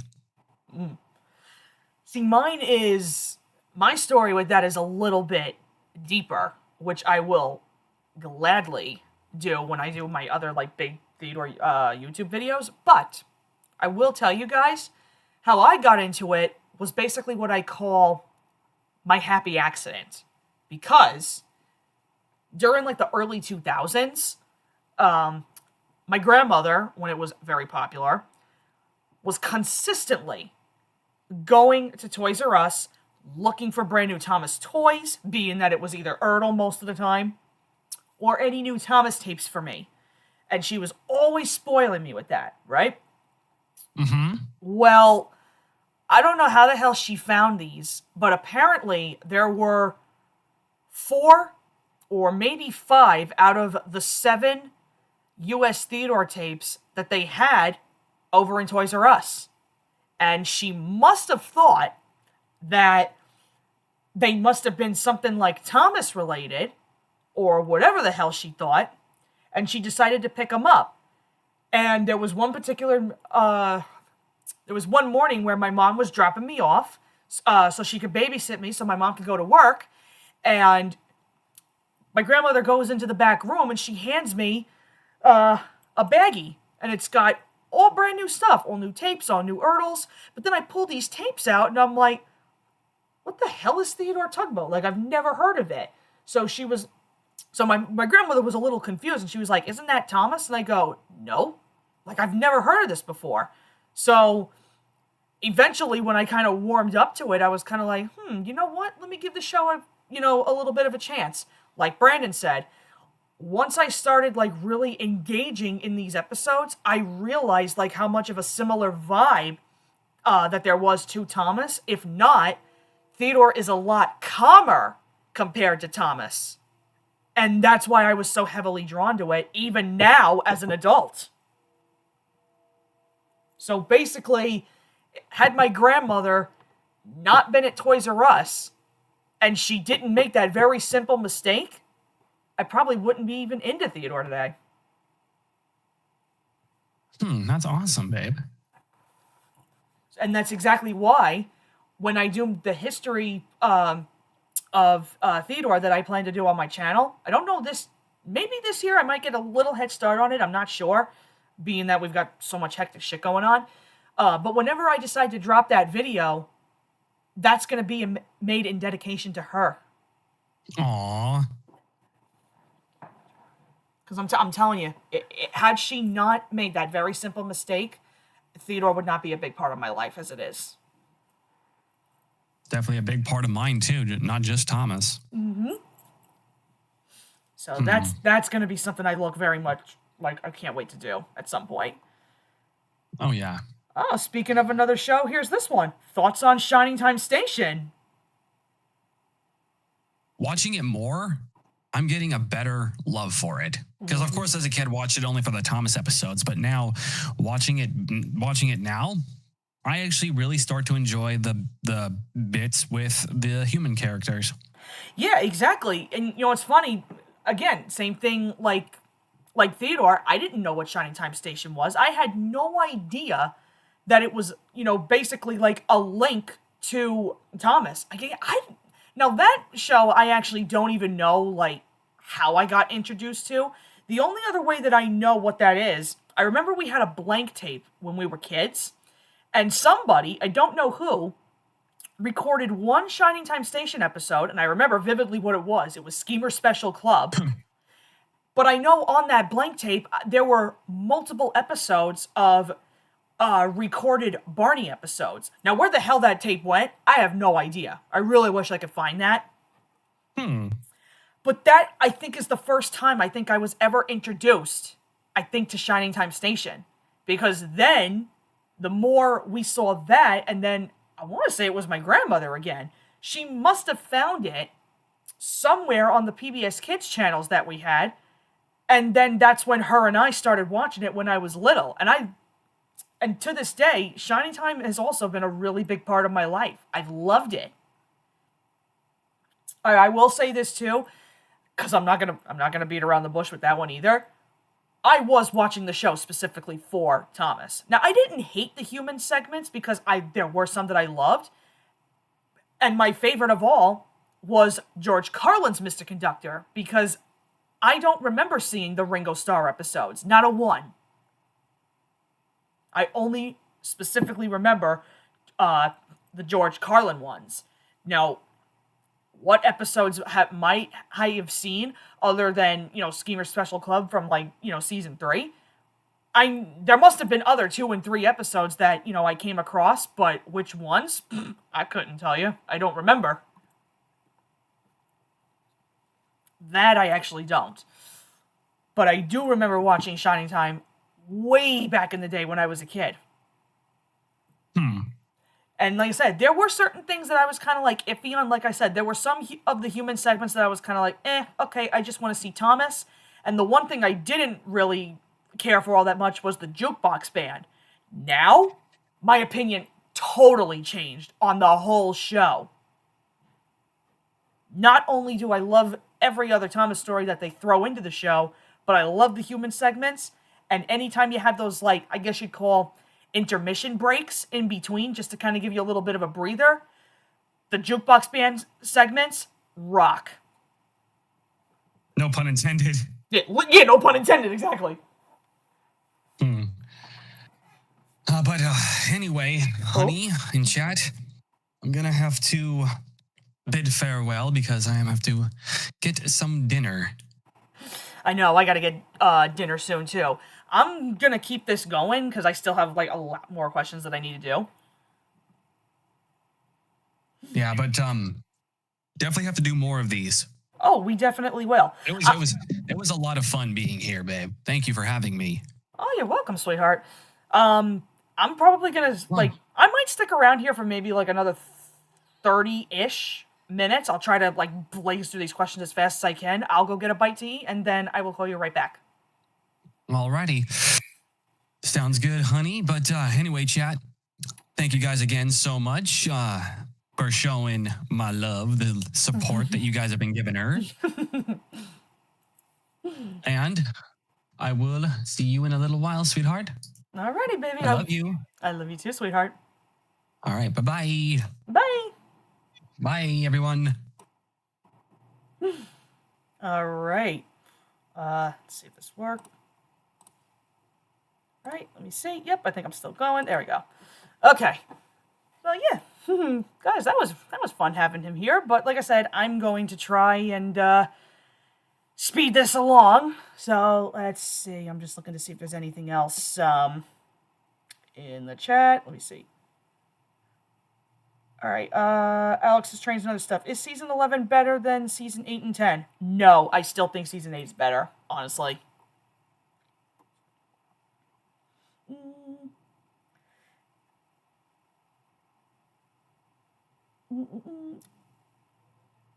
Let me see. Yep, I answered that one. Which is better, season 6 or 7? I'm gonna say 6, because there's more episodes in that I actually. You know, I like 6, but like I said, you do have other ones in season 7 though. So, nah, I'd probably say 6, I guess. Let me see.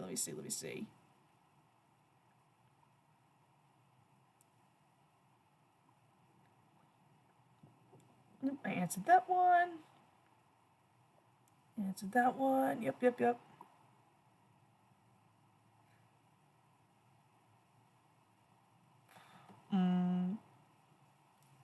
Yeah, I agree. I'm looking. I'm just scrolling through the chat really quick before I go back to the other video really quick. No. Yep, I saw that one. Oh, here we go.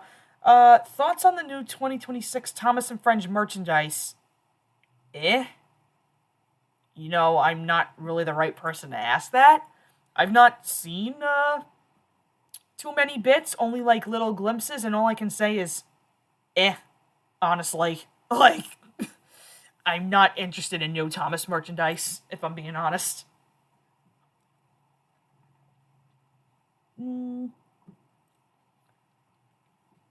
Yep, I've seen that. Opinion on the Spider-Verse? No opinion. I'm not big into any of that, unfortunately.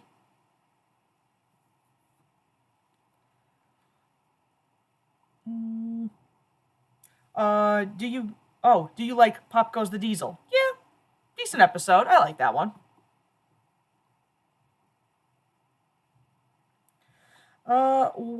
What do you think of Michael Brandon narrating some of the season 6 episodes? Interesting, and I'll tell you why. You know, I think the way this could have worked, so that, you know, Michael Brandon could have been like easily woven into the show.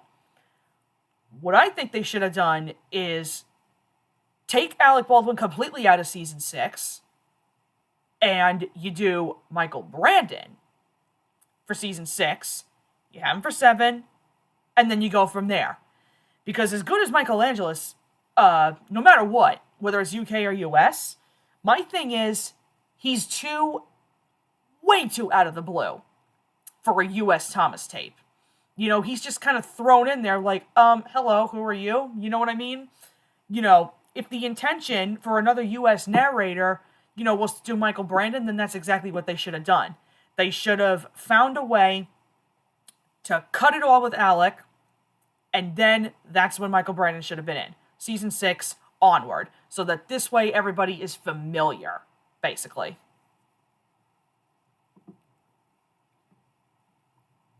Let me see.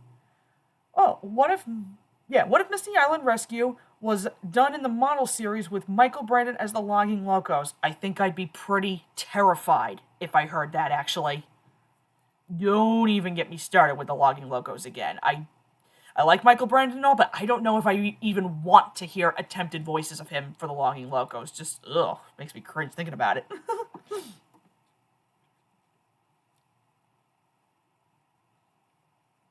Alright, yep, saw that one. Who's the better actor on Thomas and Friends? Well, I don't know, there's too many, but if I'm going to pick the best overall actor in the series, Keith Wickham, hands down. He has such a wide variety of voices, and most of them are either spot on, or he's got some that are just so freaking funny, honestly. Like, Keith Wickham is an amazing actor.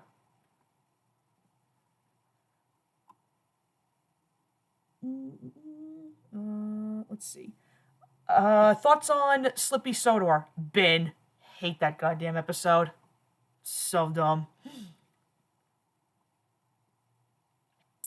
Do y'all like the Wildcrats or no? Okay, well, I know they have a Wildcrat Brothers series, and I'm not exactly big into that, if that makes any sense. But if you talk about the first show with them, Zaboomafoo, if any of you guys know that, then I am really big into that show. That's one of my all-time favorite PBS Kids shows. I do know that it is very scarce, I guess, to find certain ones in, like, really good quality. You know, maybe I'm wrong. I do have to check out that series again at some point, but if I'm going to do it, I have to binge the whole show. You know, I can't just skip over certain episodes, so yeah, maybe we'll do that at some point. Okay, I'm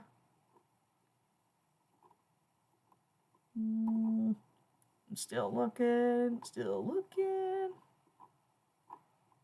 Whoa. Chat went, like, freaking crazy. Wait a minute. What the heck kind of question is this?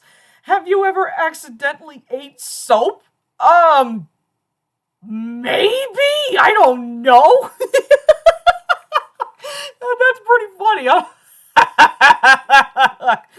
That's funny. That's pretty funny. I'll give you that one. Oh my god.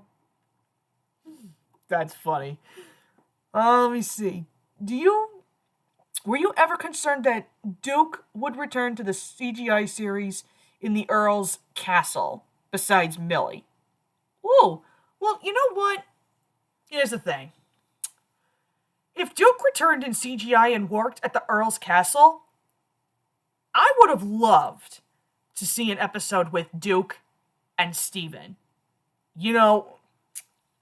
I know that there are some people that say that this one's one of the best episodes. The Glenn and Steven episode, Over the Hill. I don't care for it that much, honestly. I don't really see, like, that much of an appeal on it. It's literally just two old slowpokes just having a race. It's like, okay, that's great. I don't really, I don't pay attention to it, like, that much. I don't want to sit here and say that it's a bad episode, because I don't think that. It's just, I'm not interested. I think that would have worked better if you would have had Duke in place of Glynn. Because that's the other thing, too. I don't care for Glynn as a character, so I feel like Duke actually would have been a better replacement.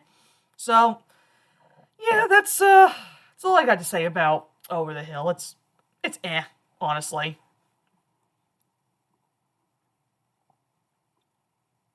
Okay, let's see. Oh, here's one. Why don't you like Edward the Great? Okay, simple. Because it is your very basic, run-of-the-mill, tortoise and the hare kind of story. And it is a plot line that I'm just so sick and tired of seeing in Thomas, honestly. You know, and it's also this whole friggin' thing, you know, it's like, I'm tired of these stories that are always depicting, oh, Edward's very old. Yes, we know. Oh, he's slow. Yes, we know. You know, I don't need to hear that 24/7. But the hit era had such a bad way of really downgrading Edward as this old and weaker engine that I really don't care for Edward the Great, honestly. Like, it's not that great of an episode to me.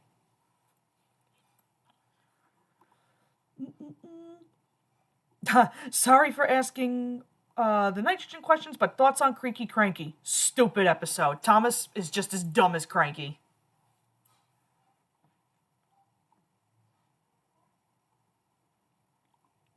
Let's see.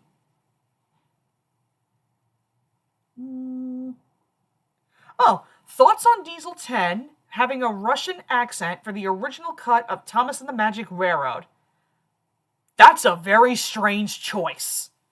Like, when I heard that on one of Cardi's recent streams, honestly, I'm so glad they didn't go with that, because it is a very, very weird voice. It's just like I said in my Magic Railroad review, that really silly, like, you know, comedic New Jersey accent that Neil Crone does. I think it's the perfect voice for Diesel 10, because Diesel 10, what the fuck? Diesel 10 as a character design is not meant to be taken super seriously. So that's why I feel like the voice works a hell of a lot more than whatever the hell this, like, Russian accent or whatever the hell voice it was. That is another topic, though, that I do want to cover, because with all of these, like, extra takes, you know, and with, you know, Cardi's new movie on it dropping in the next couple of months, there's going to be some more talk of Magic Railroad on this channel, so I will go more deeply into that at some point. Let's see.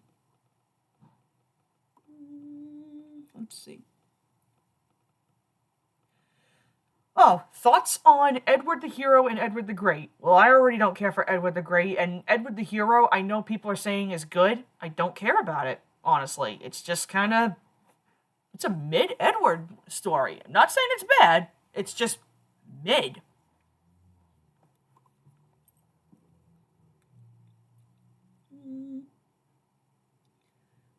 Let's see.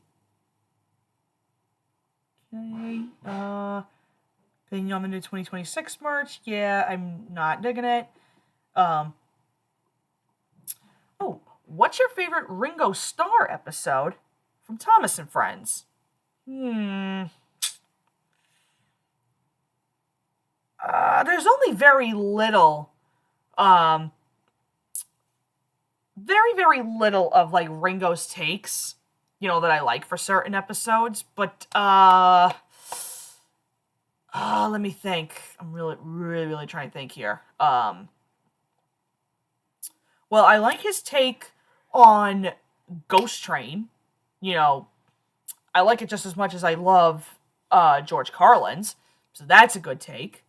I prefer Ringo's dub for Thomas Comes to Breakfast much better than George Carlin. I like his take better for Old Iron. That's another really good one. Same kind of deal. I sort of like Ringo in certain episodes between, say, the Diesel Duck trilogy, but there's a little tiny bit more that I do prefer with George Carlin, and that's probably leaning a little more towards a close shave, if anything. Yeah, I'm noticing a pattern here, too, that I kind of prefer Ringo a little more in Season 2 than I do 1. So, I guess that gives you a general idea where I stand with Ringo. Not bad. Not bad at all. I just don't know if he's one of my favorite narrators. Here we go. Opinion on Thomas tries his best. Let me see. I think that's the one where I think he's trying to deliver those chickens, right? If I have that correct, and if I am correct on that, it's a boring AF episode. Yeah. Oh, it's so boring. Like, ugh, can't. Let's see. Oh, have you ever wanted Peter Fonda to voice the narrator for season 14? That's tricky, because as much respect as I have for Peter Fonda, I don't know how well he would work from a narrator's perspective. I think you're better off just leaving him as an actor, more or less.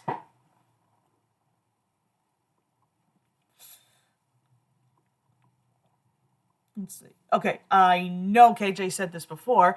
To Tay and Brandon, how would you rate the MLP episode, The Perfect Pair? Well, you heard Brandon say it before. That is our episode. It is not your typical, Romeo and Juliet-esque, I should say, style of episode. Like, there's a lot more, deep lore behind it, and I think it was done in a very creative way for MLP styles, actually.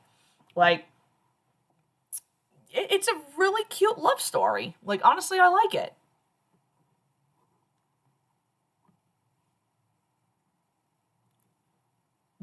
Let's see. Let me see.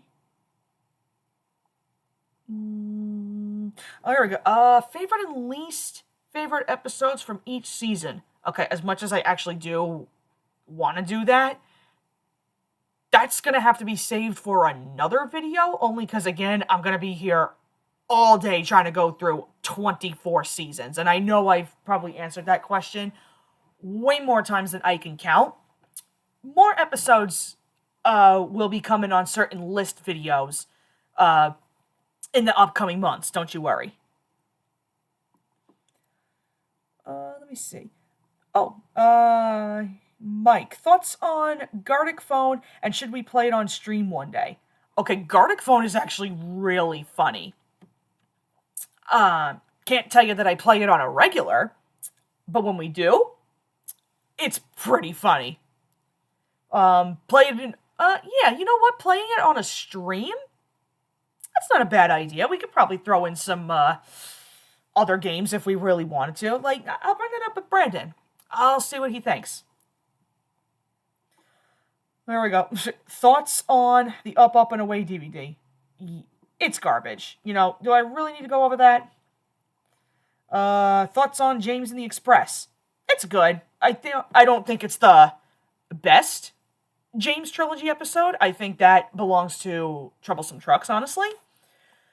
But James and the Express I like because I feel like it's a nice conclusion to James's story arc. Have you seen the Thomas and Tugsman video on his defense for Michael Brandon? Because I totally agree with him. Yes, I have.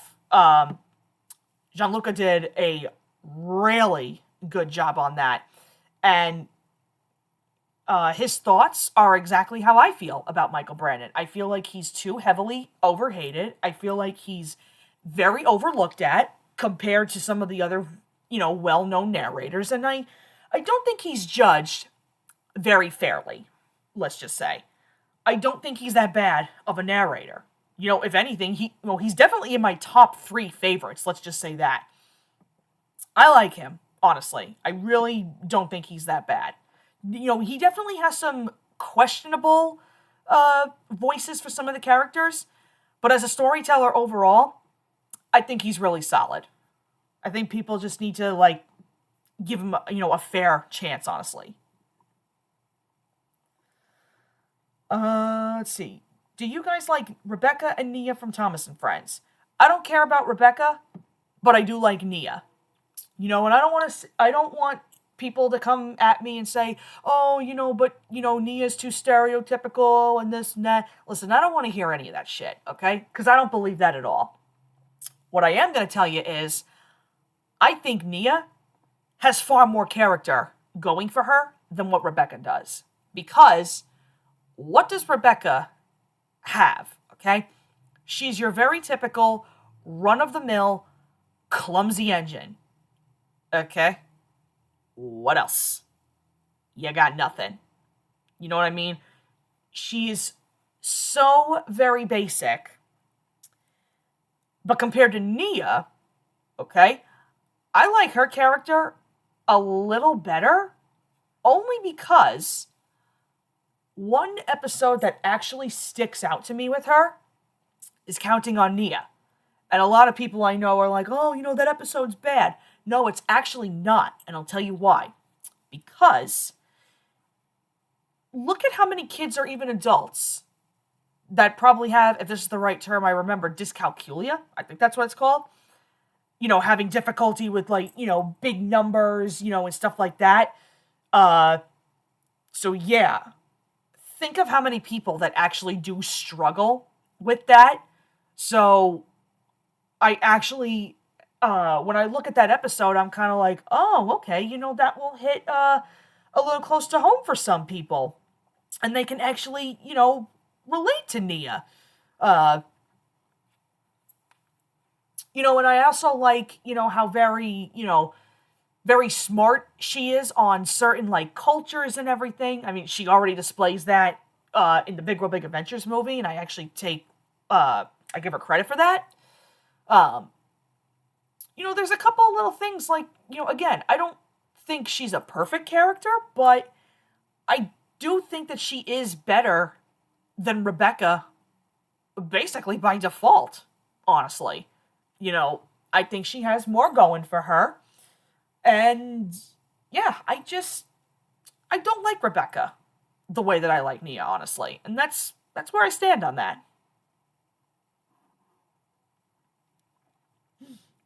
Let me see. Other ones we got here. Oh, Double Trouble from Season 13. Bin.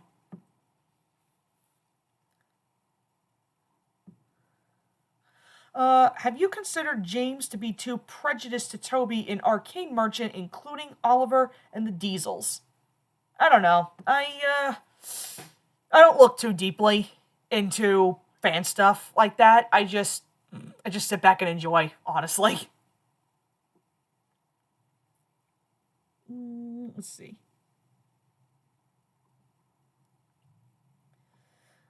Between the two, which episode is worse? Up, Up, and Away or Duncan and the Hot Air Balloon? I'm gonna tell you, I think Duncan and the Hot Air Balloon is worse because the logic in that makes no sense. I mean, there's no logic in Up, Up, and Away. I mean, it's very clear as day when, what is it, Thomas and Percy, like, they try to get the balloon through the tunnel. Yeah, because that's intelligent. But, you look at something like Duncan and the Hot Air Balloon, and it's just like, so many plot points in that don't make any sense, so I think that one is pretty bad, honestly.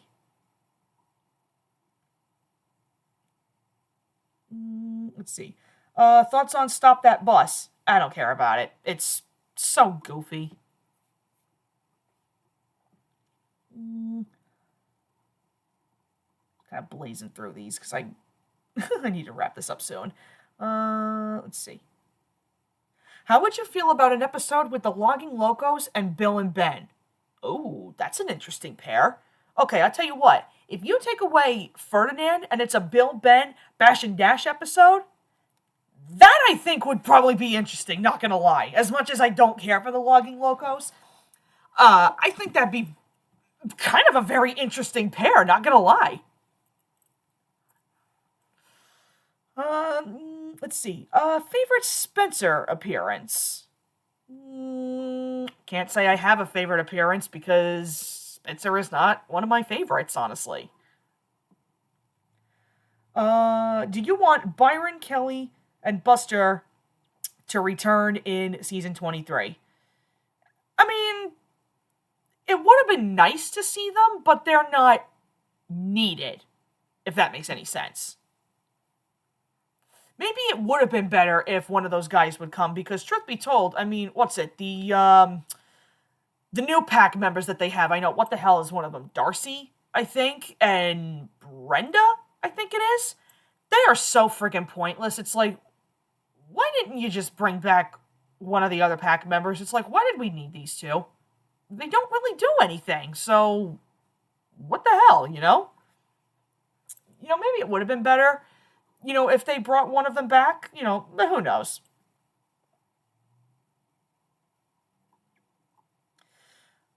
Would you rather listen to Too Loud Thomas or Don't Be Silly Billy on loop? I almost lost my wording there, but I will not ever listen to these episodes on loop because they are both just as bad as each other. John Hasler and Joseph May, as much as I love them, are over the top, ridiculously annoying in Too Loud Thomas. And as far as Don't Be Silly Billy goes, I already want to punch Billy in the throat. One too many fucking times, might I add. He's just as annoying, and I don't think my poor ears could handle listening to Thomas, stop telling me what to do, because then I know for a fact I'd rip my hair out. So, I don't want to listen to any of these on loop, to be perfectly honest with you.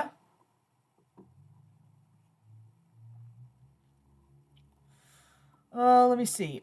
Thoughts on Spencer the Grand? Boring.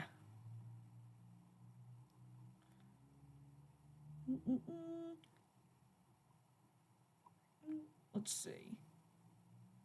Oh, do you prefer to collect DVDs or Blu-rays with or without the slipcovers, or are you fine either way? I'm actually fine either way. I mean, if I buy any DVDs or Blu-rays and they just happen to come with a slipcover, then I'll gladly take them.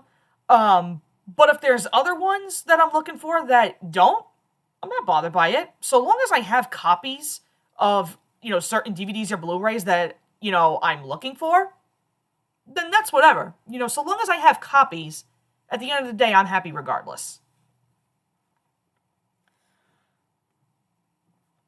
Let's see.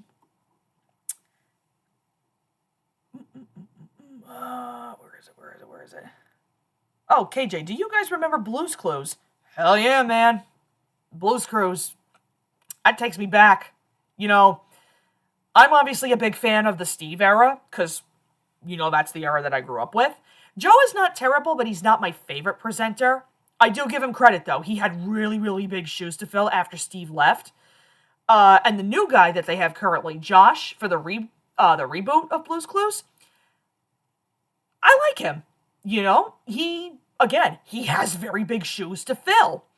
You know, I think all of them bring, like, a very unique style, I guess, of Blue's Clues to the table. And I know there's another one, too. I know Kevin, I think, is in the UK Blue's Clues, but I've not seen too much of him to really give my full, honest-to-goodness opinion on him, so that's why I'm only sticking with the US guys.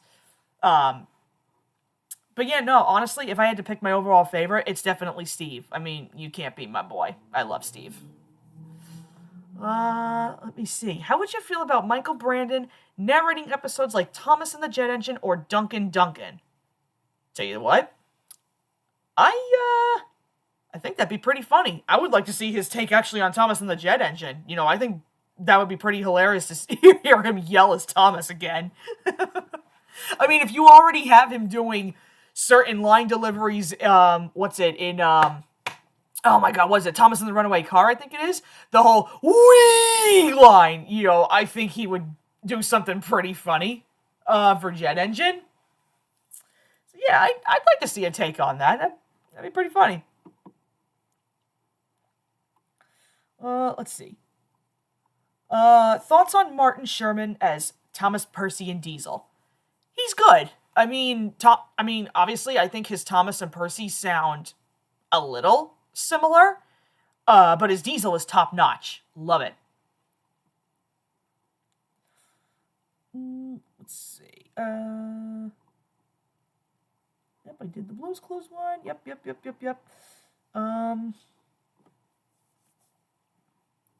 Oh, here we go. Do you find it odd how Thomas Comes to Breakfast is on the Tenders and Turntables VHS instead of Whistles and Sneezes? Yeah, that actually is pretty interesting. Like, it's such an out-of-the-blue episode to be on that tape. Like, I don't understand why it's even on there in the first place. Tenders and Turntables is a very unique Ringo Starr tape, and I am very much looking forward into, at some point, diving into that particular tape. I don't know when, but I will.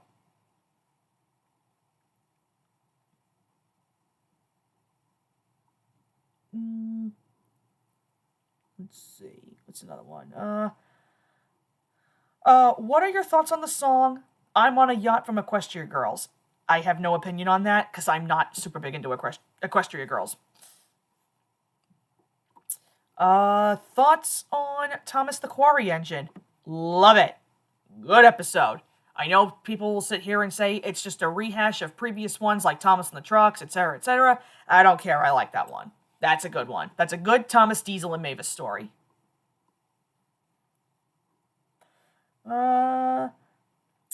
Playtime or Charlie and Eddie? Been to both of these. Hate them.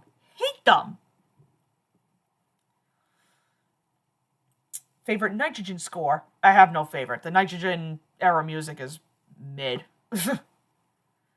Thoughts on the Wharf and Great Waterton? I don't really have a thought on the Wharf other than it's like, okay. But Great Waterton? Beautiful place.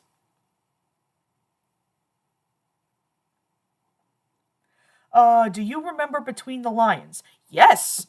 That was another one that I used to watch on PBS when I was a kid. And, it's been well over, I can tell you, 20 plus years or so since I've watched it. I would love to go back and watch Between the Lions. Because I'll actually be completely honest with you, too. I only watched Between the Lions back in the day because it was one of those shows, kind of like what Brandon said in the past, that, it was one of those shows I kind of had to watch in order to get to all my other ones, because there was nothing else on TV. It was one of those late afternoon shows that would come on before all the more exciting ones, I guess, would come on. So, that's not for me to say I hated Between the Lions or anything. I sort of enjoyed it. But now I think, with a better understanding, that might be another show that I have to go back to at some point and rewatch, because it's been too long.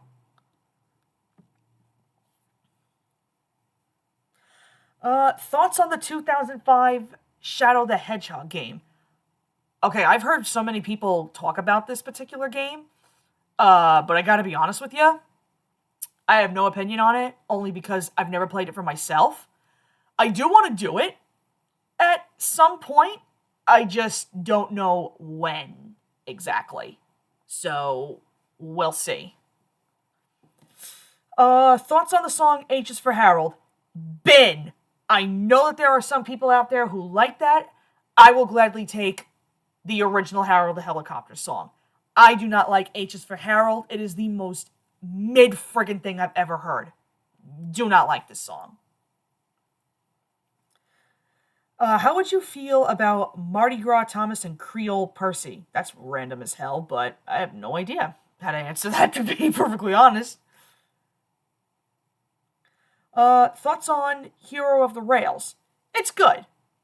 I'll give you that. I will definitely take it over, Misty Island or Day of the Diesels, but honestly, ain't nothing gonna beat Blue Mountain Mystery.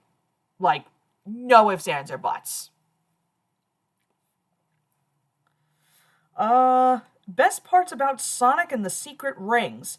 I do not know, only because it has been a long, long time since I played that game, and truthfully, I never actually finished that game because I hated the motion controls on them. So it got me so aggravated that I actually never ended up finishing it. I think I have the game stored away somewhere.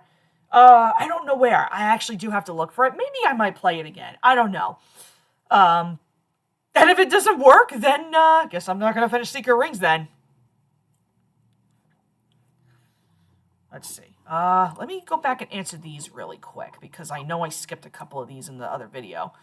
Let's see. Here we go. What do you think about the FNAF 2 movie? I've not seen anything of it. I want no spoilers. You know, I've seen the first Five Nights at Freddy's movie, and I really loved it. Don't anybody spoil me with FNAF 2 spoilers. I will see it for my own self. It's supposed to come out on Peacock in April, and that's when I'm going to watch it. So until then, zip, zip, zip. I do not want to hear no spoilers.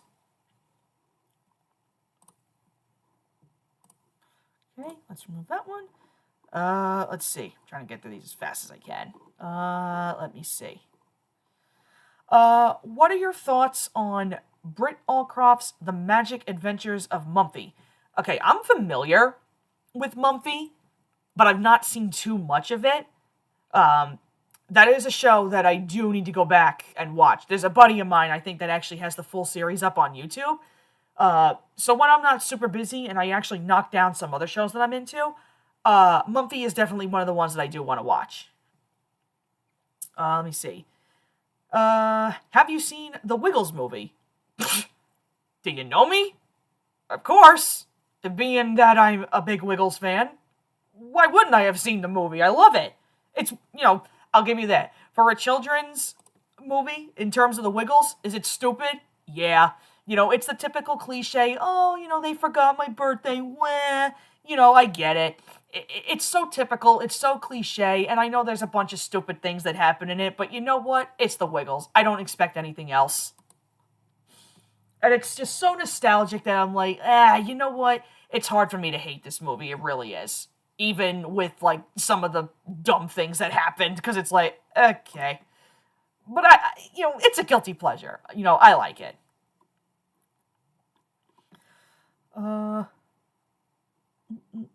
Still looking. Here we go. Oh, thoughts on Once Upon a Studio? Oh, that was such a breath of fresh air, honestly. I couldn't wait to see this. I saw it live on ABC, and oh my god, that was such a beautifully put together short. Now, my thing is, you know, if Disney can make, like, really good things like that again, what happened? You know, like, with the garbage that's been coming out, like, every so often, you know, I was actually having, like, really high hopes, you know, that Once Upon a Studio kind of proved that Disney still has it in them. But then everything else that's come after that, I'm like, oh my god, you guys are falling off your cuff. Like, what the hell? Like, you can make something so good, but then you fall flat again. Like, the hell? But overall, I admit, it was a really good short. I just wish that would have carried on a little more. Let's see. Thoughts on Incredibles 2? Not amazing. Not bad. Just okay, in my opinion. Whatever. I always forget the villain of this movie. What's it? Screen Slate, whatever the hell it is. I don't remember. It is the weakest of Disney villains I've seen. And it's like, oh, you know, I'm going to hypnotize people to a TV screen. Yay. That's exciting. You know, like, okay. Like, that's whatever. Like I said, not the best Disney Pixar film that I've seen, but certainly not the worst. Let's see. Thoughts on The Emperor's New Groove? Underrated. I love this movie. This is like peak 2000s movie. It should tell you, this is actually my sister's favorite. of the Disney movies, she would not stop watching this. It is so funny. I mean, listen, when you've got a perfectly lined up cast, okay, of, what's it? Trying to think. David Spade, I think? Yeah. When you have him, John Goodman, Eartha Kitt, and Patrick Warburton all in the same movie, that's peak Disney right there. Like, come on. That's a funny as hell movie. I love The Emperor's New Groove.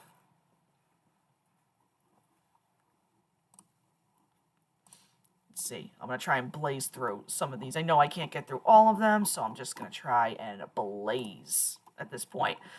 Let's see. Let me see, what else do we got here?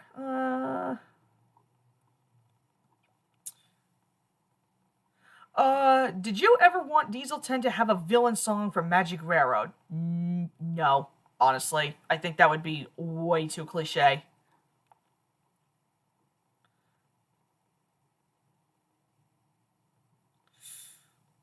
Do you want Chris Pratt to voice Skarloey or Bill Murray? Ha! I think Chris Pratt is Skarloey. I think it'd be funny. You know, I don't really know enough of Bill Murray's voice to, like, get a proper opinion, but Chris Pratt, I think that'd be funny. Let's see. If Stephanie came back in CGI, what voice actor would you think would best fit him? That's tough. I don't know, honestly. I mean, listen, Keith Wickham might have gotten the voice anyway. You know, and I guess it's up to him to do whatever voice. But Carrie Shell could have taken over, you know, and whoever else, you know, like I said, I don't know. That's tough, honestly.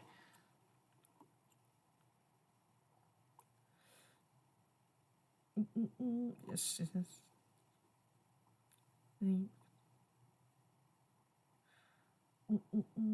What would you do if you were in charge of a Sonic MLP crossover idea? Oh, I don't know. Sonic and MLP is actually not something that I ever thought of, if that makes any sense. Like, I don't really know I don't know how specifically that would work, to be quite honest. So, I don't know, Mike. You're asking the wrong person for that one, I think. Now, you might want to ask Brandon that. Maybe he has a better answer for you. Who was your least favorite Powerpuff Girl of the main three? Ooh. I don't want to say I have a least favorite because I love all of the girls, honestly. Like, I think each one of them in personality is, it's very unique, honestly. So, you know, I don't really, no, I don't have a least favorite. I mean, there are some episodes where the girls do very much tick me off with their dumb BS, honestly. Buttercup especially. But I can't really sit here and say I have, you know, a least favorite because I do love all the girls. Let's see. Have you ever wanted George the Steamroller to return in CGI? You know what? As much as I don't care for George, I think he would have been a pretty interesting take for the CGI series. You know, not sure how much you could do with him, but I think he'd be a pretty interesting add-on to the CGI cast, if anything. Alright, let me see how much I can do with this one. There we go. Logan the Movie Guy. What's your favorite Disney movie? I know I've answered this before. My top 3, because these are all my Disney babies. I love them. You've got Pinocchio, Bambi, and Dumbo. Those are my Disney children. You don't diss them. Those are my babies. I love them. What are your thoughts on Rory the racing car? I know of Rory. Don't really have an opinion on it. It's there. What's your favorite Thomas episode? That is Thomas Percy and the Post Train. I know I've said that countless times already. And what is the worst Thomas episode? Well, I don't have a definitive answer for that, only because I'm still working on my worst episode list, so you're going to find out in the next couple of months. Hopefully I can get that done. Let me see. I want to go back down here. Let me see.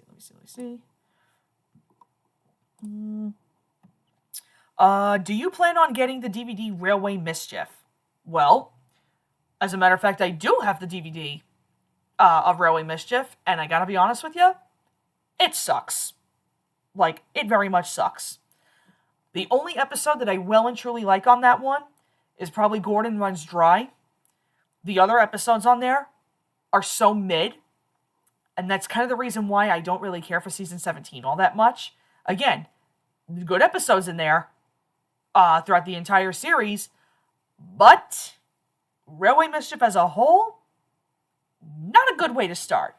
And that's just my personal opinion. There's a lot of beginning episodes in 17 that are not good to me. What are your thoughts on Meteor and the Mighty Monster Trucks? I don't even know what that is. What's your favorite of the single episodes you've done so far? I'm gonna say that that's probably, probably Hector the Horrid is one of them, because I really liked going in depth with that, and giving like a much broader perspective on that particular episode. But the other ones that I've done too, like, I love tackling, like Emily and the Special Coaches was a nice one to do. Thomas and the Spaceship. That was a cool one to do. Yeah, but I think above all of them, I think, like I said, I think Hector the Horrid was probably like the most fun I had doing that. Okay. Let's see. Get rid of this. Let's see. There we go. Let's see. Here we got some from, let's see, Teletubbies, yes, Caillou, no. That's legit. Do you have any Teletubbies merchandise? As a matter of fact, I do. Now, granted, I only have, I have pretty much all of the US releases, and that's not counting, like, re-releases of certain DVDs. I only have the ones that I needed. And then as far as owning any, like, UK stuff, I do have some of the UK specials, but they're all on this, like, Chinese, like, DVD box set, and it's pretty much, like, a big majority of the ones that I already wanted. So, I'm pretty much covered, in terms of, like, UK ones. There are a couple ones that I do need, like, on the physical release themselves, but yeah, other than that, all I really do is just, you know, I collect just Teletubbies merch from just, again, like US and UK. There is one thing that I do want, though, and that's a Lala plush, and that's just for my own self. But I don't plan to expand, you know, my my merchandise, like, any further than that, because, you know, that's a closet interest, you know, and I don't want that, like, widely spread all over the place, so it's kind of like, okay, you know, I'm good with what I got. Who was your favorite Teletubbies character? My girl Lala. I've loved her ever since I was little. She is such a mood. In fact, everything that she pretty much does in the show, Lala is me. Like, no ifs, ands, or buts about it. That is me. And have you seen the Teletubbies reboot? I've seen little bits and pieces of it, and I gotta tell you, it is the most garbage thing I've ever seen. It does not top the classics. Like, not even a bit. Okay. Let's see. Tank Engine Production. Thoughts on Underground Ernie? I've heard of it. I can't say I have an opinion on it.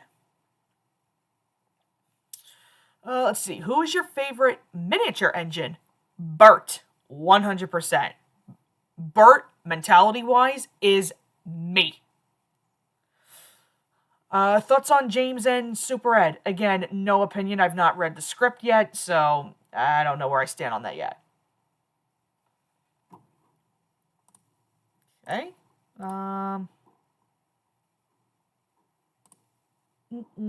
There we go.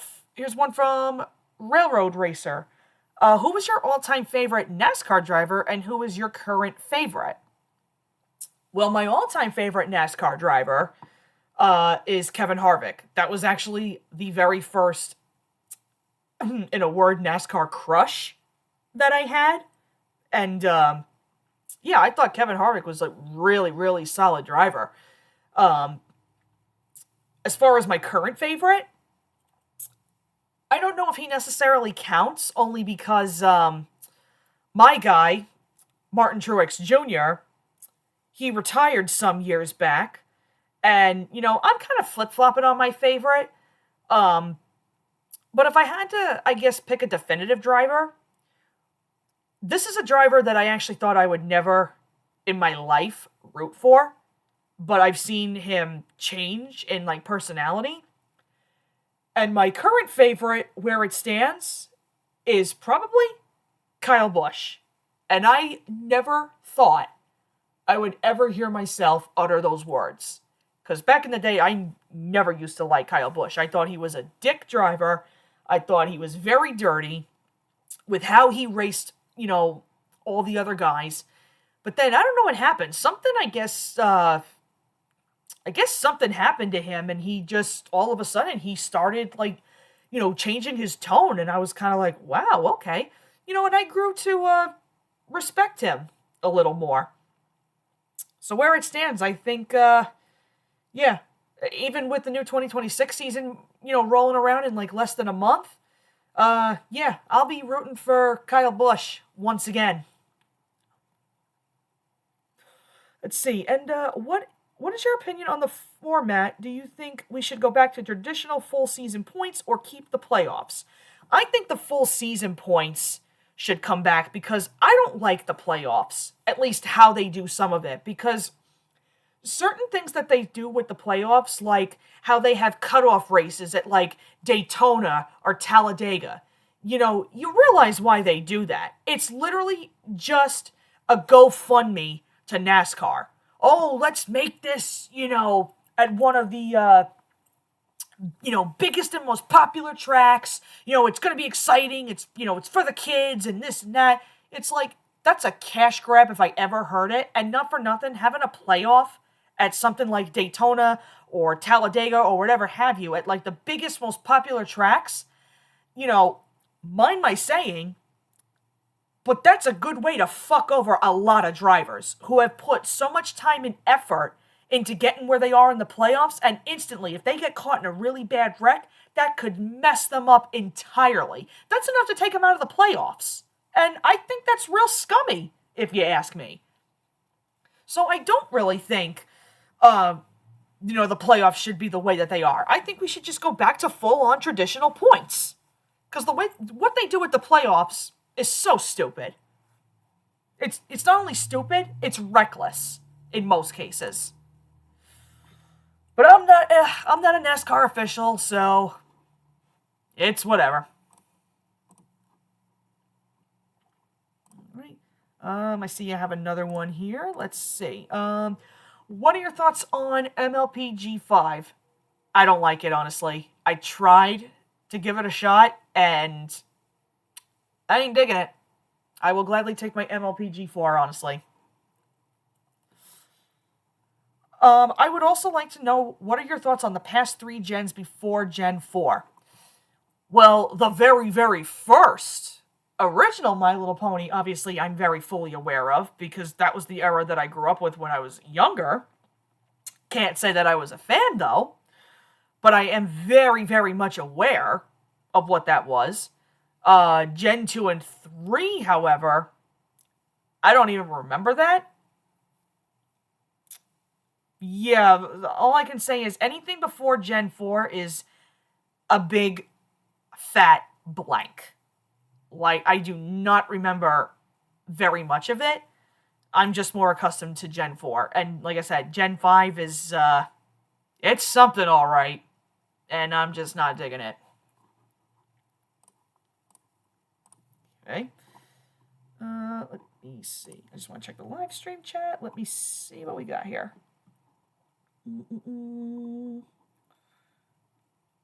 Let me see.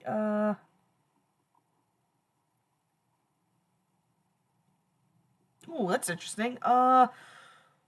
Which Queen songs make you feel better when you are in a stressful or depressed situation?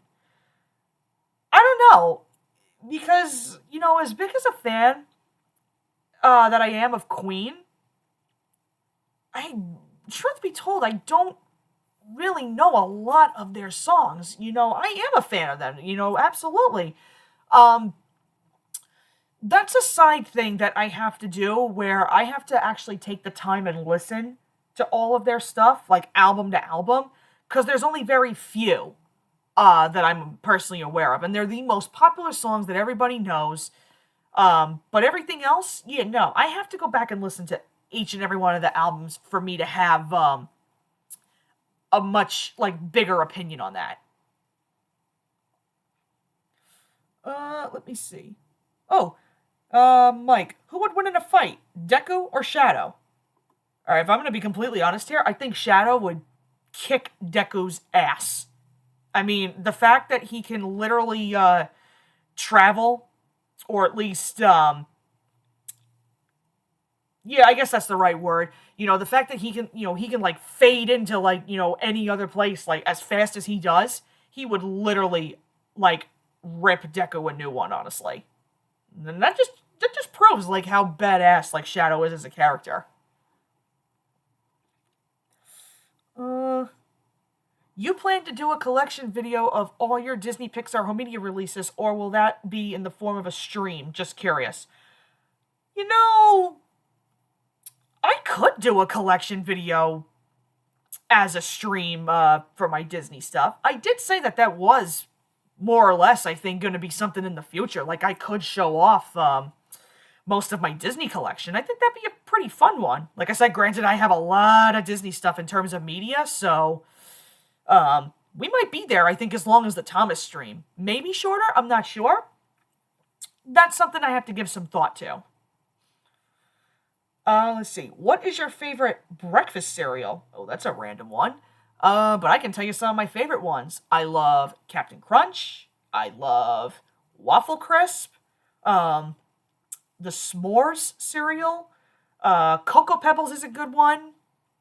I like me some honeycomb. I like Apple Jacks. So, right off the top of my head, that should give you an idea. I absolutely love these cereals. Let's see. Thoughts on Bubble Guppies? I don't care for it. KJ, thoughts on Brum? I'm so glad I got into this show. Brum is so freaking cute. Now, granted, I only do the first 2 seasons, because some of the other stuff that I've seen in the later series of Brum, yeah, not digging it.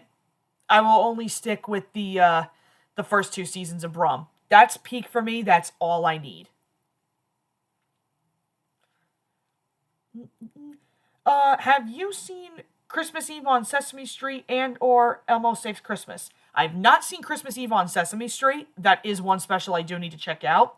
But Elmo Saves Christmas, on the other hand, that's a good one. I grew up with that when I was a kid. Now I have a DVD copy of it. And that is still one of my favorite Sesame Street specials to this day. Let's see. Ooh, what's your favorite NASCAR track? Ooh, there's so many good ones. I mean, obviously you got ones like Daytona and Talladega. Those are really cool ones. But I like Dover. I like, let me see. Las Vegas can be pretty fun. But I want to say I think my overall favorite track is probably Martinsville. I know with all I know it can kind of be a little bit of a shit fest. But I don't know what it is. Martinsville always has something good to bring to the table. I love that track. Let's see. One Piece or Naruto? I'm not the biggest fan of Naruto. And as far as One Piece goes, that's an anime I have yet to get into. I want to at some point. I don't know when, though. Because I know it's a long series with, what they say, over 1,000 episodes or whatever. That's gonna be, that's going to be a show I get into way later on. Let's see. Do you plan to review any Nitrogen era DVDs? No. Only because we all know that they're garbage. So why would I just waste my time reviewing garbage DVD after garbage DVD? It would be a total waste of time. I would rather just talk about the bad episodes, literally in my worst Thomas episode list. That way we save each other a whole bunch of time. Don't you agree?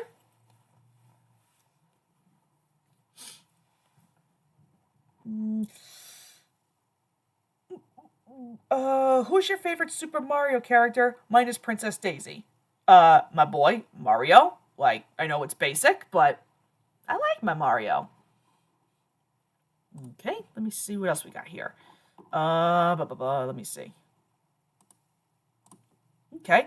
What Thomas and Friends PC CD computer games do you like? Okay, well, chat, you're gonna have to help me out here because I actually don't remember a lot of these. I know there was a Trouble on the Tracks game, which I do remember playing at my local library, and I think if I have this one correct, I want to say, what the hell was it called? The Great Festival Adventure? I think it was something along that line. I know I played that too, I think at my library. But you gotta remember, I only ever played those whenever I went to my library as a kid. I never owned those particular games, for my own self.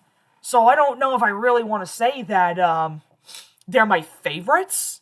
All I know is I have experience playing with them. And that's about as far as I can go, honestly.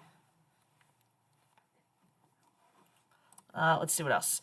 Thoughts on Wow Wow Wubsy? Oh my god, that friggin' thing is so annoying. I can't stand it. Can't stand it. Thoughts on Disventure Camp? No idea what that is. Opinion on Cars 3? Cars 3, in my opinion, was the best way they could have closed out the Cars series. And the fact that they're even putting out a fourth one pisses me off to no end. Cars 3 ended the way it was supposed to. Okay? Lightning obviously was going through his midlife crisis, being replaced by a more younger, experienced driver. Okay? And he didn't want to lose that spark of racing. But then you have, this, upcoming wannabe driver, Cruz, okay? That she wants to chase her dream and this and that, and that's all fine and dandy. Okay? When it finally comes with Lightning that obviously he's not going to race forever and he comes to terms with it and he puts Cruz in his place, that's where everything had a nice close to it, Lightning very much happily retired from racing and now he's the crew chief for Cruz, guiding her the way Doc guided him. That's where you end it. Why do you need a fourth one? We don't need that.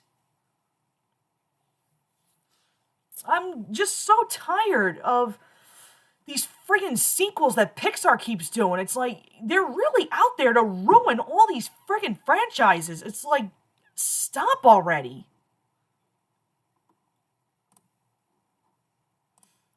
Okay, we're gonna see what else we got here. Let's see. This is from Ghost Owl. Do you like Monster High? If so, who's your favorite character? I'm not into Monster High. Not one of my biggest interests. What characters from the Railway series do you wish appeared in the TV series? Well, one, the Cody Fell engines. I think they would have been pretty cool. Neil, I think, would have been pretty interesting.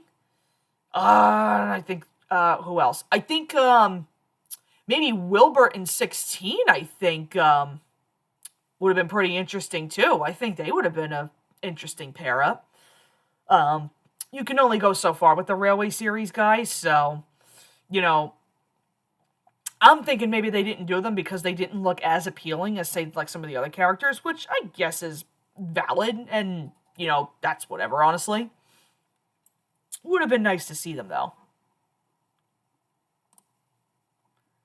Okay, let me see what else we got.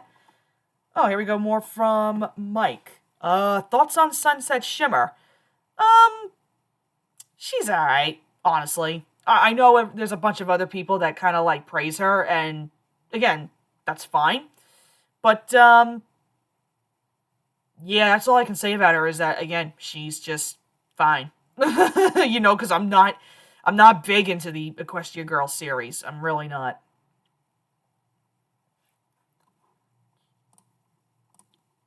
Okay, let me go with this. Let's see what else we got here. Oh, Zach Wright. If you could name a Thomas character, what would it be?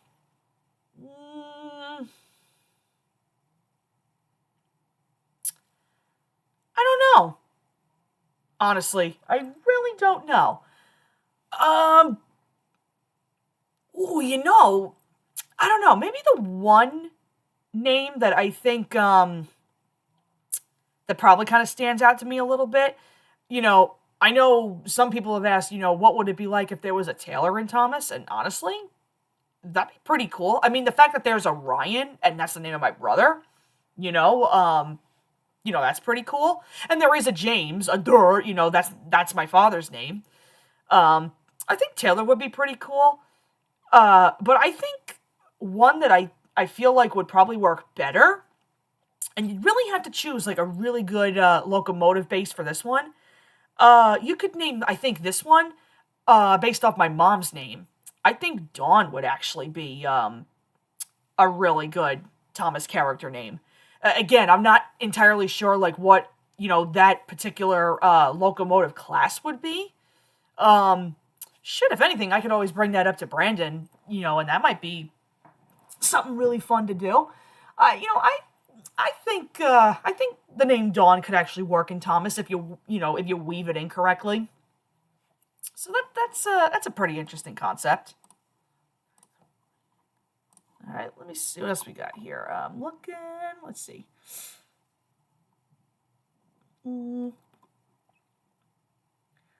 What is your favorite kingdom from Mario Odyssey? Oh my gosh. Oh, it's been forever since I played Mario Odyssey. I don't own the game for myself. I actually have to borrow it every time I go to the library. Oh, sugar! Oh, I don't remember. I do not remember most of those kingdoms because it's been so long since I played it. Oh, this is why I gotta get back to it. Oh my gosh. Oh, I need to play that game again. Oh, I don't have a definitive answer for you on that one. Oh, I'm so sorry. It's been so long since I played it.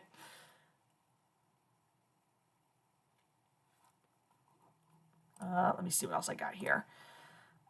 If you could, how would you incorporate Anna Dressed in Blood into the Thomas universe? Okay, well, being that, you know, Anna Dressed in Blood is a horror story, you don't want to be too graphic. That's the only thing I will say. My thing with that is you want to take as much gory stuff as you can out of it, but you want to try to incorporate something a little similar in Thomas. Because, again, Anna Dressed in Blood is about this whole mystery of how, you know, this little girl was, like, very brutally murdered. And I'm thinking, like, if you want to do something like that with Thomas, you got to take the gore out of it, but still make it fun and exciting, you know, for Thomas standards. So that's where I'm kind of like, okay, you know, you could go from there. You know what? That might not even be a bad project to kind of work on and see if it does work. I don't know. Maybe I might do that. Let's see. Have you seen Squid Game? If so, what are your thoughts on it? I'm not interested in Squid Game. What are your thoughts on the Tom and Jerry episode, Blue Cat Blues? Oh, is that the one I think where supposedly Tom and Jerry commit, like, suicide or something because their loves, like, left them or whatever? Listen, I know there's a lot of, like, real heavy theories, like, diving into that. Once again, I don't overlook into shit like that because at the end of the day, it's like, it's a cartoon. I don't think cartoons like that are supposed to be taken super seriously. So that's where I'm kind of like, okay, you know, you exist. Thoughts on the Wile E. Coyote and Roadrunner cartoons? they're okay. They can be pretty funny when they want to be. That's all I really have to say about them.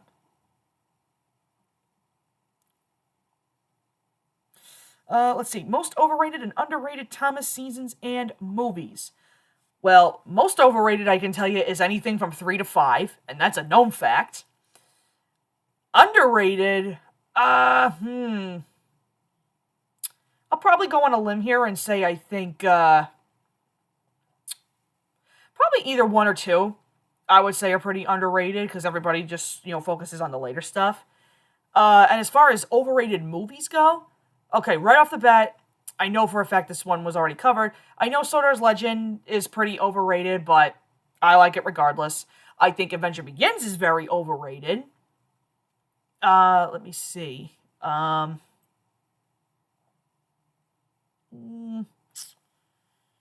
would say probably, I think those two are probably like the most. And I think as underrated it goes, I would say Journey Beyond Sodor is pretty underrated, only because I think people paint it way too much in a bad light. I don't want to sit here and have a conversation like, oh, but the bouncing and this and that. No. Listen, if you guys can deal with that shit in Chuggington, and you can deal with it in JJ, and especially Cars and everything else, okay? I don't want to hear no argument about, oh, well, I can't do this in Thomas. No, because the bouncing doesn't make the good story that it is in Journey Beyond Sodor. And I don't want to sit here and say that Journey Beyond Sodor is overly perfect, because it's far from it, okay? But I don't think it's a bad story. I do not think the bouncing is remotely close to being as bad as you might think, okay? Because I think All Engines Go did it worse. Far worse, okay? I think Journey Beyond Sodor is a very heavily underrated Thomas movie, and that's exactly where I'm going to leave it.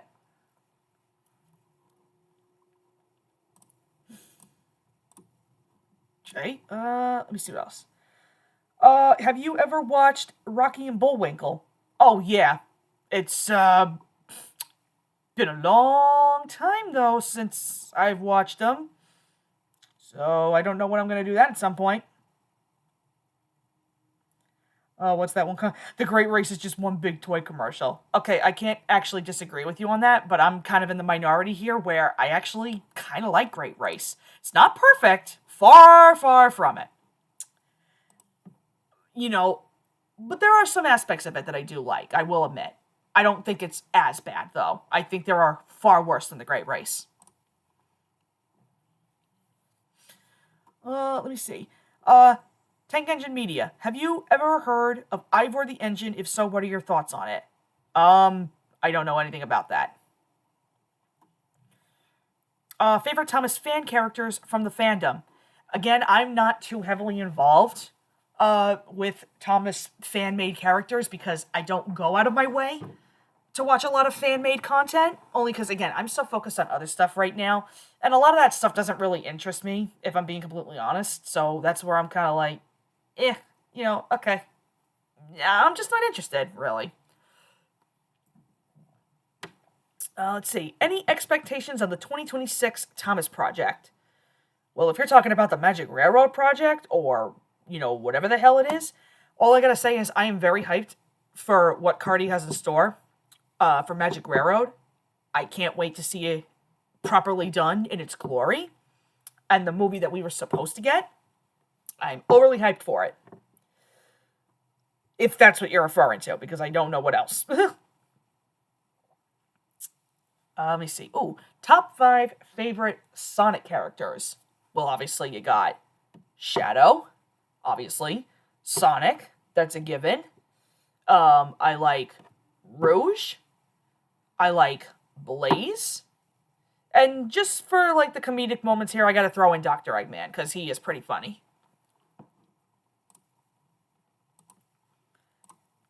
Alright, let's see what else we got. Those are too much. Just trying to blaze through these as fast as I can, because I do need to wrap this up soon, guys. Here we go. Here's a couple of good ones. Wildcat 1999. What upcoming shows or films are you interested in checking out? Well, knowing that Five Nights at Freddy's 2 is already out, I still need to check that out, and I'm very hyped. I already said, like, Bluey movie I'm interested in. I'm interested in Mario Galaxy. I know it's not needed, but I do want to check out Toy Story 5 and just see where the hell it goes. Simpsons movie 2, eventually when that comes out, you know, I do want to see that. And that's just as far as, films go. Shows, on the other hand, I don't know. You know, I don't really watch a lot of TV anymore nowadays, because I'm too focused on other stuff, so... Yeah, that's where, that's kind of where my thoughts are.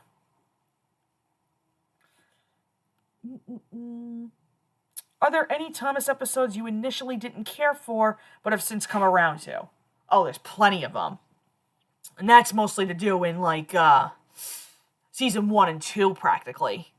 You know, back in the day, I never cared for, Whistles and Sneezes. You know, that was one. You know, Tenders and Turntables I never really cared for, but I'm kind of warming up to that one a little bit. Henry Special Cole, you know, I never really cared for that one, but that's now one of my favorite Henry stories. There's that one. I'm also trying to think what else. Well, Better Late Than Never, you know, that's another one. Runaway is another one. Oh, that's another one from season 1, I forgot. Duh. I know people say this is boring. I see the argument, but I've since kind of come around to it a little bit. Thomas and the Guard's another one. You know, I don't hate it as much as I used to. So yeah, there's quite a number of ones that I've actually, I've kind of grown to like a little bit. So yeah, it's a short list, but, hey, you know what? That might even be a fun video to do in the past. Not in the past, in the near future. Who knows? I might do it. We will see. Here, let me do this. There we go. Here we go. Which live-action Dr. Seuss film adaptation do you prefer? Jim Carrey's Grinch or Mike Myers' Cat in the Hat? I already said that one. Jim Carrey Grinch. Who do you think is the most overrated Looney Tunes character? I'm going to say that's either Bugs Bunny or Daffy, because I hear people talk about them all the friggin' time. Nothing wrong with the characters, I just think they are very overrated. And let's see, opinion on Zootopia 2. I want no spoilers. I've already said, like, I'm very much going to see Zootopia 2 at one point. I don't know when, but I want no spoilers. Okay. How do you feel about the new Thomas TV series coming next year? I don't know. From the little tiny glimpse that I got from the new toy line that's coming out, I'm very scared if that's the design for the new stuff. Because if it is, I'm not very much looking forward to it. But I'm going to remain as optimistic as I can, and I'm going to go from there, honestly. So, we will see. Okay, let's see. How were you first introduced to Pingu? It was definitely through, like, the bonus features on those Hit Era DVDs. But Pingu is not a big interest of mine. I don't get the appeal. I don't really find it that interesting, honestly. So, that's where I stand on it, actually. Alright, let's see. Thoughts on Sonny from Thomas and Friends. Sonny's a nothing character. I mean, he was pretty much introduced in a garbage season in practically a garbage era of Thomas. Like, and honestly, if anything, he's pretty much a copy and paste of Skiff, if not done worse. I think Skiff's little backstory on, like, the whole, like, you know, I guess, you know, in a word, abuse, I think is played off a little better than what they do with Sonny. So that's why I'm kind of like, okay, you exist. What's your number 22 in reference to? Alright, so this was actually during a time where I was first getting into DeviantArt through many other friends of mine and such. And the 22 basically was in place of the age that I was currently in, because I didn't really know what else to do. So I was just kind of like, you know what, just throw my age on there. It doesn't really matter. You know, I know it actually kind of defeats the purpose a little bit, because I know Rebecca officially is number 22. But I was kind of like, you know what? Who cares, honestly? You know, I don't, you know, this was way before, you know, Rebecca was even introduced, so I don't really mind it all that much. So, you know, I like it. You know, I think it fits me. Okay, let me see. Think I'm gonna answer just a couple more from the chat, and then I might wrap this up here. So let me just take a look really quick. Who do you think would be the best replacement for Thomas's role in the episode The Early Bird? Oh, well, obviously it has to be a character who's never pulled the mail before. You know, why not do it with one of the newbies, you know? Oh, perfect example. Why don't you do somebody like Charlie, okay? You know, he's new to the island. You know, you can't tell me that, you know, he's never pulled, you know, the mail train, you know, wherever the hell he comes from. So yeah, why don't you do something like that? Give him like a newbie kind of story. You know? I think that'd have been a little more interesting. Let's see. Do you like Dennis the Menace? I've heard of it. Can't say I'm a fan.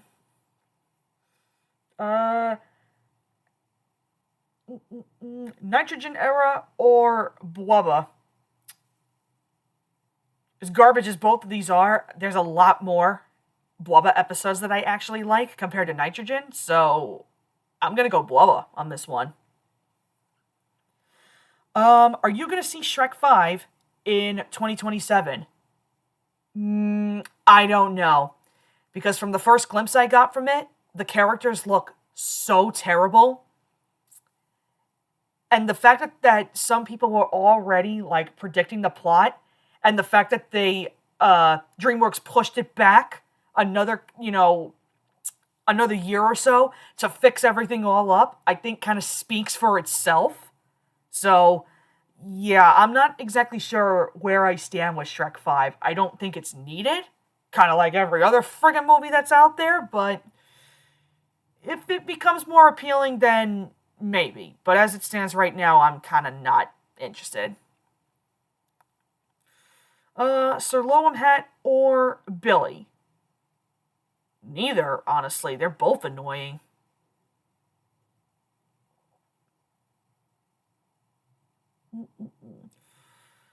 Who do you think is better, George and Theodore Tugboat or Gordon and James and Thomas and Friends?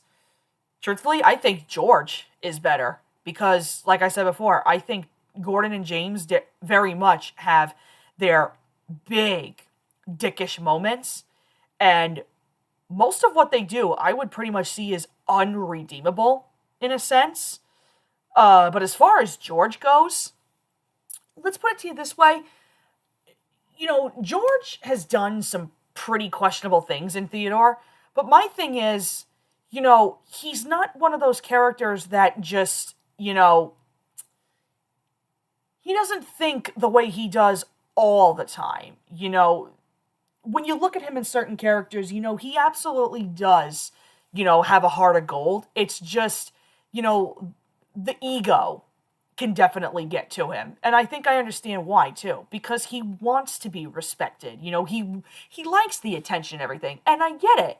You know, but I think that actually plays very well into his character. You can definitely see that the ego gets to him, and that is one of George's biggest weaknesses. He lets the ego get to him, and then that is why he comes off as such a pompous dick sometimes. But when you step back from that, okay, and you look more into some of his golden moments of the show, that's when you start to realize he's actually not a bad character.